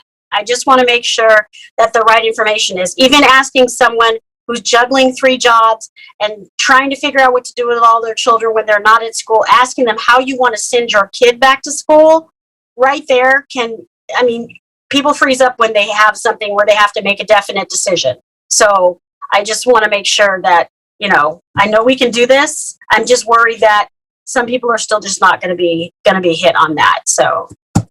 Another thing that we're doing, we'll be sending out a letter halfway through as well. We're going to work with our attendance and engagement team. We've practiced this, reaching out to our communities. We saw, a lack of engagement in March. We did aggressive outreach at that time and have continued to do so. And so we're going to work together to make sure that we're reaching our families. Thank you. Thank you, Member Phillips. And let's feel free to continue that dialogue and working together on how we can reach out. So I guess just a reminder that this is an action item. So I'll have a couple of comments and questions, and then we can discuss a motion. So first, I guess I would like to see in this plan more support for working families. Can we build out more after school programming, 4th R, in-person tutoring options? I don't think we have to wait until summer to do some of that targeted instruction and extra help for our kids who need it, and also just supporting our working families who may not fall into one of those priority groups. So I want to put out that that's a concern for me, to make sure we can support them who want to get their kids back in school but may not be able to just make the schedules work. I appreciate all the discussion about the instructional model. I recognize, other districts are using it. There's sort of drawbacks with both. I would just say I would really want us to look for opportunities within the kind of framework that we have put out so far to maximize the opportunities for additional in-person instructional time and for quality in-person time, whatever that looks like, at the very least for our K-3, for our K-6. I echo Member Rhodes in looking at our outdoor space, and echo Member Villa on looking at, is 3 feet adequate instead of 6 feet? I have read things that, if we have masking, if we have ventilation, if we have all of these other things in place, the difference between 3 feet and 6 feet is really minimal compared to the massive disruption that causes with respect to how the cohorts have to work. So I just think, this is a start, but we need to keep looking and see, what we can do just to improve it. And I also have concerns about our readiness to purchase, deploy, and train on all the classroom technology that will be required for the concurrent model. So I just wanted to actually ask staff, I don't know if it's Mr. Schweitzer or where are we on that, and how confident are we that we will be able to have all that technology in place to really make this work on time?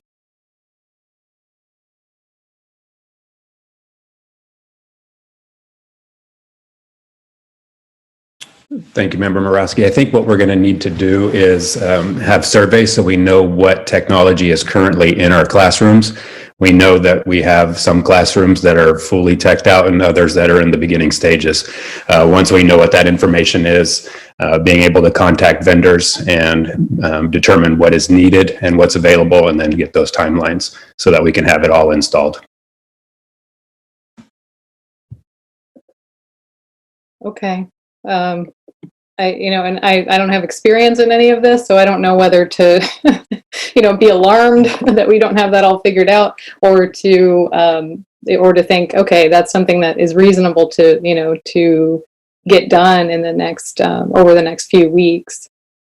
So, I would hope the latter, because that's the model that is being proposed. So I just, you don't have to have an answer, obviously, right now, but that's like an urgent thing to figure out. If we're going to propose this, we have to make sure it's going to work. I would also like us to try to get back sooner, if we can. I know March 29th through April 2nd is spring break. So, I think there's a limiting factor there. I don't think we're going to be all ready to go the week before spring break. But if we could at least move that up to earlier in the week, I think that would be great. I did have one clarifying question on the ventilation piece. And I really appreciate all the hard work that's gone into that. I'm really optimistic about where we are on all of it. I'm wondering why are we looking at the MERV 13 filters now? Because we were under the impression that just most of our systems couldn't take the MERV 13. Is there some new information staff has that that these systems we thought were not rated for MERV 13 can now take the MERV 13? Because it seems like it was a big sticking point for a long time that we couldn't use these, and just wondering what was that, a reassessment or new information or? Yes, this is Sure, Rose, Member Borowski. Oh, yeah, go ahead, Lee. I was going to say, please. Thank you. Go ahead. Okay. Sorry to interrupt. Yeah, in short, we did get new information. We actually have a new engineering team and architectural team helping us with that. And there was a few technical things we learned about we know that these filters are thicker and it changes the airflow. And we didn't have a whole lot of information about the impact of that, but we now have a little bit more. And part of it came through some learnings that we went through in contacting some of our peer schools. So, I'm not sure exactly what was said specifically in the past, but we continue to work on this issue and are educating ourselves in this process. And we do think we have a solution that we can execute at this point in time. Okay, well, that's really good to hear, and I'm glad that our systems are able to take those better than we thought. I know it sounded like there's a bit of a trade-off with longevity or how well the systems will work. So I'm sure that's maybe still a concern, but maybe less of a concern than we thought. I think you're absolutely correct in saying that there is a concern. But we wouldn't be the only ones going down this path. We can't quantify exactly what the wear and tear will be.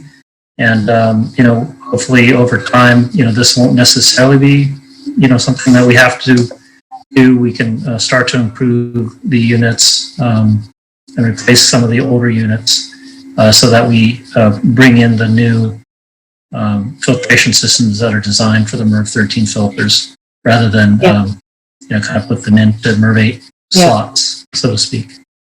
Yeah, no, and I'm really Posted excited. about that. Yeah, thank you. I'm really excited to hear about, having a ventilation and filtration plan. So that's definitely something we need to do. It's obvious. So I look forward to working with you more on that. Thank you. You're welcome. Let's see. I guess I would just I would just say, the next steps, like we need to get our doors open as quickly as possible. I agree that we need an agreement as quickly as possible, because the longer we wait, the less time we'll all have to plan, and nobody wants that. We need to look for, like I said, opportunities to increase the quality and time of in-person instruction. We need to plan for summer and next school year as soon as possible. We need to be thinking about all of the different phases at once. And even, if we can do more of that targeted instruction for learning loss even before the summer, I think we should, look at that too. But, of course, the first step is getting our kids back, and I understand that.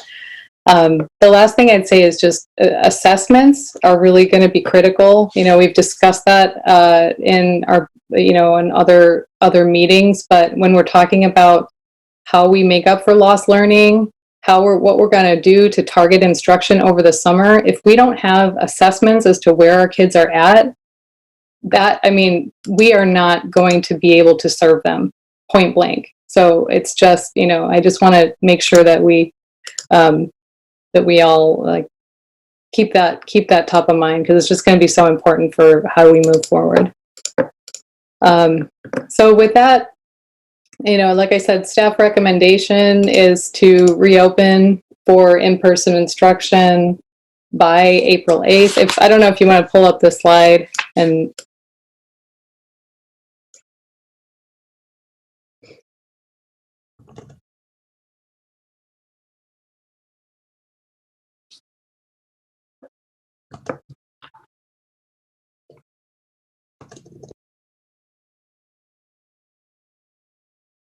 it was a long presentation, huh? But very, very needed. Slide number? I believe it's the last slide.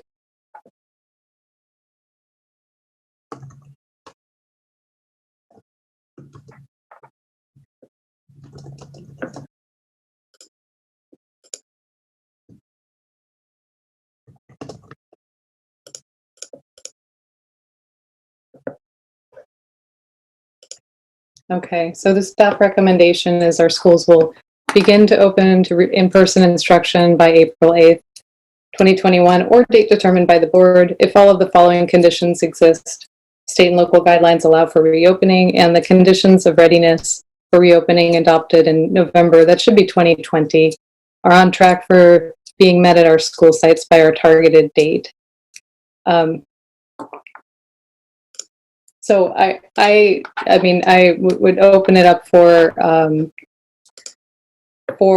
a motion.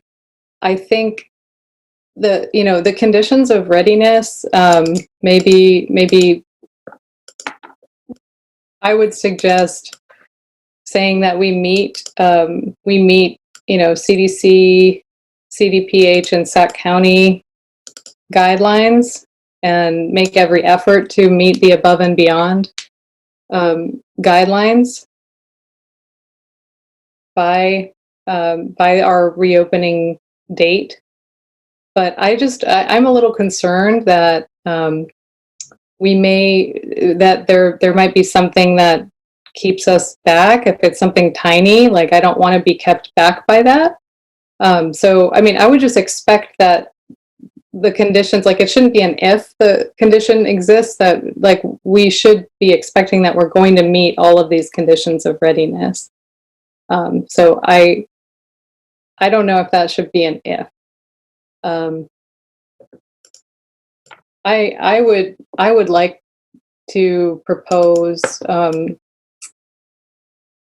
we move to reopen for for phased in-person instruction on or before April 8th, making every effort to reopen earlier if possible. And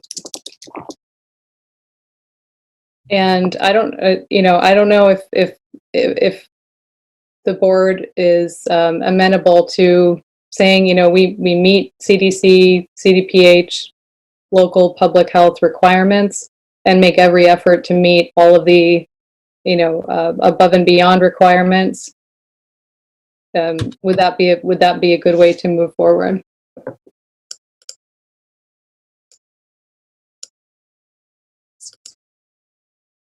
I'm sorry, I can't see. I don't know what everybody. you're saying, Lisa.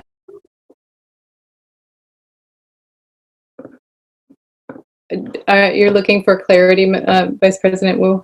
Yes. Okay. I was suggesting we reopen for in-person instruction on or before April 8th, making every effort to reopen earlier if possible. Meeting CDC, CDPH, Sac County Public Health requirements as an expectation, and making every effort to meet all of the above and beyond requirements we've laid out in our November 2020 reopening conditions. That's your motion. I would invite such a motion. I'll make the motion. So Second. Doesn't matter who.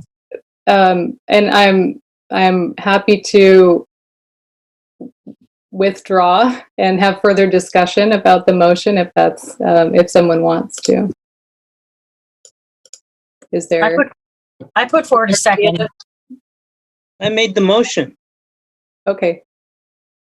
Thank you. That motion's been moved and seconded.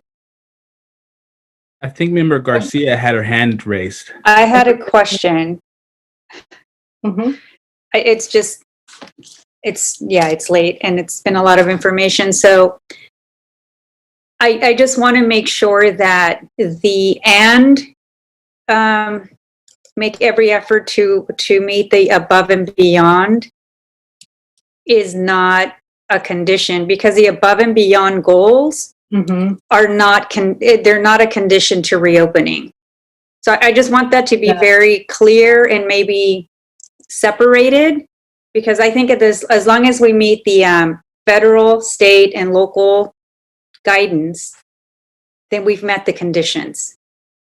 And above and beyond is, it's a goal for us as a district, but reopening shouldn't depend on that. Yes. So I just wanted to make sure that it was clear. And when you use the word "and," I think that just kind of threw me off a bit. So we can tweak it. Yeah, definitely. Let me clarify the motion. If you just give me one second, I just want to make sure I can read it out clearly so we can all have clarity. So let me do it in kind of 2 steps.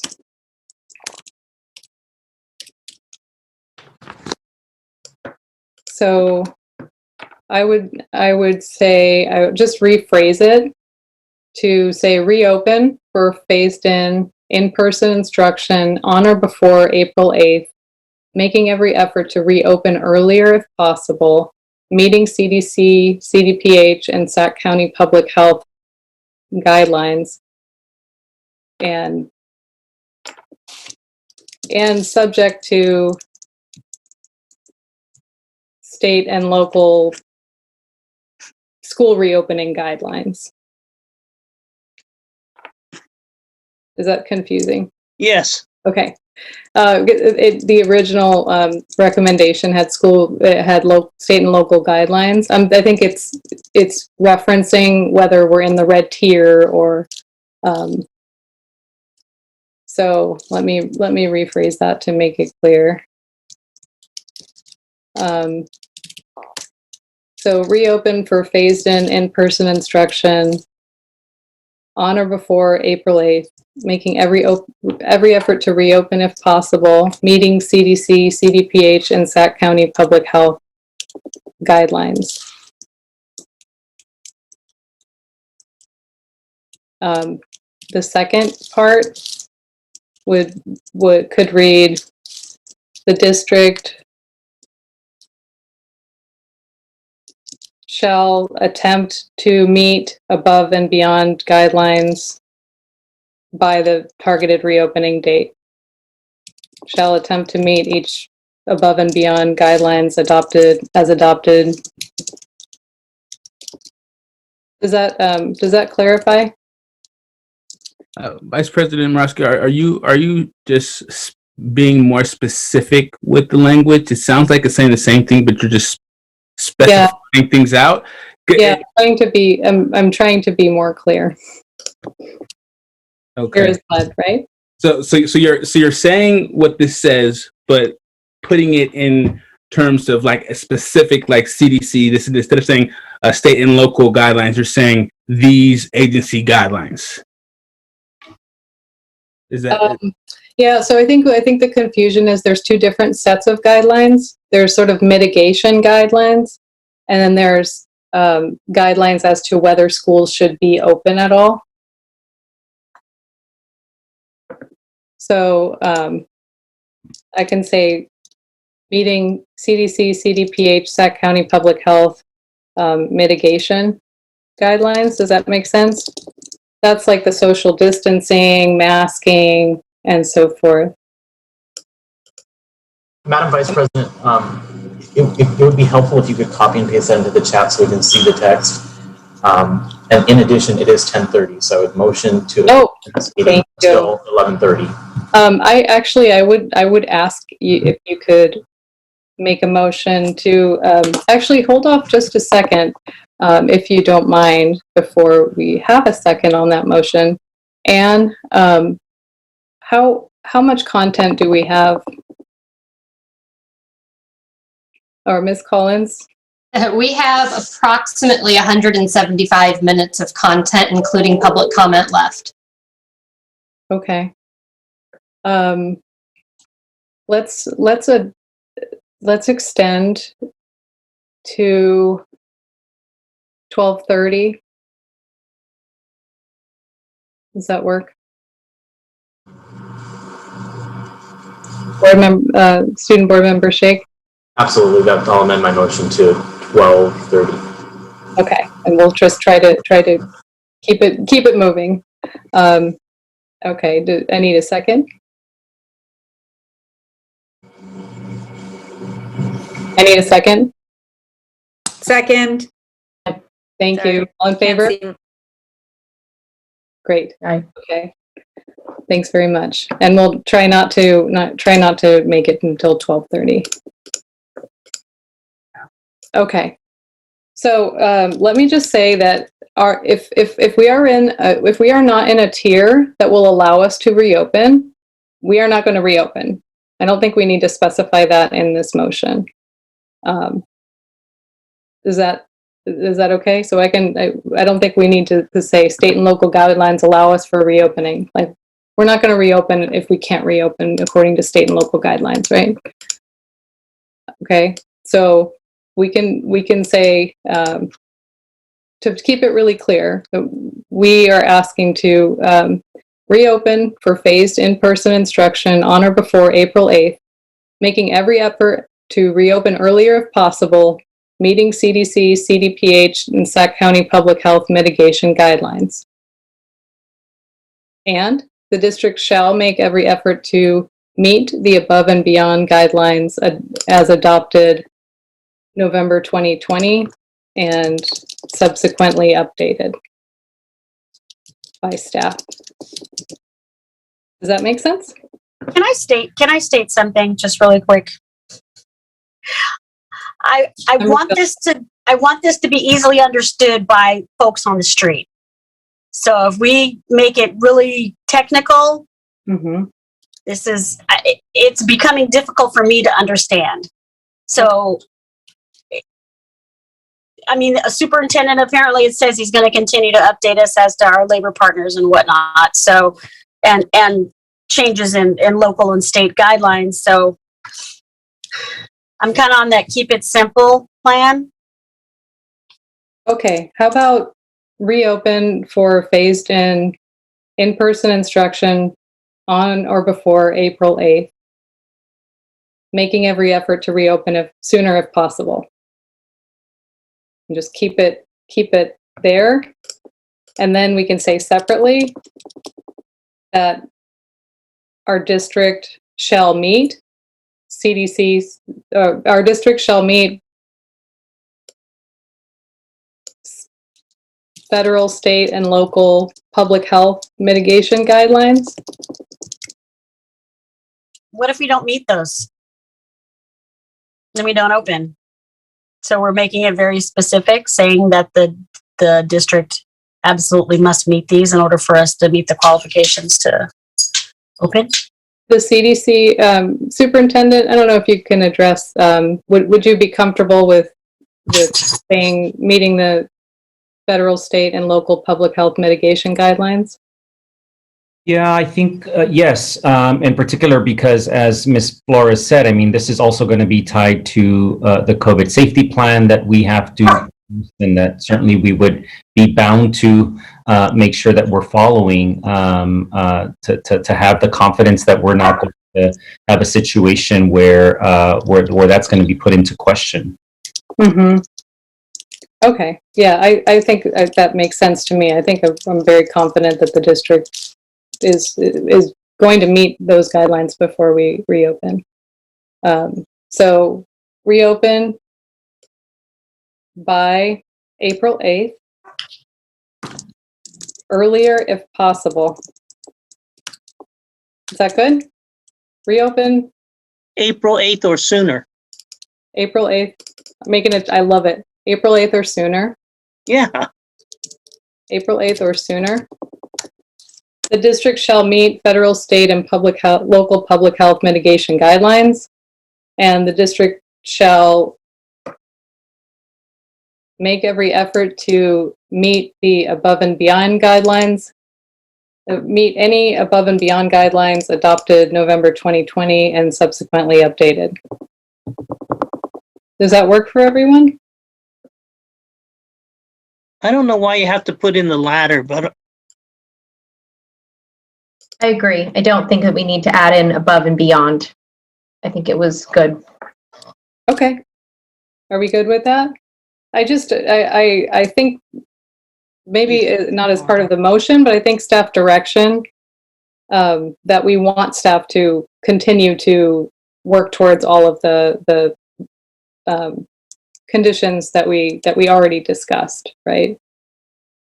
But I don't want them, if there's one thing that's not there, I don't want that to be a hold up to reopening. And I think that that's the board consensus. So I would ask,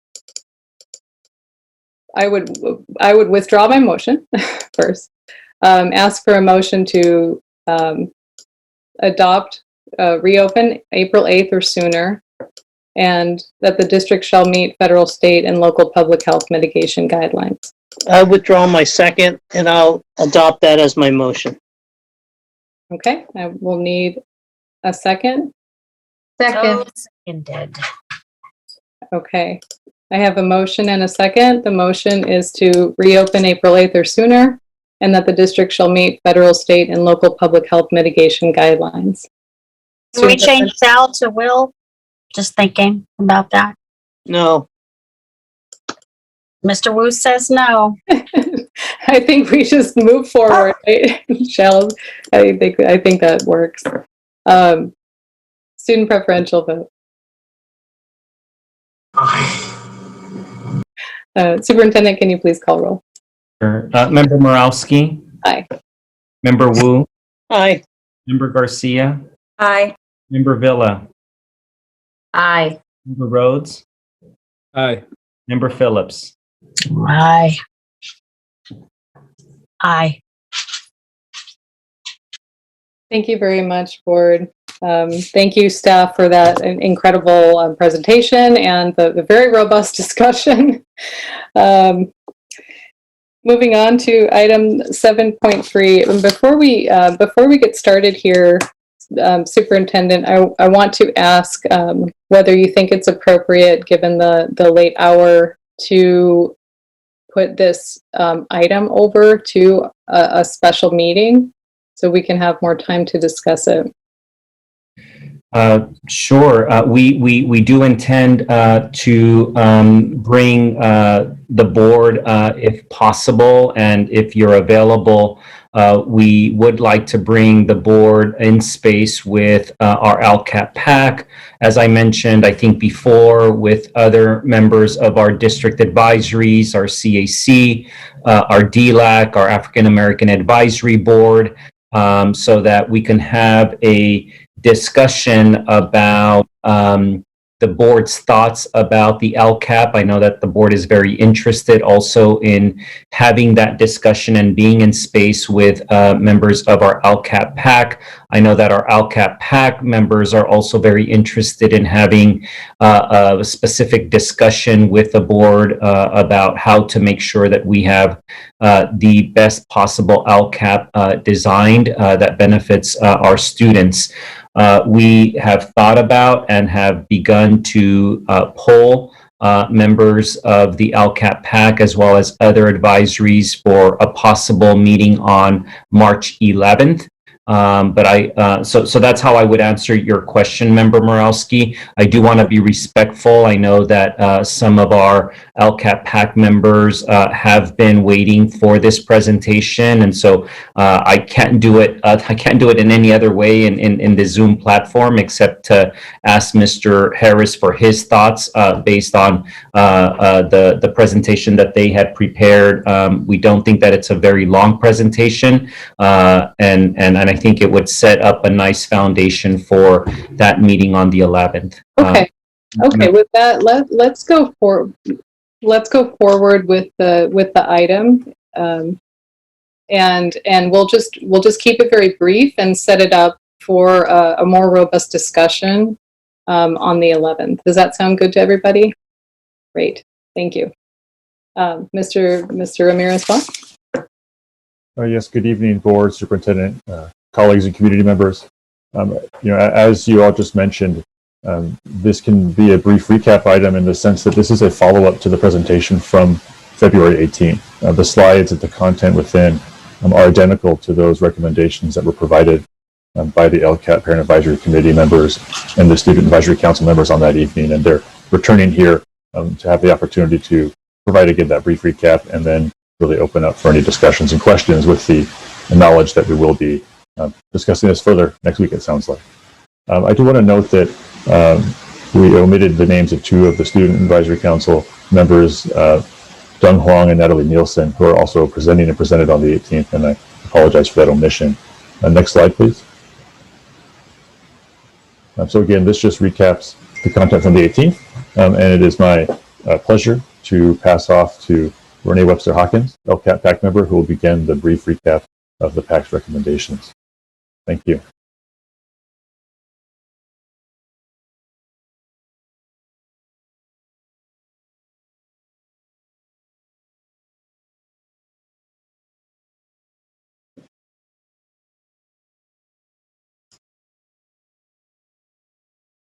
Can you advance, please, to slide 4? Let's see. Good evening. Can you hear me? Yes. Hi, Renee. Thank you. Hi. Hello, Trustee Morowski, board members, superintendent. It is a late hour. I guess we had hoped to have this earlier so that you'd all have the stamina to engage, but I'm grateful on behalf of the LCAP PAC that there may be an opportunity to have a special meeting where we can just focus on the LCAP. And just to recap, I know we went through our presentation at our last board meeting with you and along with the Student Advisory Committee. And with the hope that we do have some time in the very near future to go a little bit deeper into the LCAP PAC's work and our priorities and recommendations for this next 3-year plan. What I want to say at the outset is, on behalf of the PAC, to extend our gratitude that the board is engaging this early in the academic year in the preparation of the plan. For those of you that have been active in board proceedings for a number of years, this tends to be a rushed item of business close to the end of the academic and fiscal year. And as you know, the LCAP is your key accountability tool to implement everything that collectively as trustees you would like to see for all of our students at all sites. And so our work has really been focused on figuring out how we can continue the hard work of the high-level goals that we've been working on for the last 3 or 4 years, including graduation rates, A through G completion rates, literacy, math, across all student groups, but especially targeting our most disadvantaged student groups.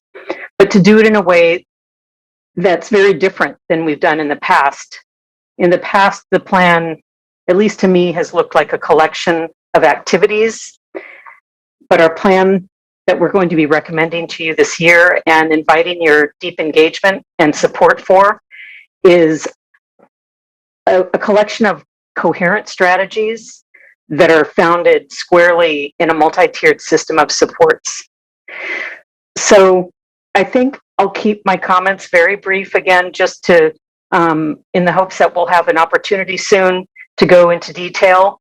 On slide 5, we have our overarching themes that is an attempt to put together this firm skeleton and framework that will be the connective glue for the entire plan.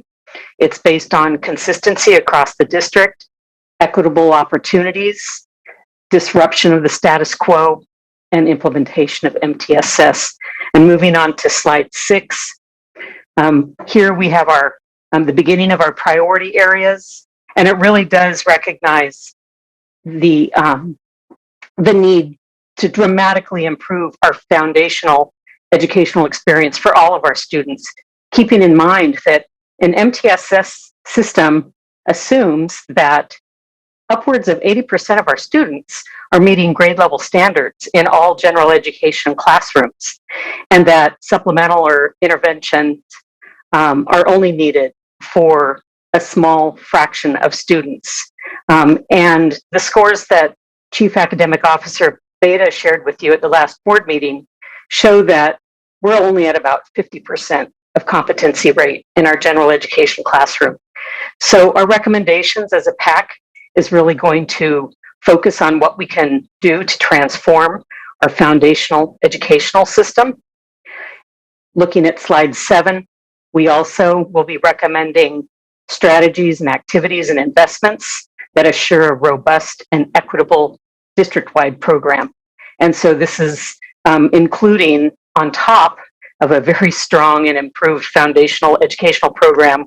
This is where we would expect investments in the arts, sports, after-school programs with no pay-to-play based on zip code.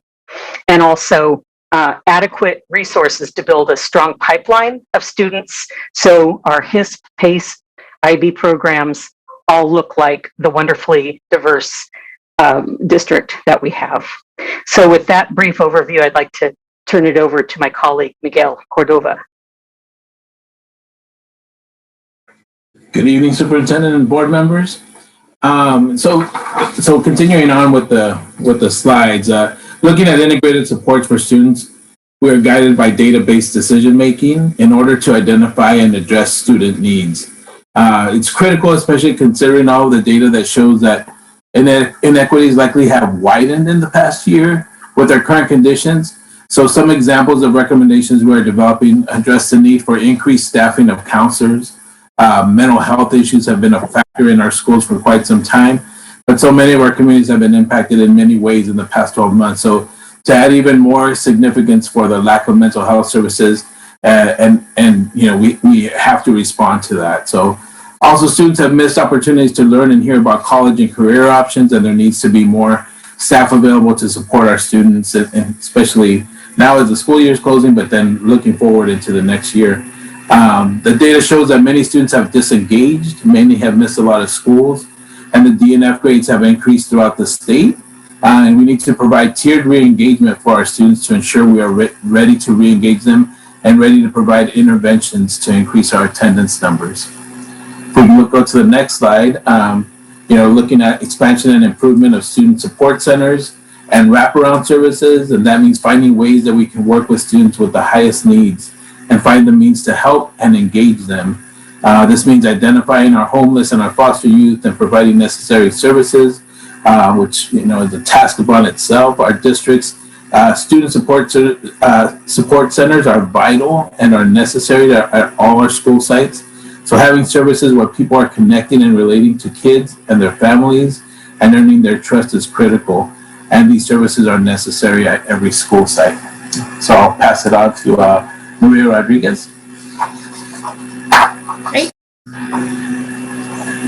Here. Okay. Can you see me? Can you hear me? I'm here. Yes, we can hear you. Okay, great.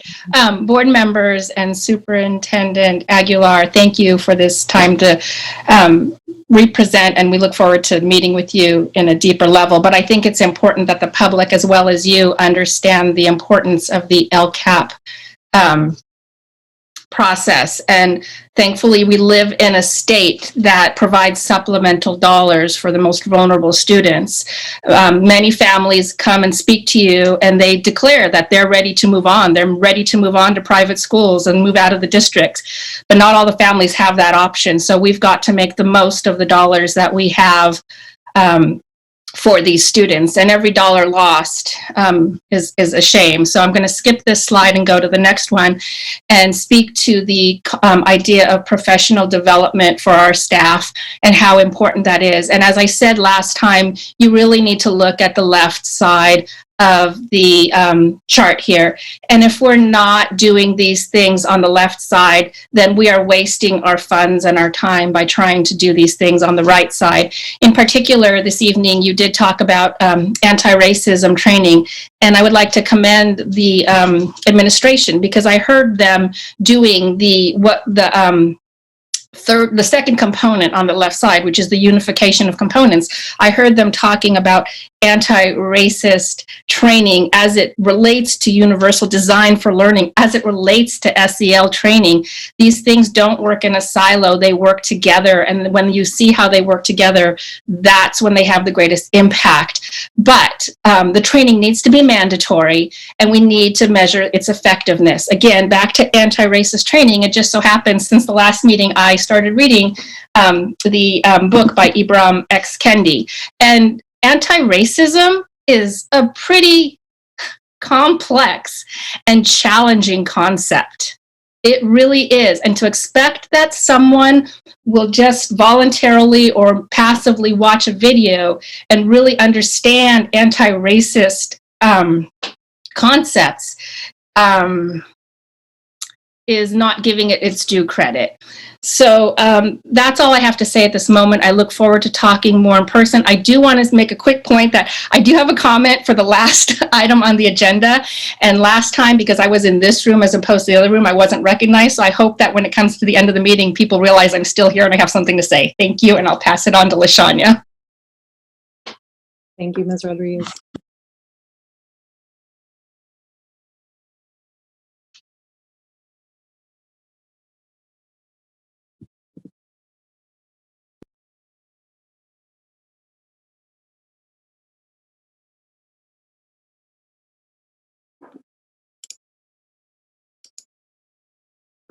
Do we have her on the line? I think she was on a phone line, she had said.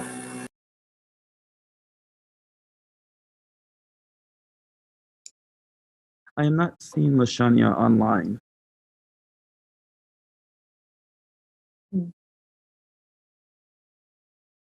Perhaps one of you want to step in on her slide?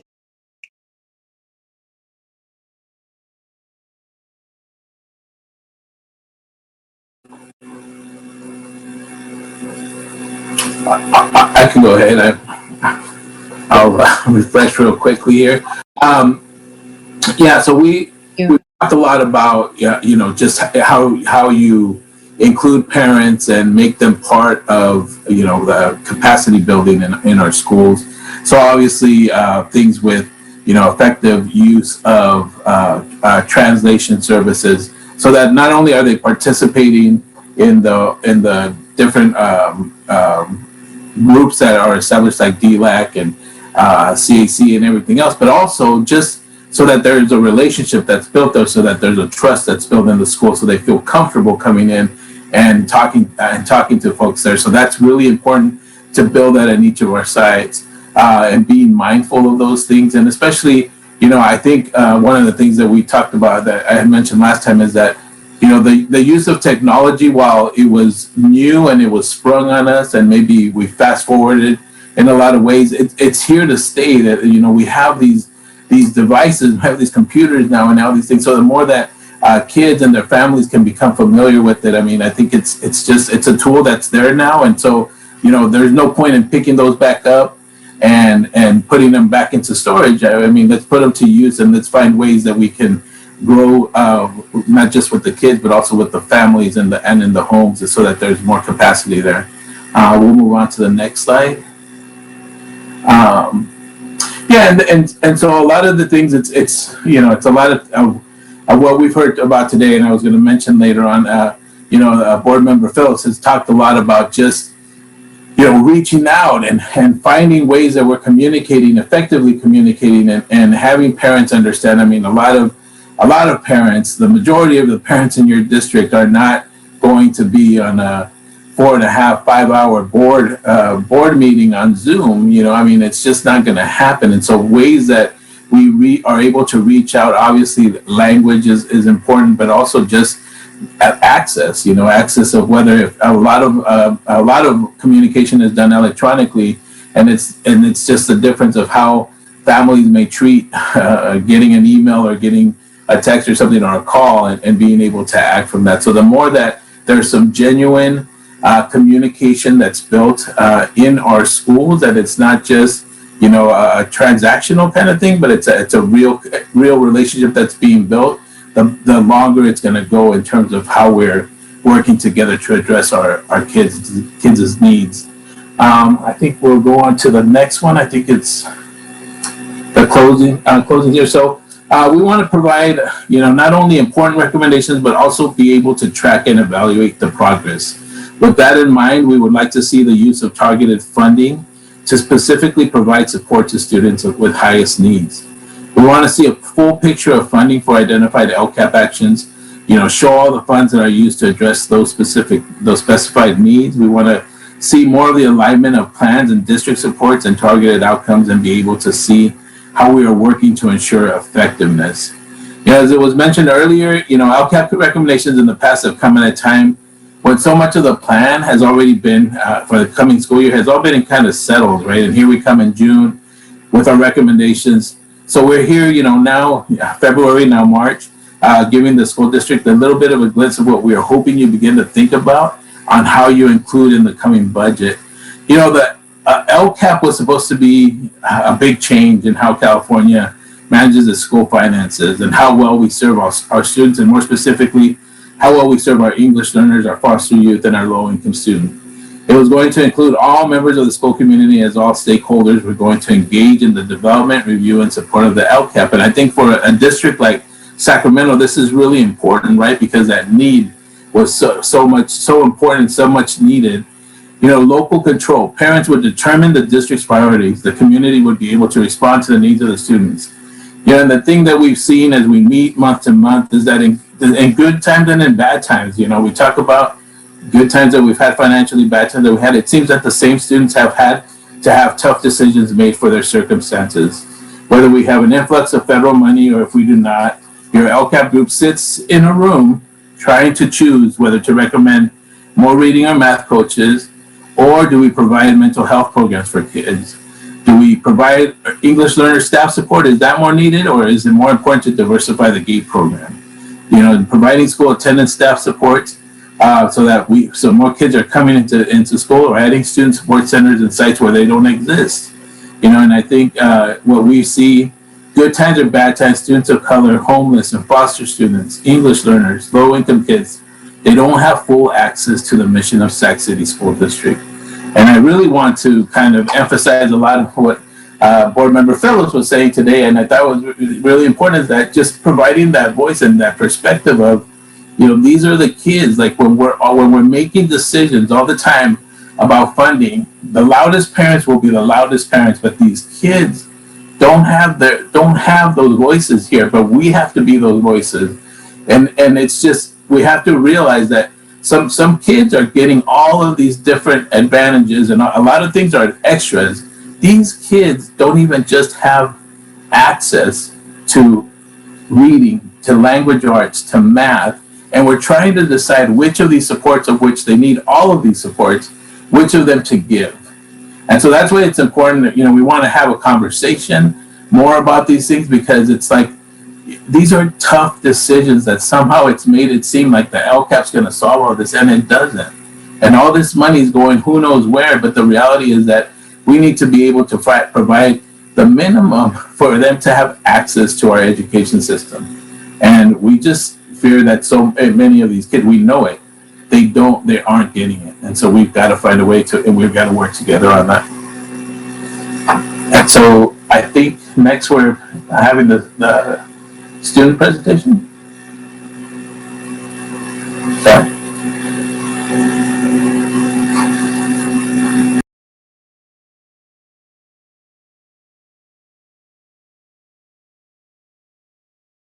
Hello, everyone. My name is Sarah Faraj. I go to John F. Kennedy High School, and I'm a senior. I was here at the last meeting, so I guess I'm just going to reiterate the slides. I'm not sure if everybody really heard them last time, so I'll just go over them again. So one of the priority areas specifically that the SAC has identified is mental health of students. We realize right now that one of the largest issues is that not every student has access to counseling services, and that's pretty problematic when students are going through so much right now during a global pandemic. We also noticed that there really isn't a whole lot of flexibility surrounding assignments, due dates, and assessments with distance learning, and that's definitely putting stress on myself, and I know it's putting stress on a lot of other students, especially those who don't have access to the same resources that I have access to, so that inequity is really playing in here, like it's been talked about a lot in today's meeting. And we've also noticed that there hasn't been long enough counseling meetings. One of the biggest issues, and I said this last time, if you're in the middle of a panic attack, you can't exactly, just feel better in 10 minutes and head back to class. Like, you need time to actually process your emotions. So putting students on a time limit, especially when as short as 10 minutes, just honestly isn't enough for students to take care of their mental health.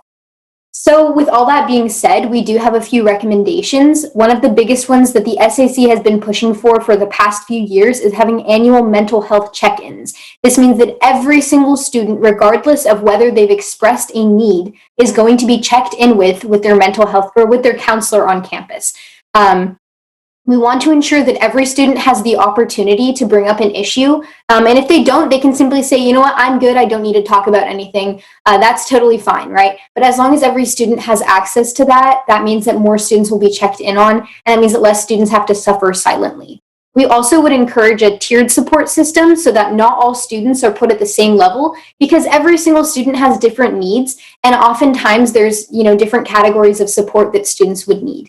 We want to highlight regional equity in this area because we realize that, not every school has access to counselors, even within the SAC. Some of us talk about how, we have one counselor for 400 students, and then there's other schools who have 0 counselors on campus. So that inequity is really playing in here, and that's really important when we're talking about mental health.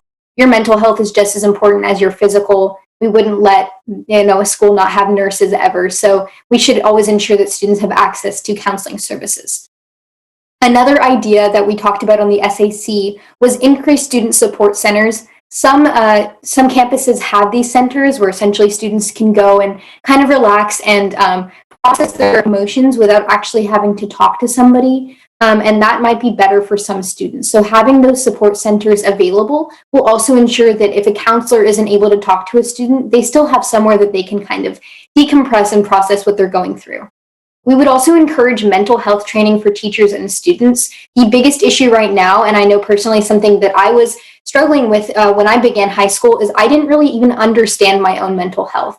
I personally have gone through mental health trainings, and at the level that I've gone through, which are very basic mental health trainings, they've absolutely helped me understand my mental health and what's physically and scientifically, like biologically going on inside my brain. So if we can ensure that students and teachers both understand that means students can better check in with themselves, they can better advocate for themselves, and teachers can actually take that into account. So inside the classroom, if they notice a student is struggling, they can give that adequate support.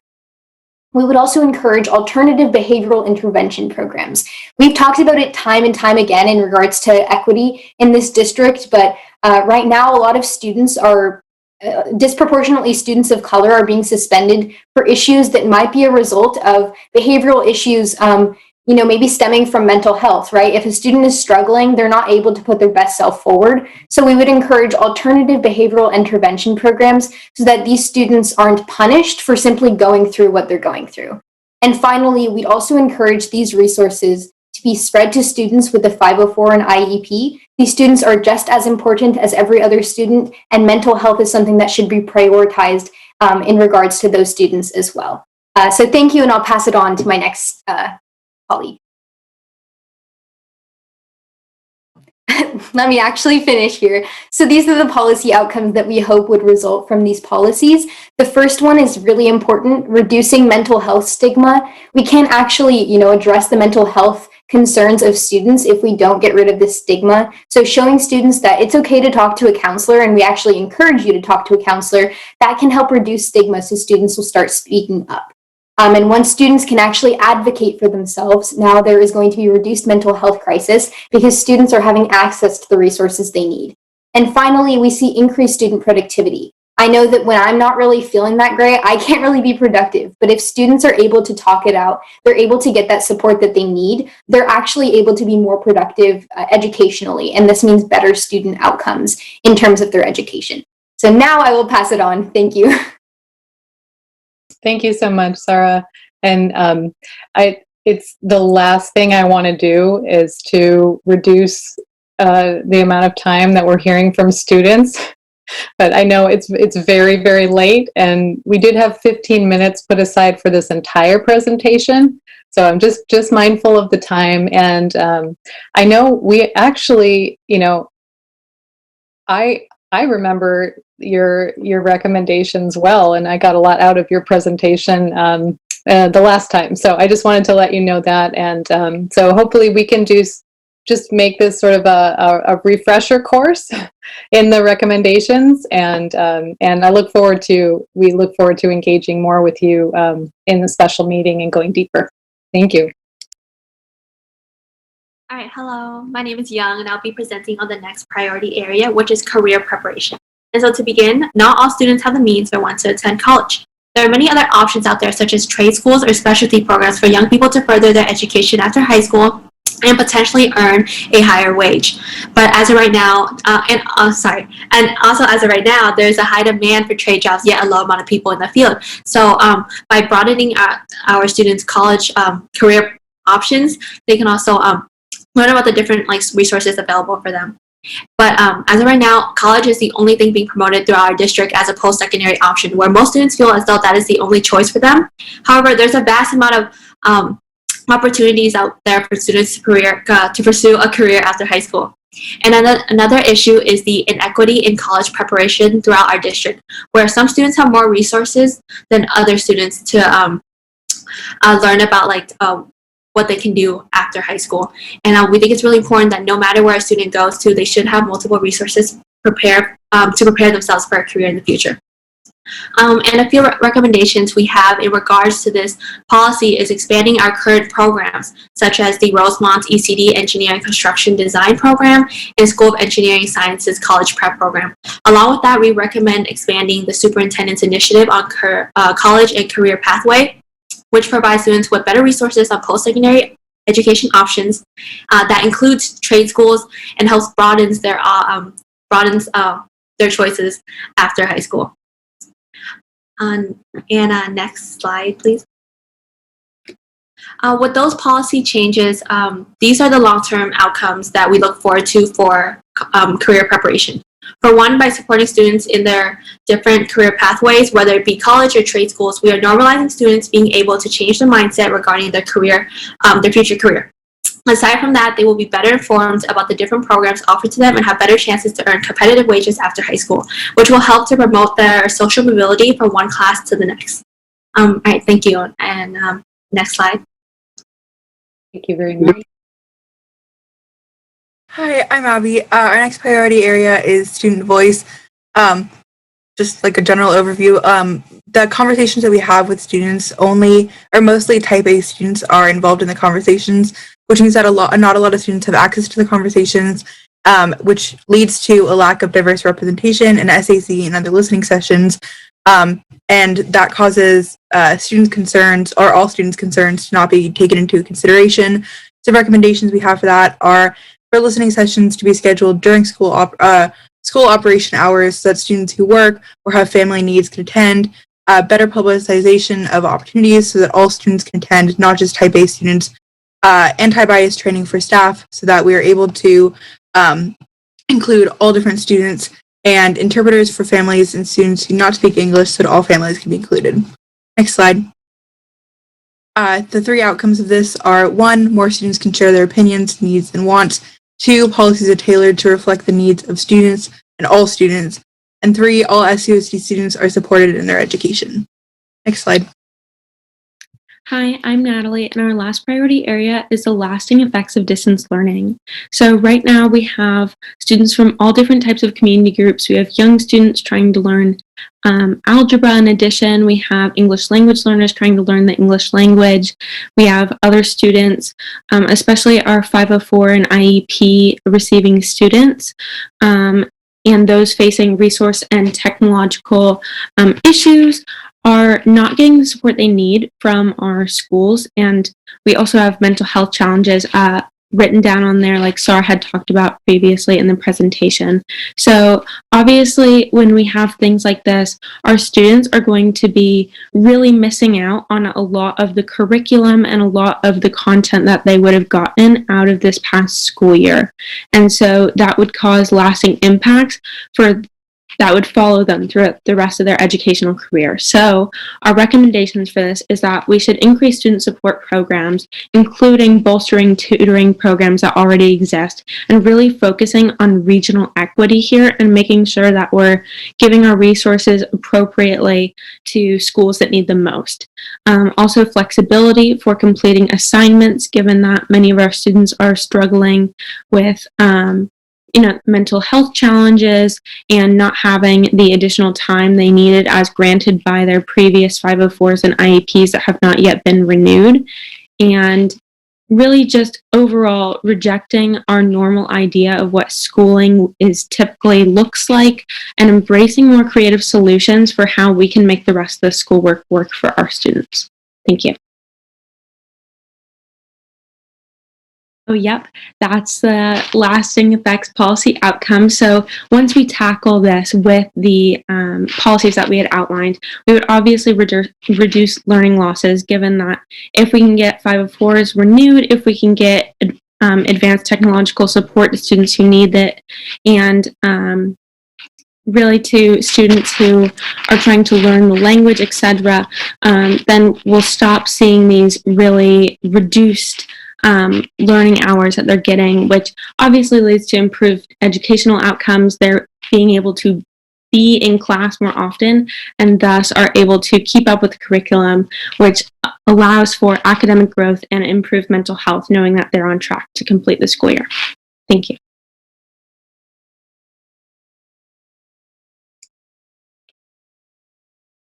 Thank you very, very much. Does that conclude the presentation? Yes. Wonderful.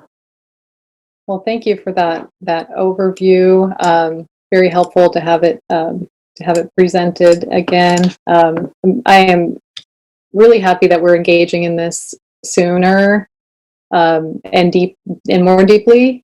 I totally echo Mr. Cordova in that LCAP and LCFF was supposed to be a game changer, but it hasn't changed the game yet for our kids. And we have a long way to go.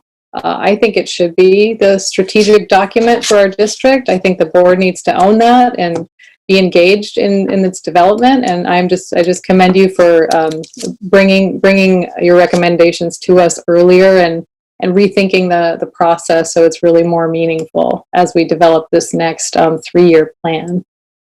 So I look forward to many more, specific discussions as we can hopefully next Thursday. And I would just ask for, oh, I'm sorry. I forgot to ask for public comment on this item and nobody interrupted me. And do we have any public comment? Yes, we do. We had a request from Amanda Connolly for live public comment, but I do not see her online right now. Okay. And then in addition, we have one written public comment. Okay. And the written public comment is from Sarah Williams Kingsley. And it says, despite the diligent and dedicated efforts of our parent representatives on the LCAP Parent Advisory Committee, I do not believe the LCAP process is set up or operated to truly engage the community of SUSD as the local control accountability plan process intends. Parents on the PAC have asked repeatedly for more information to make more informed decisions and have been denied. As a community, SUSD does not know what works. For example, SUSD as a district has no insight into why we are failing to teach our children to read. We have guesses. If we had robust common assessments, we might be able to ID which first graders were struggling and tailor interventions by site, classroom, and student. However, SUSD doesn't have common assessments because SCTA doesn't want SUSD to implement them. As a result, at the site, district, and parent level, we are flying blind. As a result, the LCAP PAC can't do the work they are tasked to do by state law to assess progress, identify needs, and target interventions. Even when the community has data such as some on outcomes for students with disabilities or discipline, we are not using data to inform interventions. The plan I saw on Tuesday at the Community Advisory Committee on Special Education included TBD for most items for students with disabilities, yet didn't seek actual input on goals from the 50 people who were present. The version presented included an item to add more school psychologists, yet staff could not explain in any detail what the additional school psychologists would do to improve outcomes for students, which students they would serve, or why that intervention was chosen. Without reform of the process, the LCAP and SUSD will continue to be based on guesses instead of real data about what works, what doesn't, and the best way to fix our mountain of issues. And that's the only public comment for this item. Thank you, Anne. Do we have any board member comments? I would ask just, be mindful of the time and to try to be brief. Thank you. Member Garcia.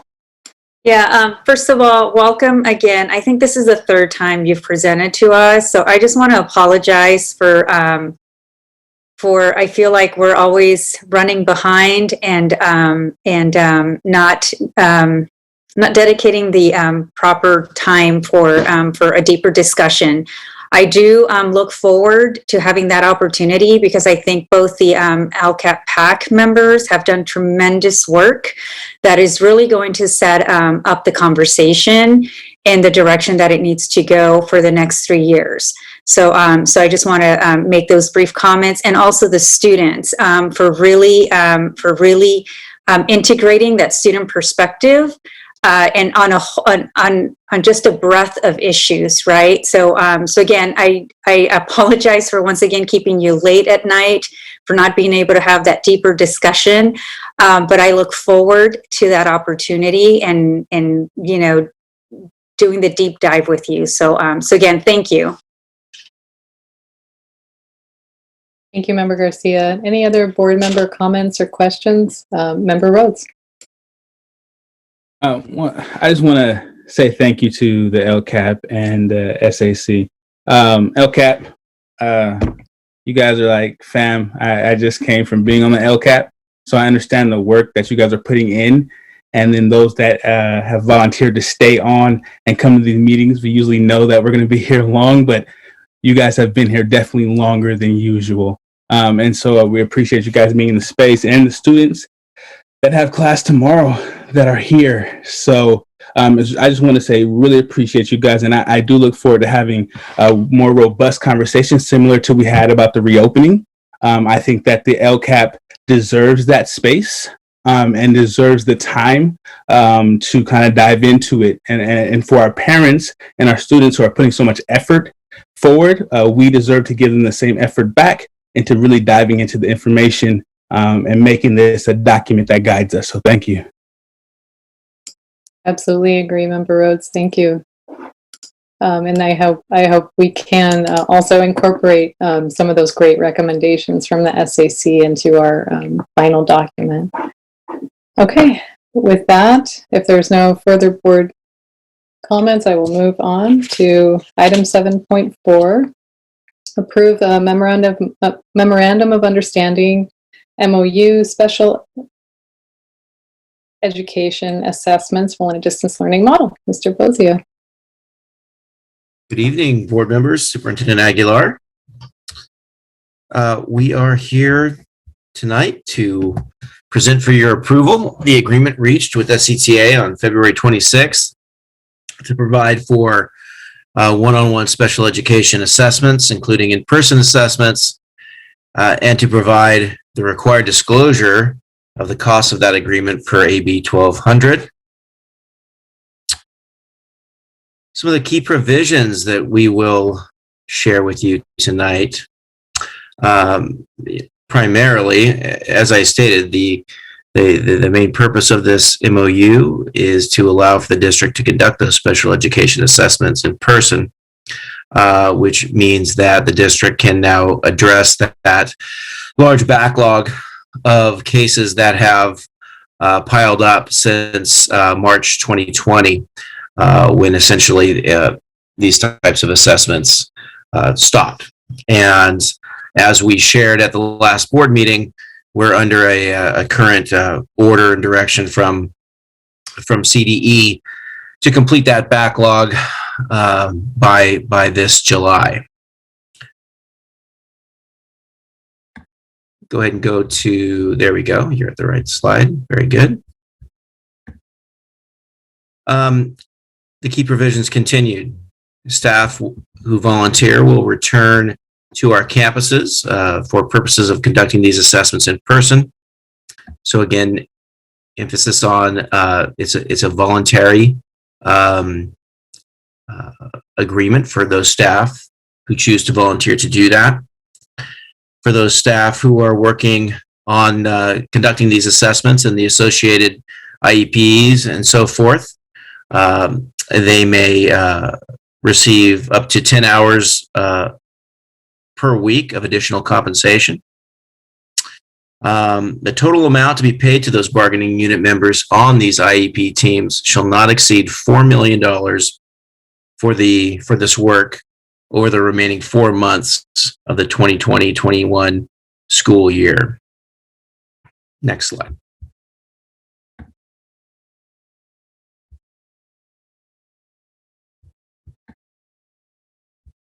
These assessments will take place at school sites and locations with a MERV 13 level air filter, or importantly, in outside locations where space is available and privacy of the students can be maintained.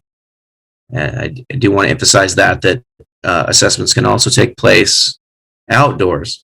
If a student's school does not have a MERV 13 location presently, there was a lot of discussion about that, of course, earlier with our facilities in the reopening presentation. But currently, if there's not a MERV 13 location at the student's school, another convenient location, another school site with a MERV 13 unit, class, or location will be provided for that assessment. Next slide, please.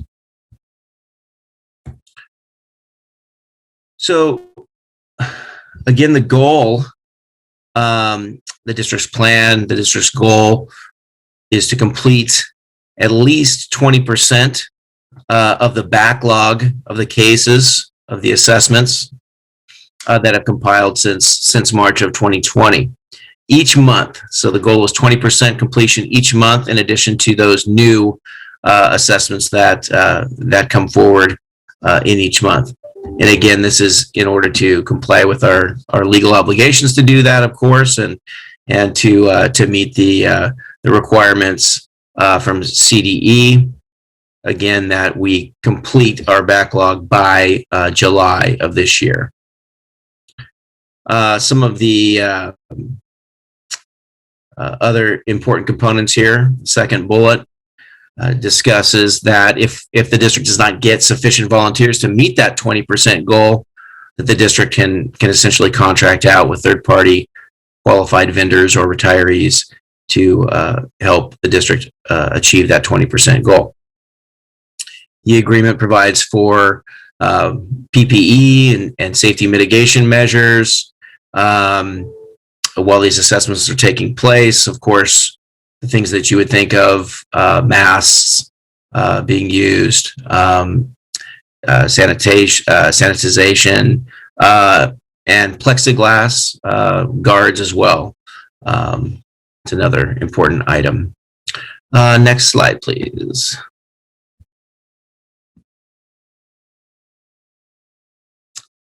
We were required to bring this forward to you tonight, largely in order to really disclose to the board, to the public, the fiscal impact of the agreement pursuant to AB 1200.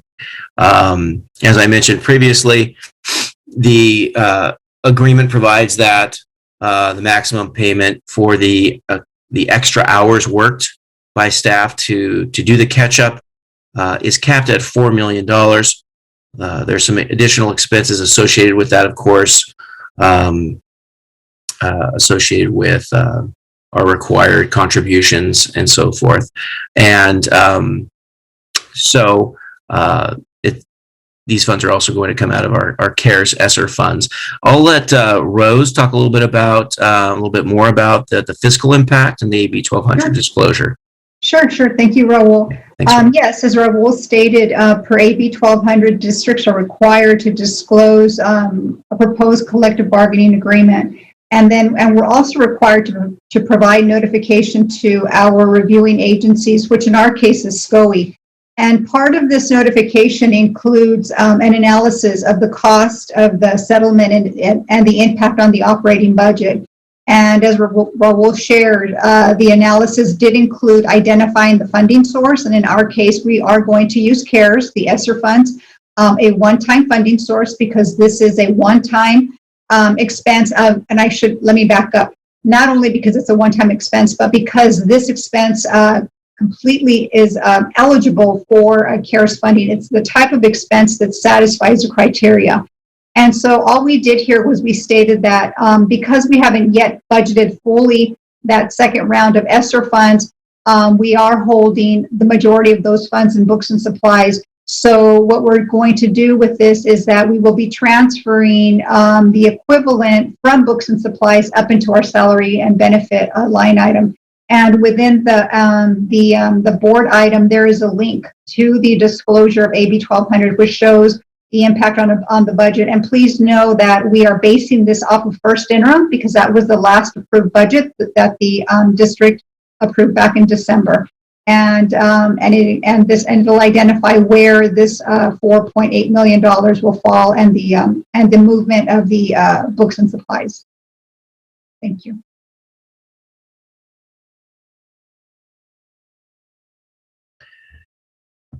So that really concludes our presentation. Of course, after public comment, we do welcome questions. And for myself or Ms. Ramos, we also have our special education, our assistant superintendent of special education, Dr. Hedegaard here, who may be able to answer some of your questions regarding some of the details of the rollout of this matter. Thank you, Mr. Bozio. And do we have any public comment? Yes, we do. We have 3 requested live comments and 1 written on this item. And the first public comment is from Sarah Williams Kingsley, and you have 2 minutes. I actually want to share my time with Renee Webster Hawkins, and she's on the line. She has our statement. Okay.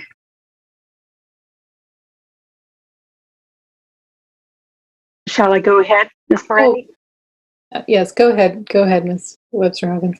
Thank you. Thank you, trustees and superintendent. And our comments are also directed to the leaders of SCTA as well. It took 351 days since the shutdown to reach this agreement on essential services to our neediest students. While it does begin the work, it's shamefully overdue. Moreover, it's discriminatory on its face. It says participation in these special education assessments by district employees represented by SCTA shall be on a voluntary basis. That's a quote. This allows staff to opt out of legally mandated educational services without any reason at all. They don't have to give a reason.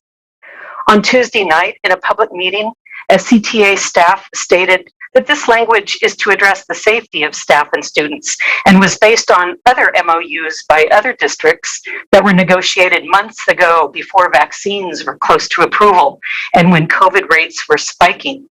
Those 2 conditions are no longer applicable. How hard would it have been on February 27th, last week, just before signing, for both parties to concede that this discriminatory opt-in language should be deleted? And it doesn't end there. Later on, it says participating SCTA represented employees who commence providing assessments may elect to withdraw from participation.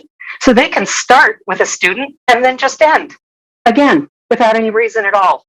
There is no similar opt-in provision in the athletic MOU that was signed yesterday. Yet again, the ableist culture in this district allows students with disabilities to be blatantly shunned. It would never happen with any other student group. This is Appendix D culture all over again, allowing teachers for no stated reason to opt out of teaching our most at-risk students. When will it end? Will you agree to this ableist and classist agreement? Additionally, after 351 days, this MOU is riddled with ambiguous and imprecise writing, which could be susceptible to twisting if and when it suits the needs of either side.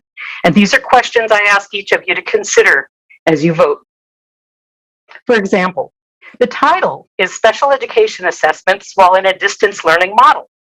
Will it be enforced when we start concurrent learning on or before April 8th? Doesn't say. In any case, the agreement expires on June 30th, 2021. What will happen then? Will our students be back in the same impasse as they have been for the last 351 days and denied essential services? At what point will the district decide that it doesn't have enough volunteers? When will it hire the outside vendors? Right away? Or wait until May or June when enough progress isn't being made? Doesn't say. The agreement says 20% per month through June 30th. That equals 80% if the evaluations began 4 days ago. The drafters of this agreement should please go attend my 5th graders math class at Matsuyama and be mindful that it will take 25% per month to clear the backlog before the end of June. Who will be conducting the triennial and initial evaluations that become ripe from now until June 30th, and in what order? Lastly, the agreement invites SCTA members to submit a shopping list for materials and resources needed to conduct these evaluations, including more testing kits beyond the existing policy of 1 testing kit per site. Really? Think about our comprehensive high schools. It also embraces the use of tests validated for virtual administration, as the Coalition for Students with Disabilities recommended to you on November 5th. So the question is, and SCTA indicated they have the list ready to go. How long will it take for the district to procure and disseminate these resources to our special education staff who've been asking for a year or more? I invite your deep thinking about these issues because it matters to every single student with disabilities in our district. Thank you very much. Our next commenter is Angela Sutherland, and you have 2 minutes.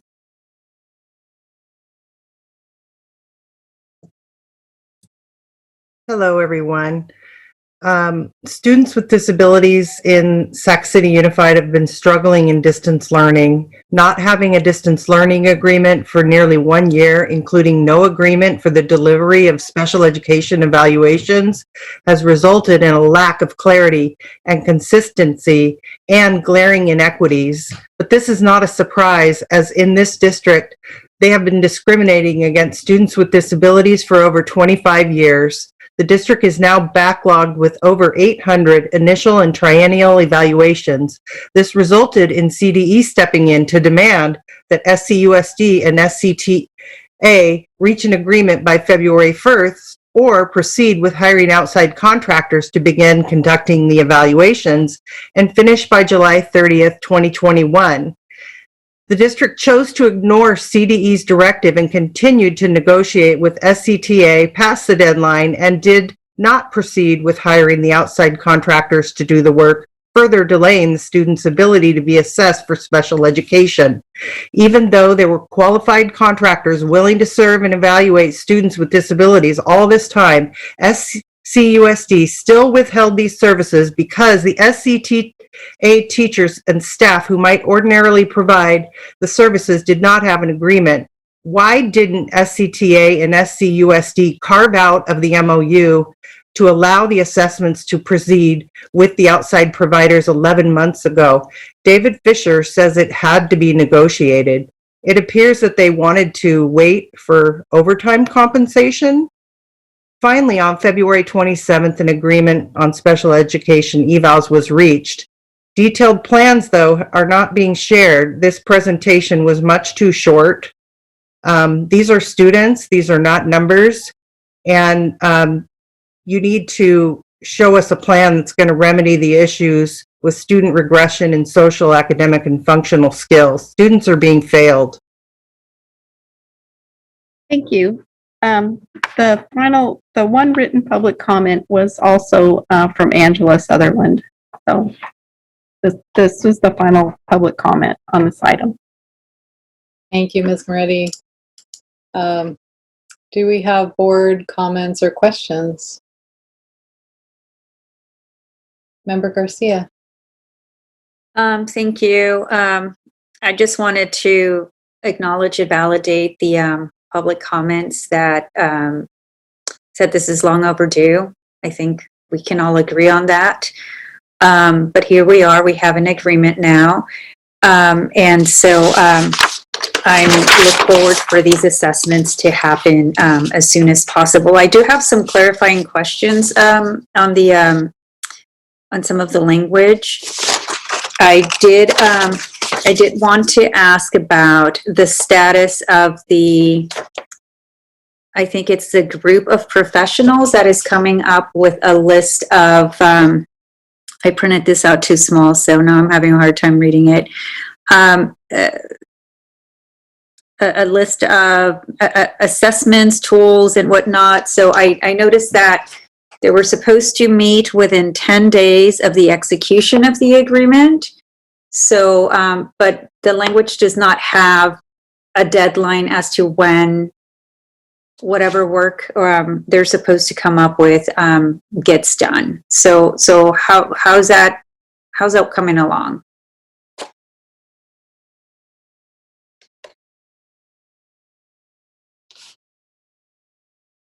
Member Garcia, let me ask Dr. Hedegaard if she's still on as she's leading this effort.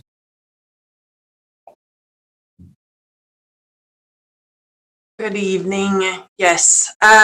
So I can report out that 2 of the groups I am aware of have already started to meet and put together the list, the school psychologists as well as the speech and language pathologists. So that information is already being shared with the district and our administrators of teaching and learning. It's a collaborative process and they're being included in those conversations. But we don't have like by a certain day, right? I don't see anything in the agreement that has like a hard deadline. I mean, that is correct. And I would refer to Mr. Bozio as well, but I would add that there is continuously changing information, assessments that are becoming available, as what the tools and resources.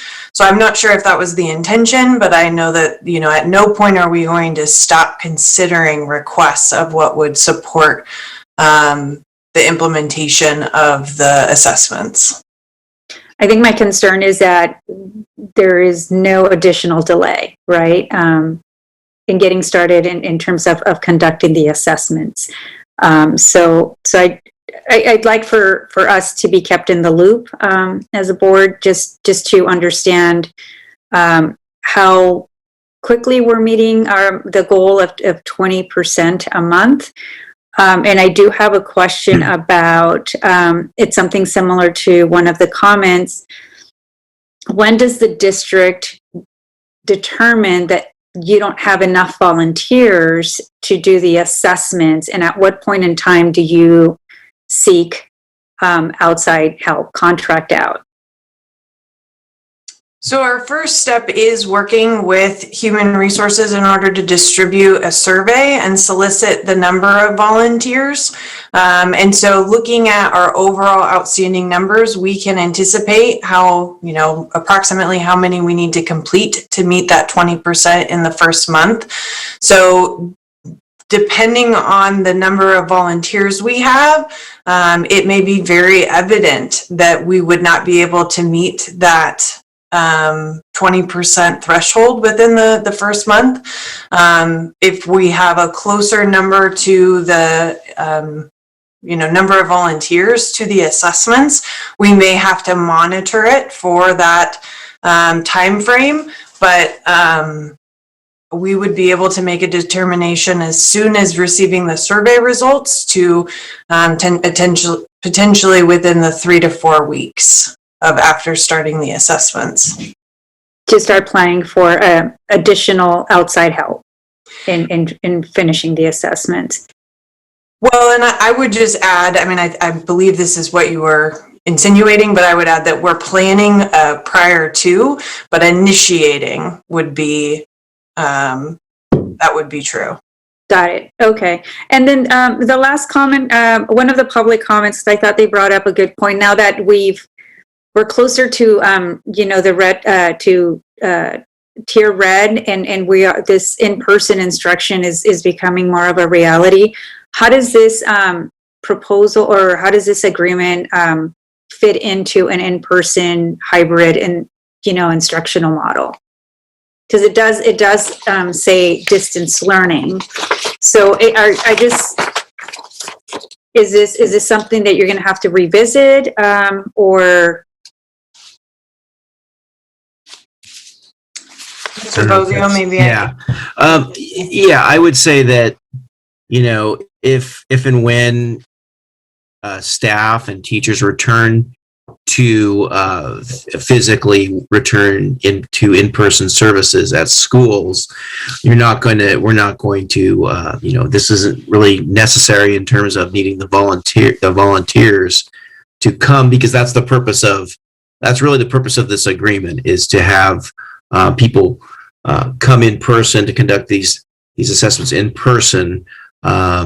And so the voluntary nature of that is connected to our current status that we've been in with this distance learning and so forth. But once schools reopen for in-person work and instruction, that should really obviate the need for that kind of arrangement that is reflected in this agreement, and would also hopefully help us to increase our pace on the recovery of the meeting. Again, it's a minimum of 20%, and that's a goal. And I would also say, in reference to some of the comments and some of the questions, that of course this was our goal when we first started negotiating, was to complete at least 20% of the catch up back in the fall and earlier winter.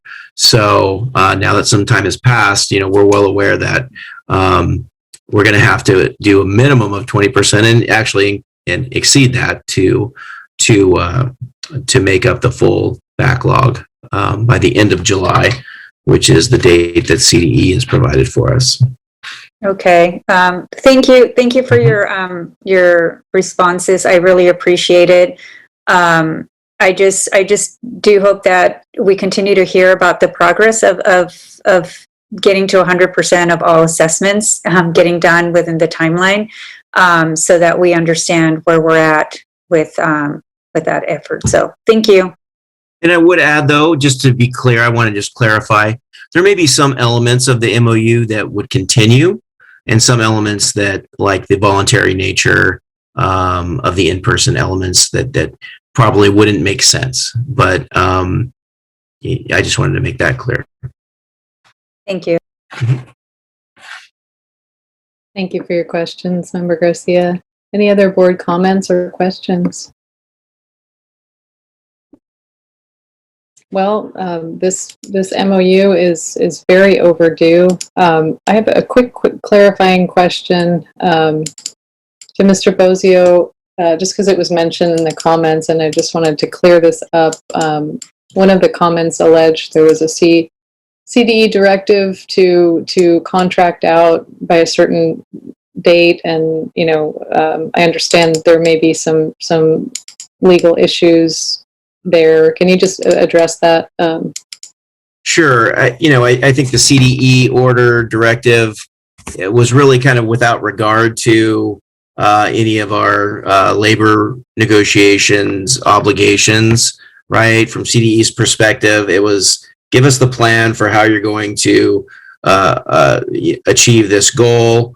And from our perspective at CDE, we don't care what that plan is. That plan can be with your staff. That plan can be through using outside contractors. Give us the plan. That's kind of how CDE directed us. But it didn't obviate our requirements, of course, to work with our labor partners. So.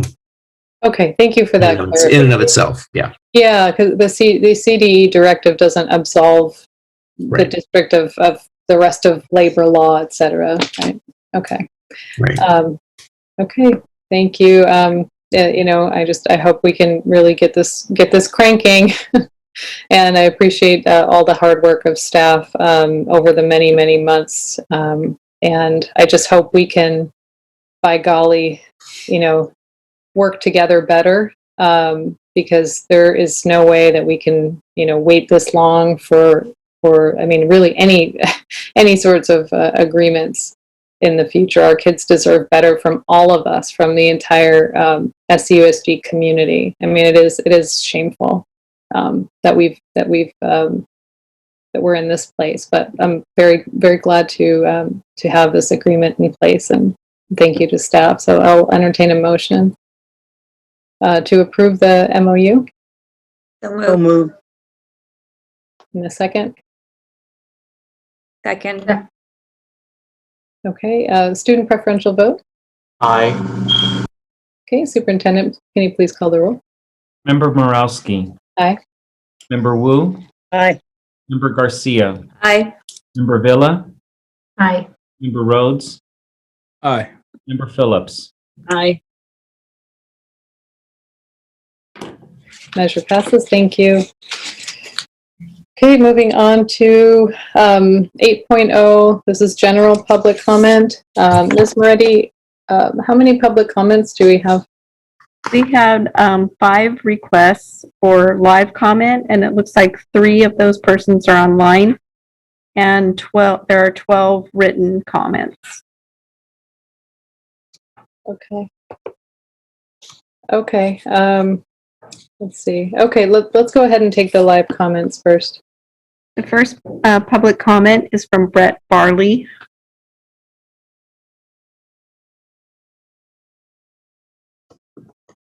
Hi, can you hear me?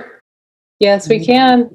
Wonderful. Hello, Mr. Barley. It's good evening, Superintendent Aguilar and members of the board. It is wonderful to spend such a late night with you. My name is Brett Barley. I am the superintendent of the California Montessori Project, and this is your 1-minute Montessori Minute update for the week. The big news at CMP is our potential return to in-person learning. Our COVID safety plan has been approved by Sacramento County Public Health, and we recently finished a survey of our staff and families. A majority of both staff and families are in favor of beginning our hybrid model on Monday, March 15th. Our board will take action on the hybrid learning timeline this coming Monday. We are very excited to see students back on campus. We have already held parent and student tours and teacher meet and greets so that our first day is as successful as possible. We would love to invite you to our campus to see actual children on Tuesday the 16th, and you can see what hybrid learning will look like at Sacramento City's only public Montessori school. We'll follow up with a personal email to each of you, and we hope that we can welcome you onto campus in just a few days. Thank you. Thank you, Mr. Barley. Our next public comment is from Katrina Trout.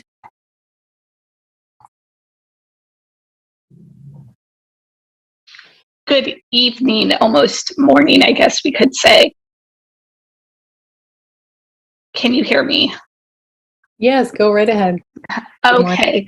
Good evening. I am actually here because we are having a problem with essentially a bully. And unfortunately, that bully at Rosemont High is a teacher who, since the start of distance learning, has stated, I am only looking for winners. You can go to a less quality class if you can't handle it. Don't go crying to your mama. I gave you all 25 extra credit points because I had to deal with your crazy parents.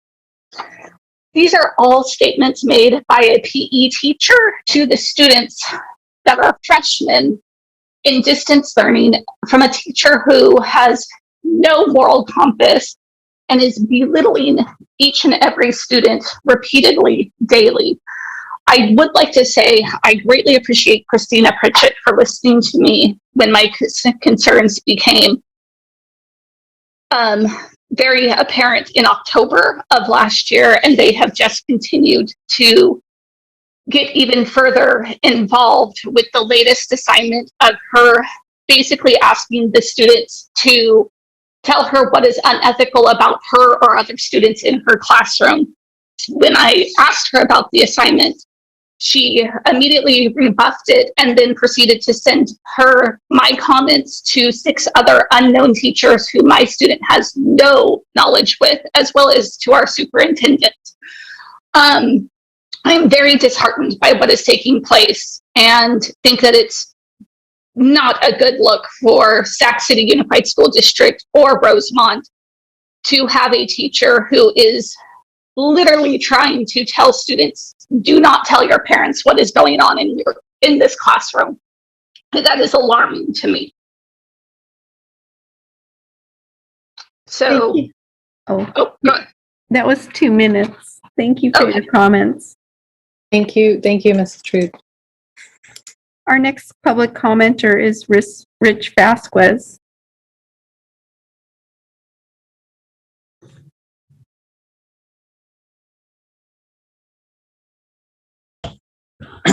Good evening, superintendent, members of the board. Again, thank you. Over here at work, again, this is tough. You want parents to be involved, but we're all working. Again, I got a different schedule, but again, we're talking about rushing them back to campus. And again, I want to go back, but again, we have to understand that our school sites are failing us, right? You want us to run back, but what are we going to get? What are we going to get going back right now? Again, like I said, the working families, if they're both working, still out of the home working, I mean, how are you going to pick them up? 3-hour schedule? That's crazy. I wouldn't be able to do that if my kids were in elementary. They're in high school, so I don't have to face that. But again, when we talk about our schools are still struggling, right now the SARCs are coming out. I checked out our SARC. There's no data, so we don't have nothing to hold us accountable to. So I'll go back to the 18-19 SARC. Again, 26% at Hiram Johnson passing ELA. The district is at 43%. Math, 11%. The district is at 32%. Last year we had the teacher vacancy for math. It crushed my kid. And we have teacher vacancies again this year. I mean, I'm going to keep coming and bringing this up. So could you guys get on this? Again, our attendance rate is at 83%. We just had a grant a few years ago with the Be Here grant. I mean, we just lost a lot of progress. We don't have our school improvement grant. We lost millions of dollars. We're our kids. We're going to need some funding. Our SIPSA, we have a handful of different things that are not getting done in there that the district didn't complete for us. So I want to know and understand how the school site council really is something to make a change at the school site, because again, that's failing us. Again, at work, I really can't focus on this. Thank you. Thank you, Mr. Vasquez. With board consent, I would propose doing the written comments at 1 minute each.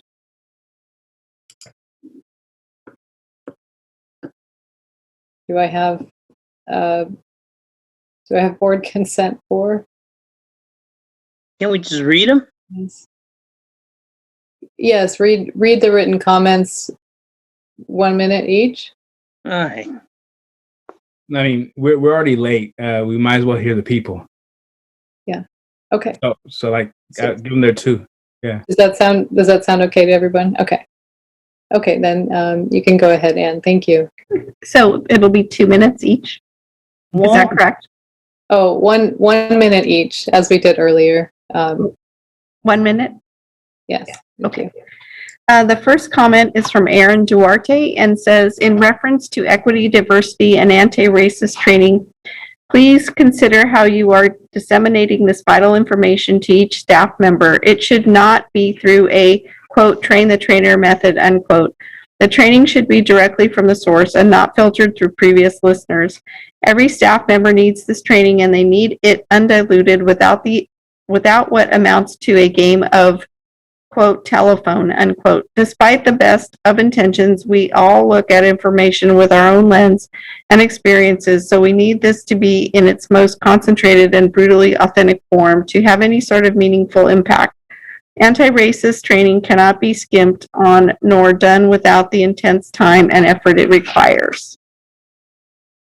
And the next comment is from Rebecca Gross and says, I am writing in support of parent participation preschool. The loss of time in Miss Tamara Toby's classroom is my family's most significant pandemic outcome. We look forward to, quote, returning together, unquote, but cannot imagine what that looks like without preschool. 1 year ago, parents and preschool teachers who were just beginning to grapple with the COVID-19 pandemic spent countless hours meeting with board members and offering creative solutions for the PPP budget. The creative solutions offered by parents seemed to be all but ignored, and teachers ended up presenting a, quote, self-funding, unquote, model, which raised prices substantially for parents and priced out many of the parents who most needed this program. As Superintendent Aguilar stated near the end of your last meeting, part of that solution was that the district would look into grants and other funding options beyond increased fees for all parents. The goal was that these funds could be used to offer scholarships so that the program could continue to serve families that fell between qualifying for state preschool and being able to afford private preschool. With the hit the pandemic has taken on families and the switch to distance learning, it's clear that the, quote, self-funding, unquote, model taken on by parents who are now paying double what was paid in 2019 for a substantially different program did not actually cover teacher salaries. So I am writing to ask, 1, did anyone apply for grants / consider other funding sources over the past year? 2, whose job was it to do so? 3, what was the outcome of those efforts? And the next comment is from Rebecca Wigand and says, I am writing today to encourage the board to vote to preserve the parent participation preschool program within the district. As a parent of a former student at the Tahoe Elementary location, the parent participation preschool program was an invaluable beginning to my child's education. I know it was on the chopping block last year and needed to prove it could pay for itself. Tahoe's program was fully enrolled for the 2021 school year before the end of last school year. It would have paid for itself this year had COVID not kept schools closed, meaning many of families had to unenroll due to needing in-person childcare elsewhere. The parent participation preschool program deserves the chance to prove that it can sustain itself when schools are back in person in the fall. Ms. Tamara has already done an amazing job of recruiting enrollees for the 21-22 school year, so let it fill up, and serve the kids in our neighborhood and community who need it. Preschool is the foundation for success, and we know that children who attend preschool programs are much more likely to successfully graduate from high school, go on to college, and become successful contributors to their communities. And the next comment is from Che Geiser and says, for continuity in our children's education, I strongly encourage the district to not force any students to change teachers this late in the school year. Our teachers have worked very hard to build strong relationships with our children, despite the difficulties imposed by district learning. These relationships lead to student buy-in and trust, and this is critical to our students' success. Any change in teachers would be highly disruptive, especially to those children opting to remain in distance learning, as they would not have the benefit of building in-person connections. The next comment is from Nicole Friedman and says, since the day schools closed last spring, SUSD knew that they would reopen. On February 26, nearly a year after the closures, the district released a return plan that is unacceptably tardy and inadequate. First, SUSD and SCTA should be embarrassed by the repeated failure to compromise. Other districts across the region, state, and nation have reached MOUs that are operating effectively. Bad rancor between the district and the union only hurts the students. A leadership change may be needed. Second, the return proposal makes a bad situation worse.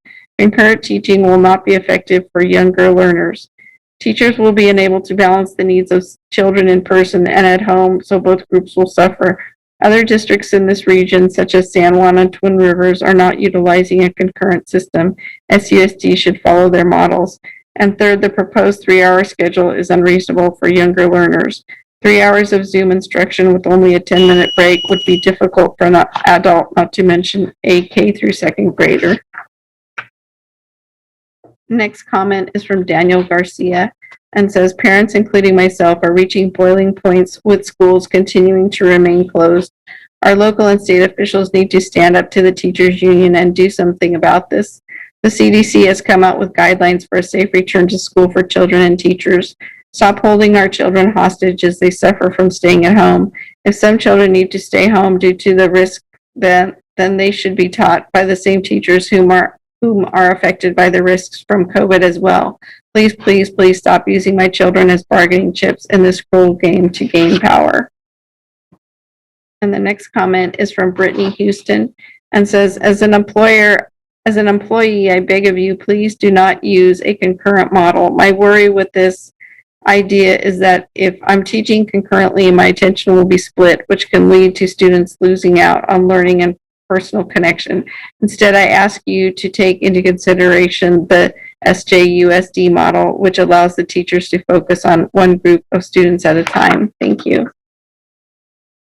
And the next comment is from Sarah Klapek and says the schools should not be reopened without restrictions unless a large population can be vaccinated. The next comment is from Daniel Thornburn and says, we all know these are difficult times and there are no perfect answers. How exactly to weigh the benefits of in-person learning with the mortal dangers the pandemic poses is a conundrum none of us can resolve without deleterious consequences. I understand there are no right answers. My concern is not with specific decisions that have been made, but by the lack of clear answers provided by the district.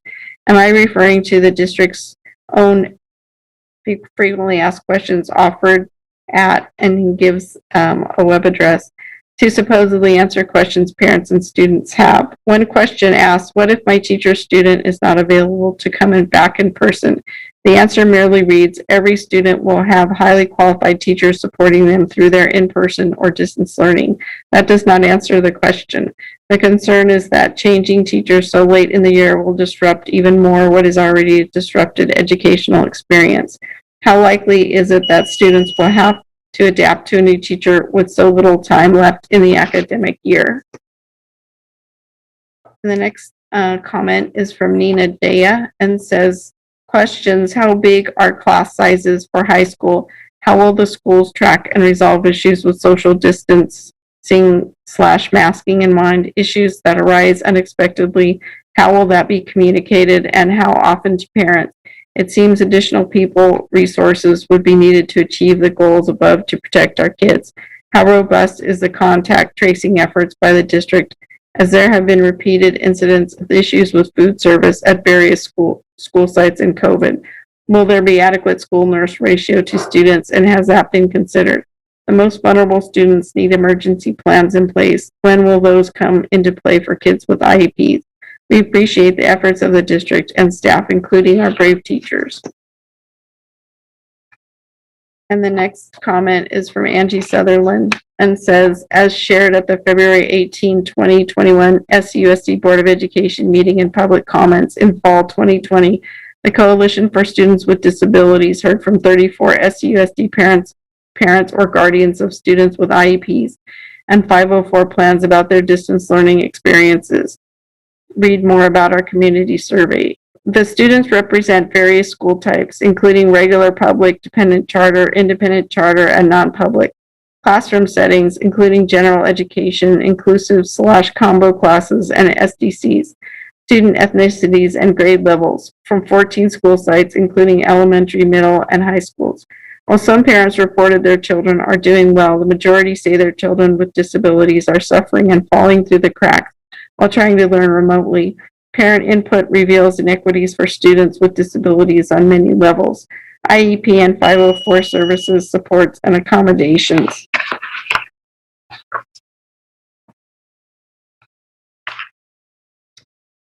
And the next public comment is from, the last name is Munoz.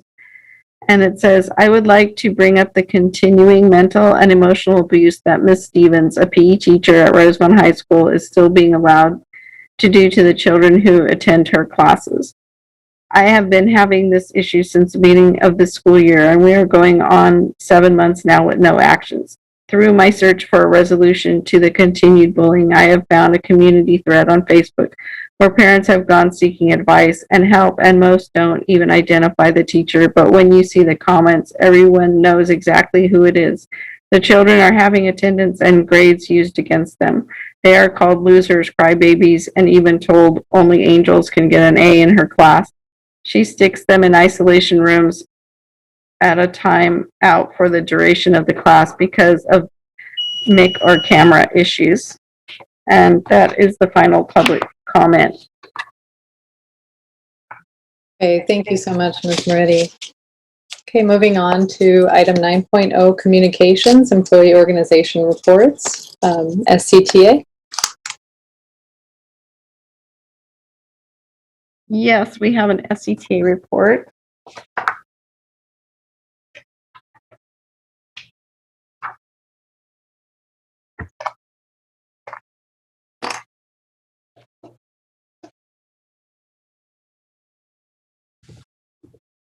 And it says, good evening, I'm David Fisher, president of the Sacramento City Teachers Association. Tonight we will keep our comments brief. On February 12, we reached an agreement, see attached, with the district to establish a vaccination clinic in SUSD staffed by SCTA represented school nurses, among others. We want to commend Director of Health Services Victoria Flores for her leadership on this important issue.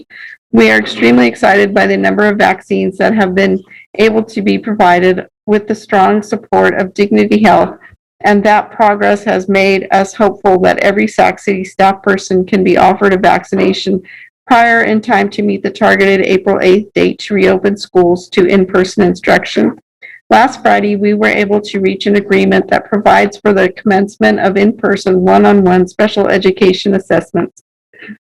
We are glad that this agreement finally was achieved. On Tuesday, we had a very productive discussion with the Community Advisory Council Executive Committee in a very well-attended meeting where we provided an update on the agreement and discussed other ways to work together to improve services to students with special needs. Specifically, we discussed a number of the findings of the recent report of the California Collaboration on Excellence in Education, which is attached, which provides a blueprint for such improvements. In fact, we would strongly recommend the school board hold a board workshop on the study which includes many insightful observations and recommendations that should be discussed and considered. On Wednesday, we reached another MOU with the district in coordination with SEIU Local 1021, which represents the classified staff, to begin athletic competition here in SUSD.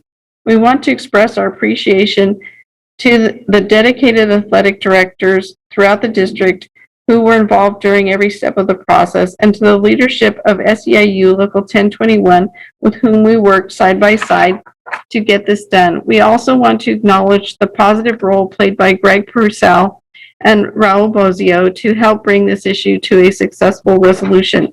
That's 3 MOUs in roughly 3 weeks. With the vaccinations, together with projections that Sacramento County will soon be entering the red tier, there is very positive momentum to reach an agreement that would enable our schools to reopen by the April 8th target date. But for that to occur, we encourage you as a board to remove the biggest obstacle that could impede that momentum. As Nikki Malewski and Cindy Stewart commented earlier, SUSD needs to spend the resources it clearly has to provide improvements to the ventilation/filtration system in our schools.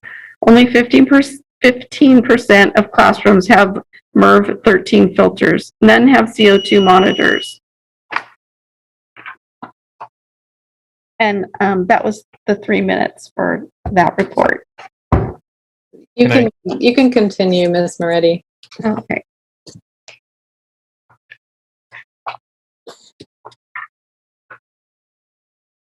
By our estimate, 2 million can equip every one of our 1,600 classrooms with CO2 monitors and 1 to 3 portable HEPA filtration units, depending on classroom size, to replicate the MERV 13 standard.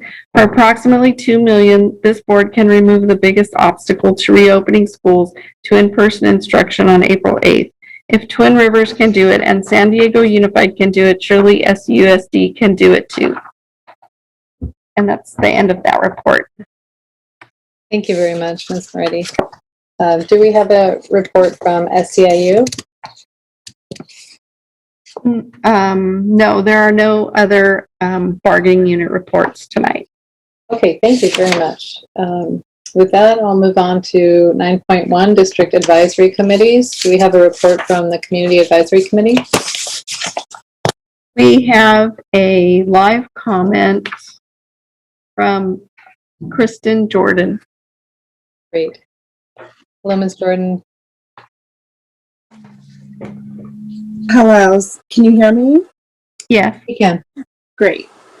Good evening, Superintendent, members of the board. Tonight I am here representing the district's Special Education Community Advisory Committee, or CAC. My name is Kristen Jordan and I am the CAC's current vice chair. We would like to call your attention to 3 issues impacting students with disabilities: assessments and learning loss, reopening, and planning for the use of one-time federal funding. First, assessments. The CAC would like to thank the board, district staff, and SCTA for reaching an MOU on special education assessments. While we are heartened by the MOU, it is our hope that finalizing an agreement around common assessments for students with disabilities is prioritized as a next step in the negotiation process. Also, per Corrective Action Number 5, issued by CDE and addressed during the last meeting, the district was required to develop a plan by February 2nd for completing overdue assessments by July 30th. But the completed plan has not been provided for public review. We ask that the district share the plan for completing assessments with the CAC. The public has no insight into the specifics of the plan, including the use of qualified, non-district, contracted assessors. Second, learning loss and reopening. Students with disabilities are the most vulnerable and lowest performing subgroup in the district. During this pandemic, the gap has only widened. We acknowledge that the families of students with disabilities are a diverse group with diverse needs. Some students need in-person instruction, and their families want them to access in-person instruction. Other families may have concerns about having their students return to in-person instruction, regardless of where or how instruction is delivered. Parents have been clear in sharing with the CAC that both learning loss and regression are very real for students with disabilities. We ask that the board partner with the CAC to reach out to the 7,000 families of students with disabilities as plans for reopening are finalized and implemented. Their voices and experiences matter and deserve to be heard during the planning process rather than as an afterthought. Third, planning for the use of one-time federal funding. It is our understanding that the district will be receiving additional one-time federal funding for the elementary and secondary school emergency relief funds, ESSER. What are the plans for these funds? We would like to ask that the district provide a clear plan for how these funds will be allocated, especially as it relates to students with disabilities. We would respectfully request that the district share both the plan and the benchmarks with the CAC and offer us an opportunity to provide input to the extent possible before the plan goes into effect. In conclusion, immediate action needs to be taken to address learning loss, solicit parent feedback on reopening, and conduct student assessments. Finally, we would like to thank SCTA, district staff, and community members who attended our meeting earlier this week. We look forward to providing a forum in the future for all parties to engage with the community around issues relevant to special education. Thank you very much. Thank you very much, Ms. Jordan. Thanks for hanging in there with us. Do we have a DLAC? No report. No report. LCAP Parent Advisory Committee? Yes, we have Vanessa Ariza King on the line to report. Great, thank you very much. Go ahead, Ms. King. Hello, hello, Superintendent Aguilar and elected board members. On behalf of the LCAP Parent Advisory Committee, I want to thank you for the opportunity earlier this evening to discuss the PAC's recommendations, and we're looking forward to ongoing engagement and discussion with you in support of the development of the new LCAP. In our last meeting, the PAC reaffirmed some key themes that have been through lines in our recent discussions regarding the development of the new LCAP. One is the PAC's priority that allocation decisions be linked to measurable outcomes and the continued funding of specific actions be linked to demonstrated outcomes.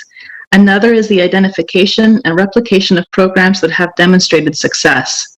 We are all interested in making sure every dollar of LCFF funds is going into programs backed by evidence and generating measurable and meaningful outcomes for our children. Let's make sure we are getting a return on our investments. In reviewing the draft goals, a key piece of input was the need to emphasize a systemic approach to attaining our goals. For example, on the goal related to college and career readiness, we need to be implementing specific actions and strategies at early grades, including elementary school age, to build understanding at an early age of what is needed, as well as ongoing education for parents of young children and students to address and overcome barriers that they will confront as they move through grade levels. At an early age, also making sure children and families get exposure to trade and craft jobs for our children that want meaningful and important jobs outside of a traditional college degree. We want all our students, especially our students whose families may be limited by financial resources, to be exposed to as many career options as possible, thus systemically providing exposure, education, and resources from elementary through high school for whatever the future may hold. Lastly, the PAC discussion also included reaffirmation of the importance of assessments, including our general assessments, but especially the assessments of our special education students. Since the last PAC meeting, the district announced it had reached the MOU on special education assessments. I believe I can speak for the PAC in saying that we are encouraged by this development in addressing this critical issue. With the various challenges our district is facing, it is good for all of us to see this step happening to address the needs of one of our most vulnerable student populations. We can all agree that it is well past due, but common ground and agreements in this district can be reached. Although resolution to our various challenges do not solely lie in your hands, We continue counting on your leadership, Superintendent Aguilar, and elected board members for these assessments to be conducted as quickly and as seamlessly as possible, as consistent monitoring of progress and assessments of needs is a key component of the LCAP goals and the PAC's own recommendations. In the coming month, the PAC will continue to review draft LCAP materials and begin development of its follow-up recommendations to those that were discussed this evening. Thank you for your time, your work, and your commitment to our children's success. Thank you very much, Ms. King. Do we have a Student Advisory Council update? No update. Okay, thank you very much. We'll move on to 9.3, Superintendent's Report. Vice President Morawski, just given the hour, I know everyone is tired. My comments were largely going to be about reopening. I think we spent a lot of time on that topic. And so we are going to, of course, double down and continue to work diligently to make sure that we can operationalize the board's action this evening. So I will just defer to a later date for more comments. Okay, very good. And we'll look forward to that follow-up as well. 9.4, President's Report. I do not have a report for President Pritchett. So I do have one comment I will share in board member information. 9.5, Student Member Report. Student Board Member Shea. Thank you, Vice President Morawski, and thank you, Superintendent, for saving us some of that time. In that spirit, I'm going to try to be brief. Today, Assemblymember Kevin McCarty talked about our district, saying they're fighting over what color the sky is every day. And people not familiar with the region had no idea what he was talking about.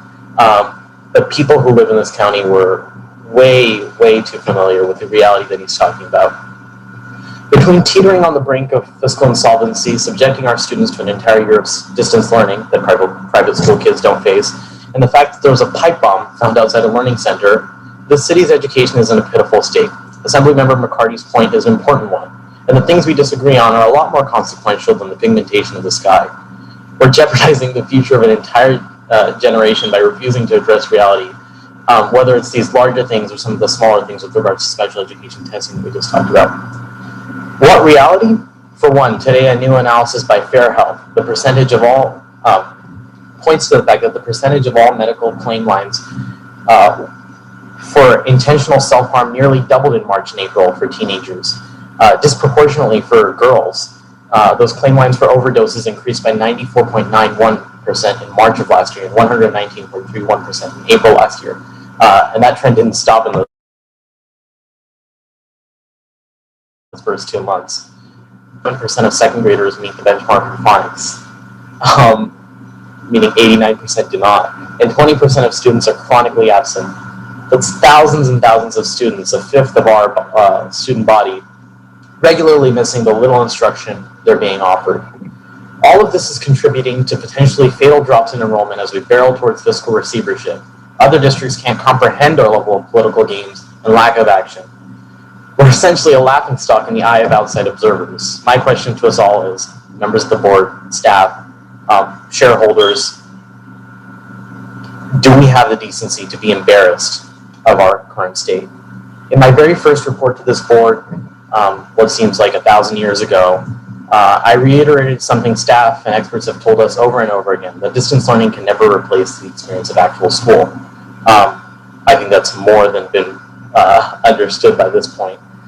And I think it's important that we understand that the same goes for a hybrid learning plan that we voted for today.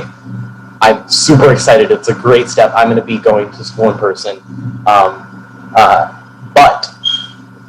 while I understand that there's little chance of a 5-day school week in the near future, this board cannot follow the example of some other educational organizations who will not be returning in full in the fall.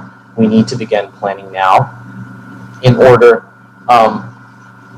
to have full 5 days a week in fall so that we can begin the years-long work of climbing out of this pit that we've dug ourselves into. Not just with the pandemic, but years of insufficient education for a lot of students in this district. So as we plan for a full return in fall, and as we return towards normal rapidly with the economy, with vaccinations, with slow transmission, there's a lot to do. You know, the sky is blue. There are a lot of facts we must recognize. And with those recognitions, there's a lot that I'm hopeful that we can get to. Thank you. Thank you very much, Student Board Member Shake. It's always the highlight of my night, so I I don't begrudge you the time at all. I thank you for keeping us honest and focused, and for your report. Item 9.6, information sharing by board members. Does anyone have information to share? Member Villa? This isn't really any news to share. I just think this is a really, I just want to quickly say, this is a time that we have an opportunity to really reimagine the way that we're looking at education for our community and for our families. And it's going to be a challenge, and change is hard, but we have to be the leaders in this situation to reimagine creative education to serve our community. Thank you, Member Villa. Any other board members want to share out? Okay, then I will just quickly say I just wanted to ask our superintendent and staff, I don't want to hold up anything about reopening our schools, but I also think it's important for us to lead as board members by example, and I hope that we can get back into the boardroom and start meeting in person. And so I just want to ask superintendent, if we can have staff look at that and bring back to us kind of what modifications we would need to make, and hopefully get us back there, maybe in line with our school reopening as well. Okay, with that, we will move on to 10.0, the consent agenda. I request that item 10.1E, the appointment of board member Chinua Rhodes to the California School Boards Association Delegate Assembly, be pulled from the consent agenda and be considered separately for approval, immediately following approval of the remainder of the consent agenda. Do we have board consent to do that? I so move. Okay, just consent of the board. So everybody's. Oh, yes. Yes. Okay. Thank you. Okay, I will take a motion to approve the consent agenda. Minus 10.1E. So move. Second. Thank you. Student preferential vote. Yes on all open session items. Thank you. Superintendent, can you call roll? Member Morowski. Aye. Member Wu. Aye. Member Garcia. Aye. Member Villa. Aye. Member Rhodes. Aye. Member Phillips. Aye. Oh my goodness, I'm sorry, I forgot to ask about public comment on this item. Ms. Moretti? There is two live public comments and one written public comment. The first public comment is from Renee Webster Hawkins. Thank you. Hello, Trustee Morowski and members of the board, superintendent. I'm wanting to address item 10.1, the early literacy support block grant that's on your consent agenda. I really wish that this had been an item that was a topic of an actual presentation to the board, because it's actually a bit of good news and a positive example of how a grant-funded program can come to us to support our MTSS framework and intervention to improve the literacy skills of our primary learners. This $3 million grant was provided to us by the CDE as part of a $55 million financial settlement from a successful class action statewide lawsuit which accused the department of failing in its responsibilities to oversee local education agencies' services to students with disabilities.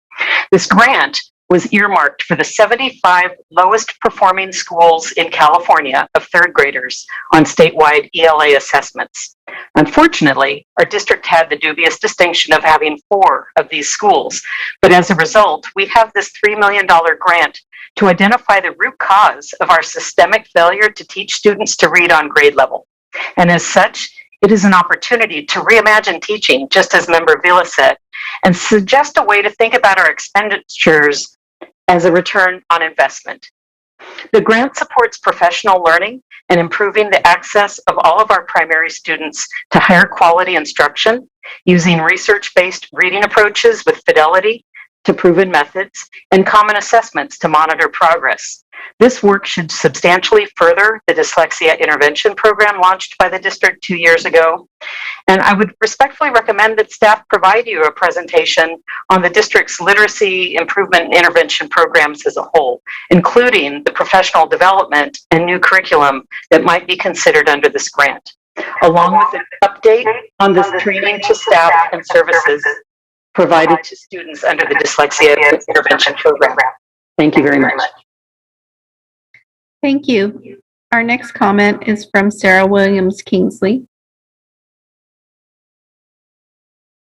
Good evening. I wanted to make sure that as this grant it goes forward, that the interventions are evidence-based, and that when I was reading the grant, it looked like a lot of the interventions were not about literacy. They were about improving students' home life, which in the past has been used as an excuse for low performance from our students who are from low-income households or in other situations. And I desperately don't want that to happen in this situation.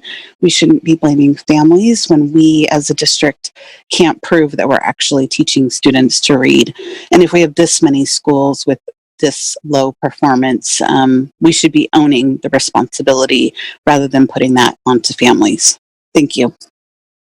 Thank you, Ms. Williams Kingsley. And we need to just extend for another, let's say, and Ms. Collins, do you think 10 minutes would do it at this point?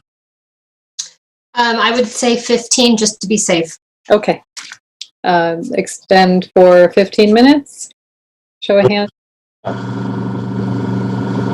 Thank you, board members. Go ahead, Ms. Moretti. Thank you. There is one written comment from Ursula Y. Israel, and it says, why is a gang suppression grant more important to a school district than providing the highest quality of education? Funding should only be spent to provide resources and services that remove scholars, especially Black scholars, from being the lowest performing academic group. A grant like this doesn't reimagine school safety. It only puts our scholars in danger and at risk of being murdered, and those insured from this grant would basically receive qualified immunity. Police were removed from SUSD, so this grant doesn't align with the will of the people. Do not approve these monies. More information needs to be provided to parents and scholars. Thank you, Ms. Moretti. With that, I will go on to item 10.1E, approve our CSBA delegates. I believe we need an amendment to add Member Garcia's name to our delegate form. So we can, I'll just ask. I'll move that. Okay, a motion to do that. Move it with that amendment. I need a second. Second. Okay, all in favor? Oh, I'm sorry. Superintendent, can you please call roll? Student preferential vote? Aye. Member Morowski? Aye. Member Wu? Aye. Member Garcia? Aye. Member Villa? Aye. Member Rhodes? Aye. Member Phillips? Aye. Okay, thank you very much and congratulations to you both and thank you for serving. Excuse me, Vice President Morawski, was the vote finalized for the consent agenda? I know the roll call started, but was it completed? Yes. It was. Okay, thank you. Thank you for checking. Okay, moving on to 11.0, business and financial information reports, receive information. I believe we have public comment on this item. We do. We have one live and one written public comment, and the live public comment is from Maria Rodriguez. Okay. Good evening, board and superintendent. I love numbers, and so I love looking through this last report that always comes at the end of your agenda. And I want to point out to you two things on page 8. One's a quick thing and one's a little bit longer. On page 8, it's the attendance report for elementary schools. And the school with the highest attendance is Crocker Riverside with 99.58%. The school with the lowest attendance is Leah Tata Floyd Elementary with 80.79%. And I looked it up. Those two schools are 1.2 miles away from each other. They are so close to each other. So something's going on there, right? So I love data, and I respect the fact that we always want more data. But I also think that data can mislead us. There's other things that are important besides data. So looking at this data, one, I asked, how accurate is this data? Two, is this data comparable to prior years? And three, what are the stories behind this data? Like, I get that there's a discrepancy between attendance, and we definitely need to work on that. And that should be like something that we keep going back to, the difference in attendance of these two schools. But there are stories. I mean, there are stories at Leah Tata Floyd Elementary. And there's things, I don't know what those stories are. But what I say is there's more to everything than just the data. Something is working there or not working there. I don't know. It's late. I'm tired. I'm probably rambling. I thank you for your time, and have a good evening. Thank you, Ms. Rodriguez. We have one written comment from Sarah Williams Kingsley. And timer going. Says, I want to call attention to the attendance report included in tonight's board packet. A few things stand out to me as a parent, and I would like to follow up on the issues at a future board meeting. First, the number of students in, quote, special education, unquote, in the attendance reports is listed as less than 2,000 district-wide. However, other reports indicate there are 6,000 students with disabilities in SCUSD. Which students are included in special education and which are not? Are these just students in SDC classrooms? If our students with disabilities are to be called out in an attendance report when no other groups of students are, then it should include all of them, not just a subset. Secondly, it is obvious that attendance in even our virtual classrooms at our wealthiest schools is higher than at any others in the district. What are we doing to make school work for all of our students today? Third, attendance at our high schools averaged 88% for the last reporting period. That deserves our attention now. And that's the end of that comment. Thank you very much, Ms. Moretti, for all your work tonight. Okay, with that, we'll go on to 12.0 future board meeting dates. March 18th is our next meeting. Please note that it's 3 weeks between that meeting and our April 8th meeting, which is the next regularly scheduled board meeting. And for now, we are still Zooming, but we will certainly let you know when and if that changes soon. Okay, with that, I believe we're ready to adjourn. I will take a motion. Moved. Move. Second. All right, all in favor? Aye. Aye. Thank you all very much. Good night. Thank everyone.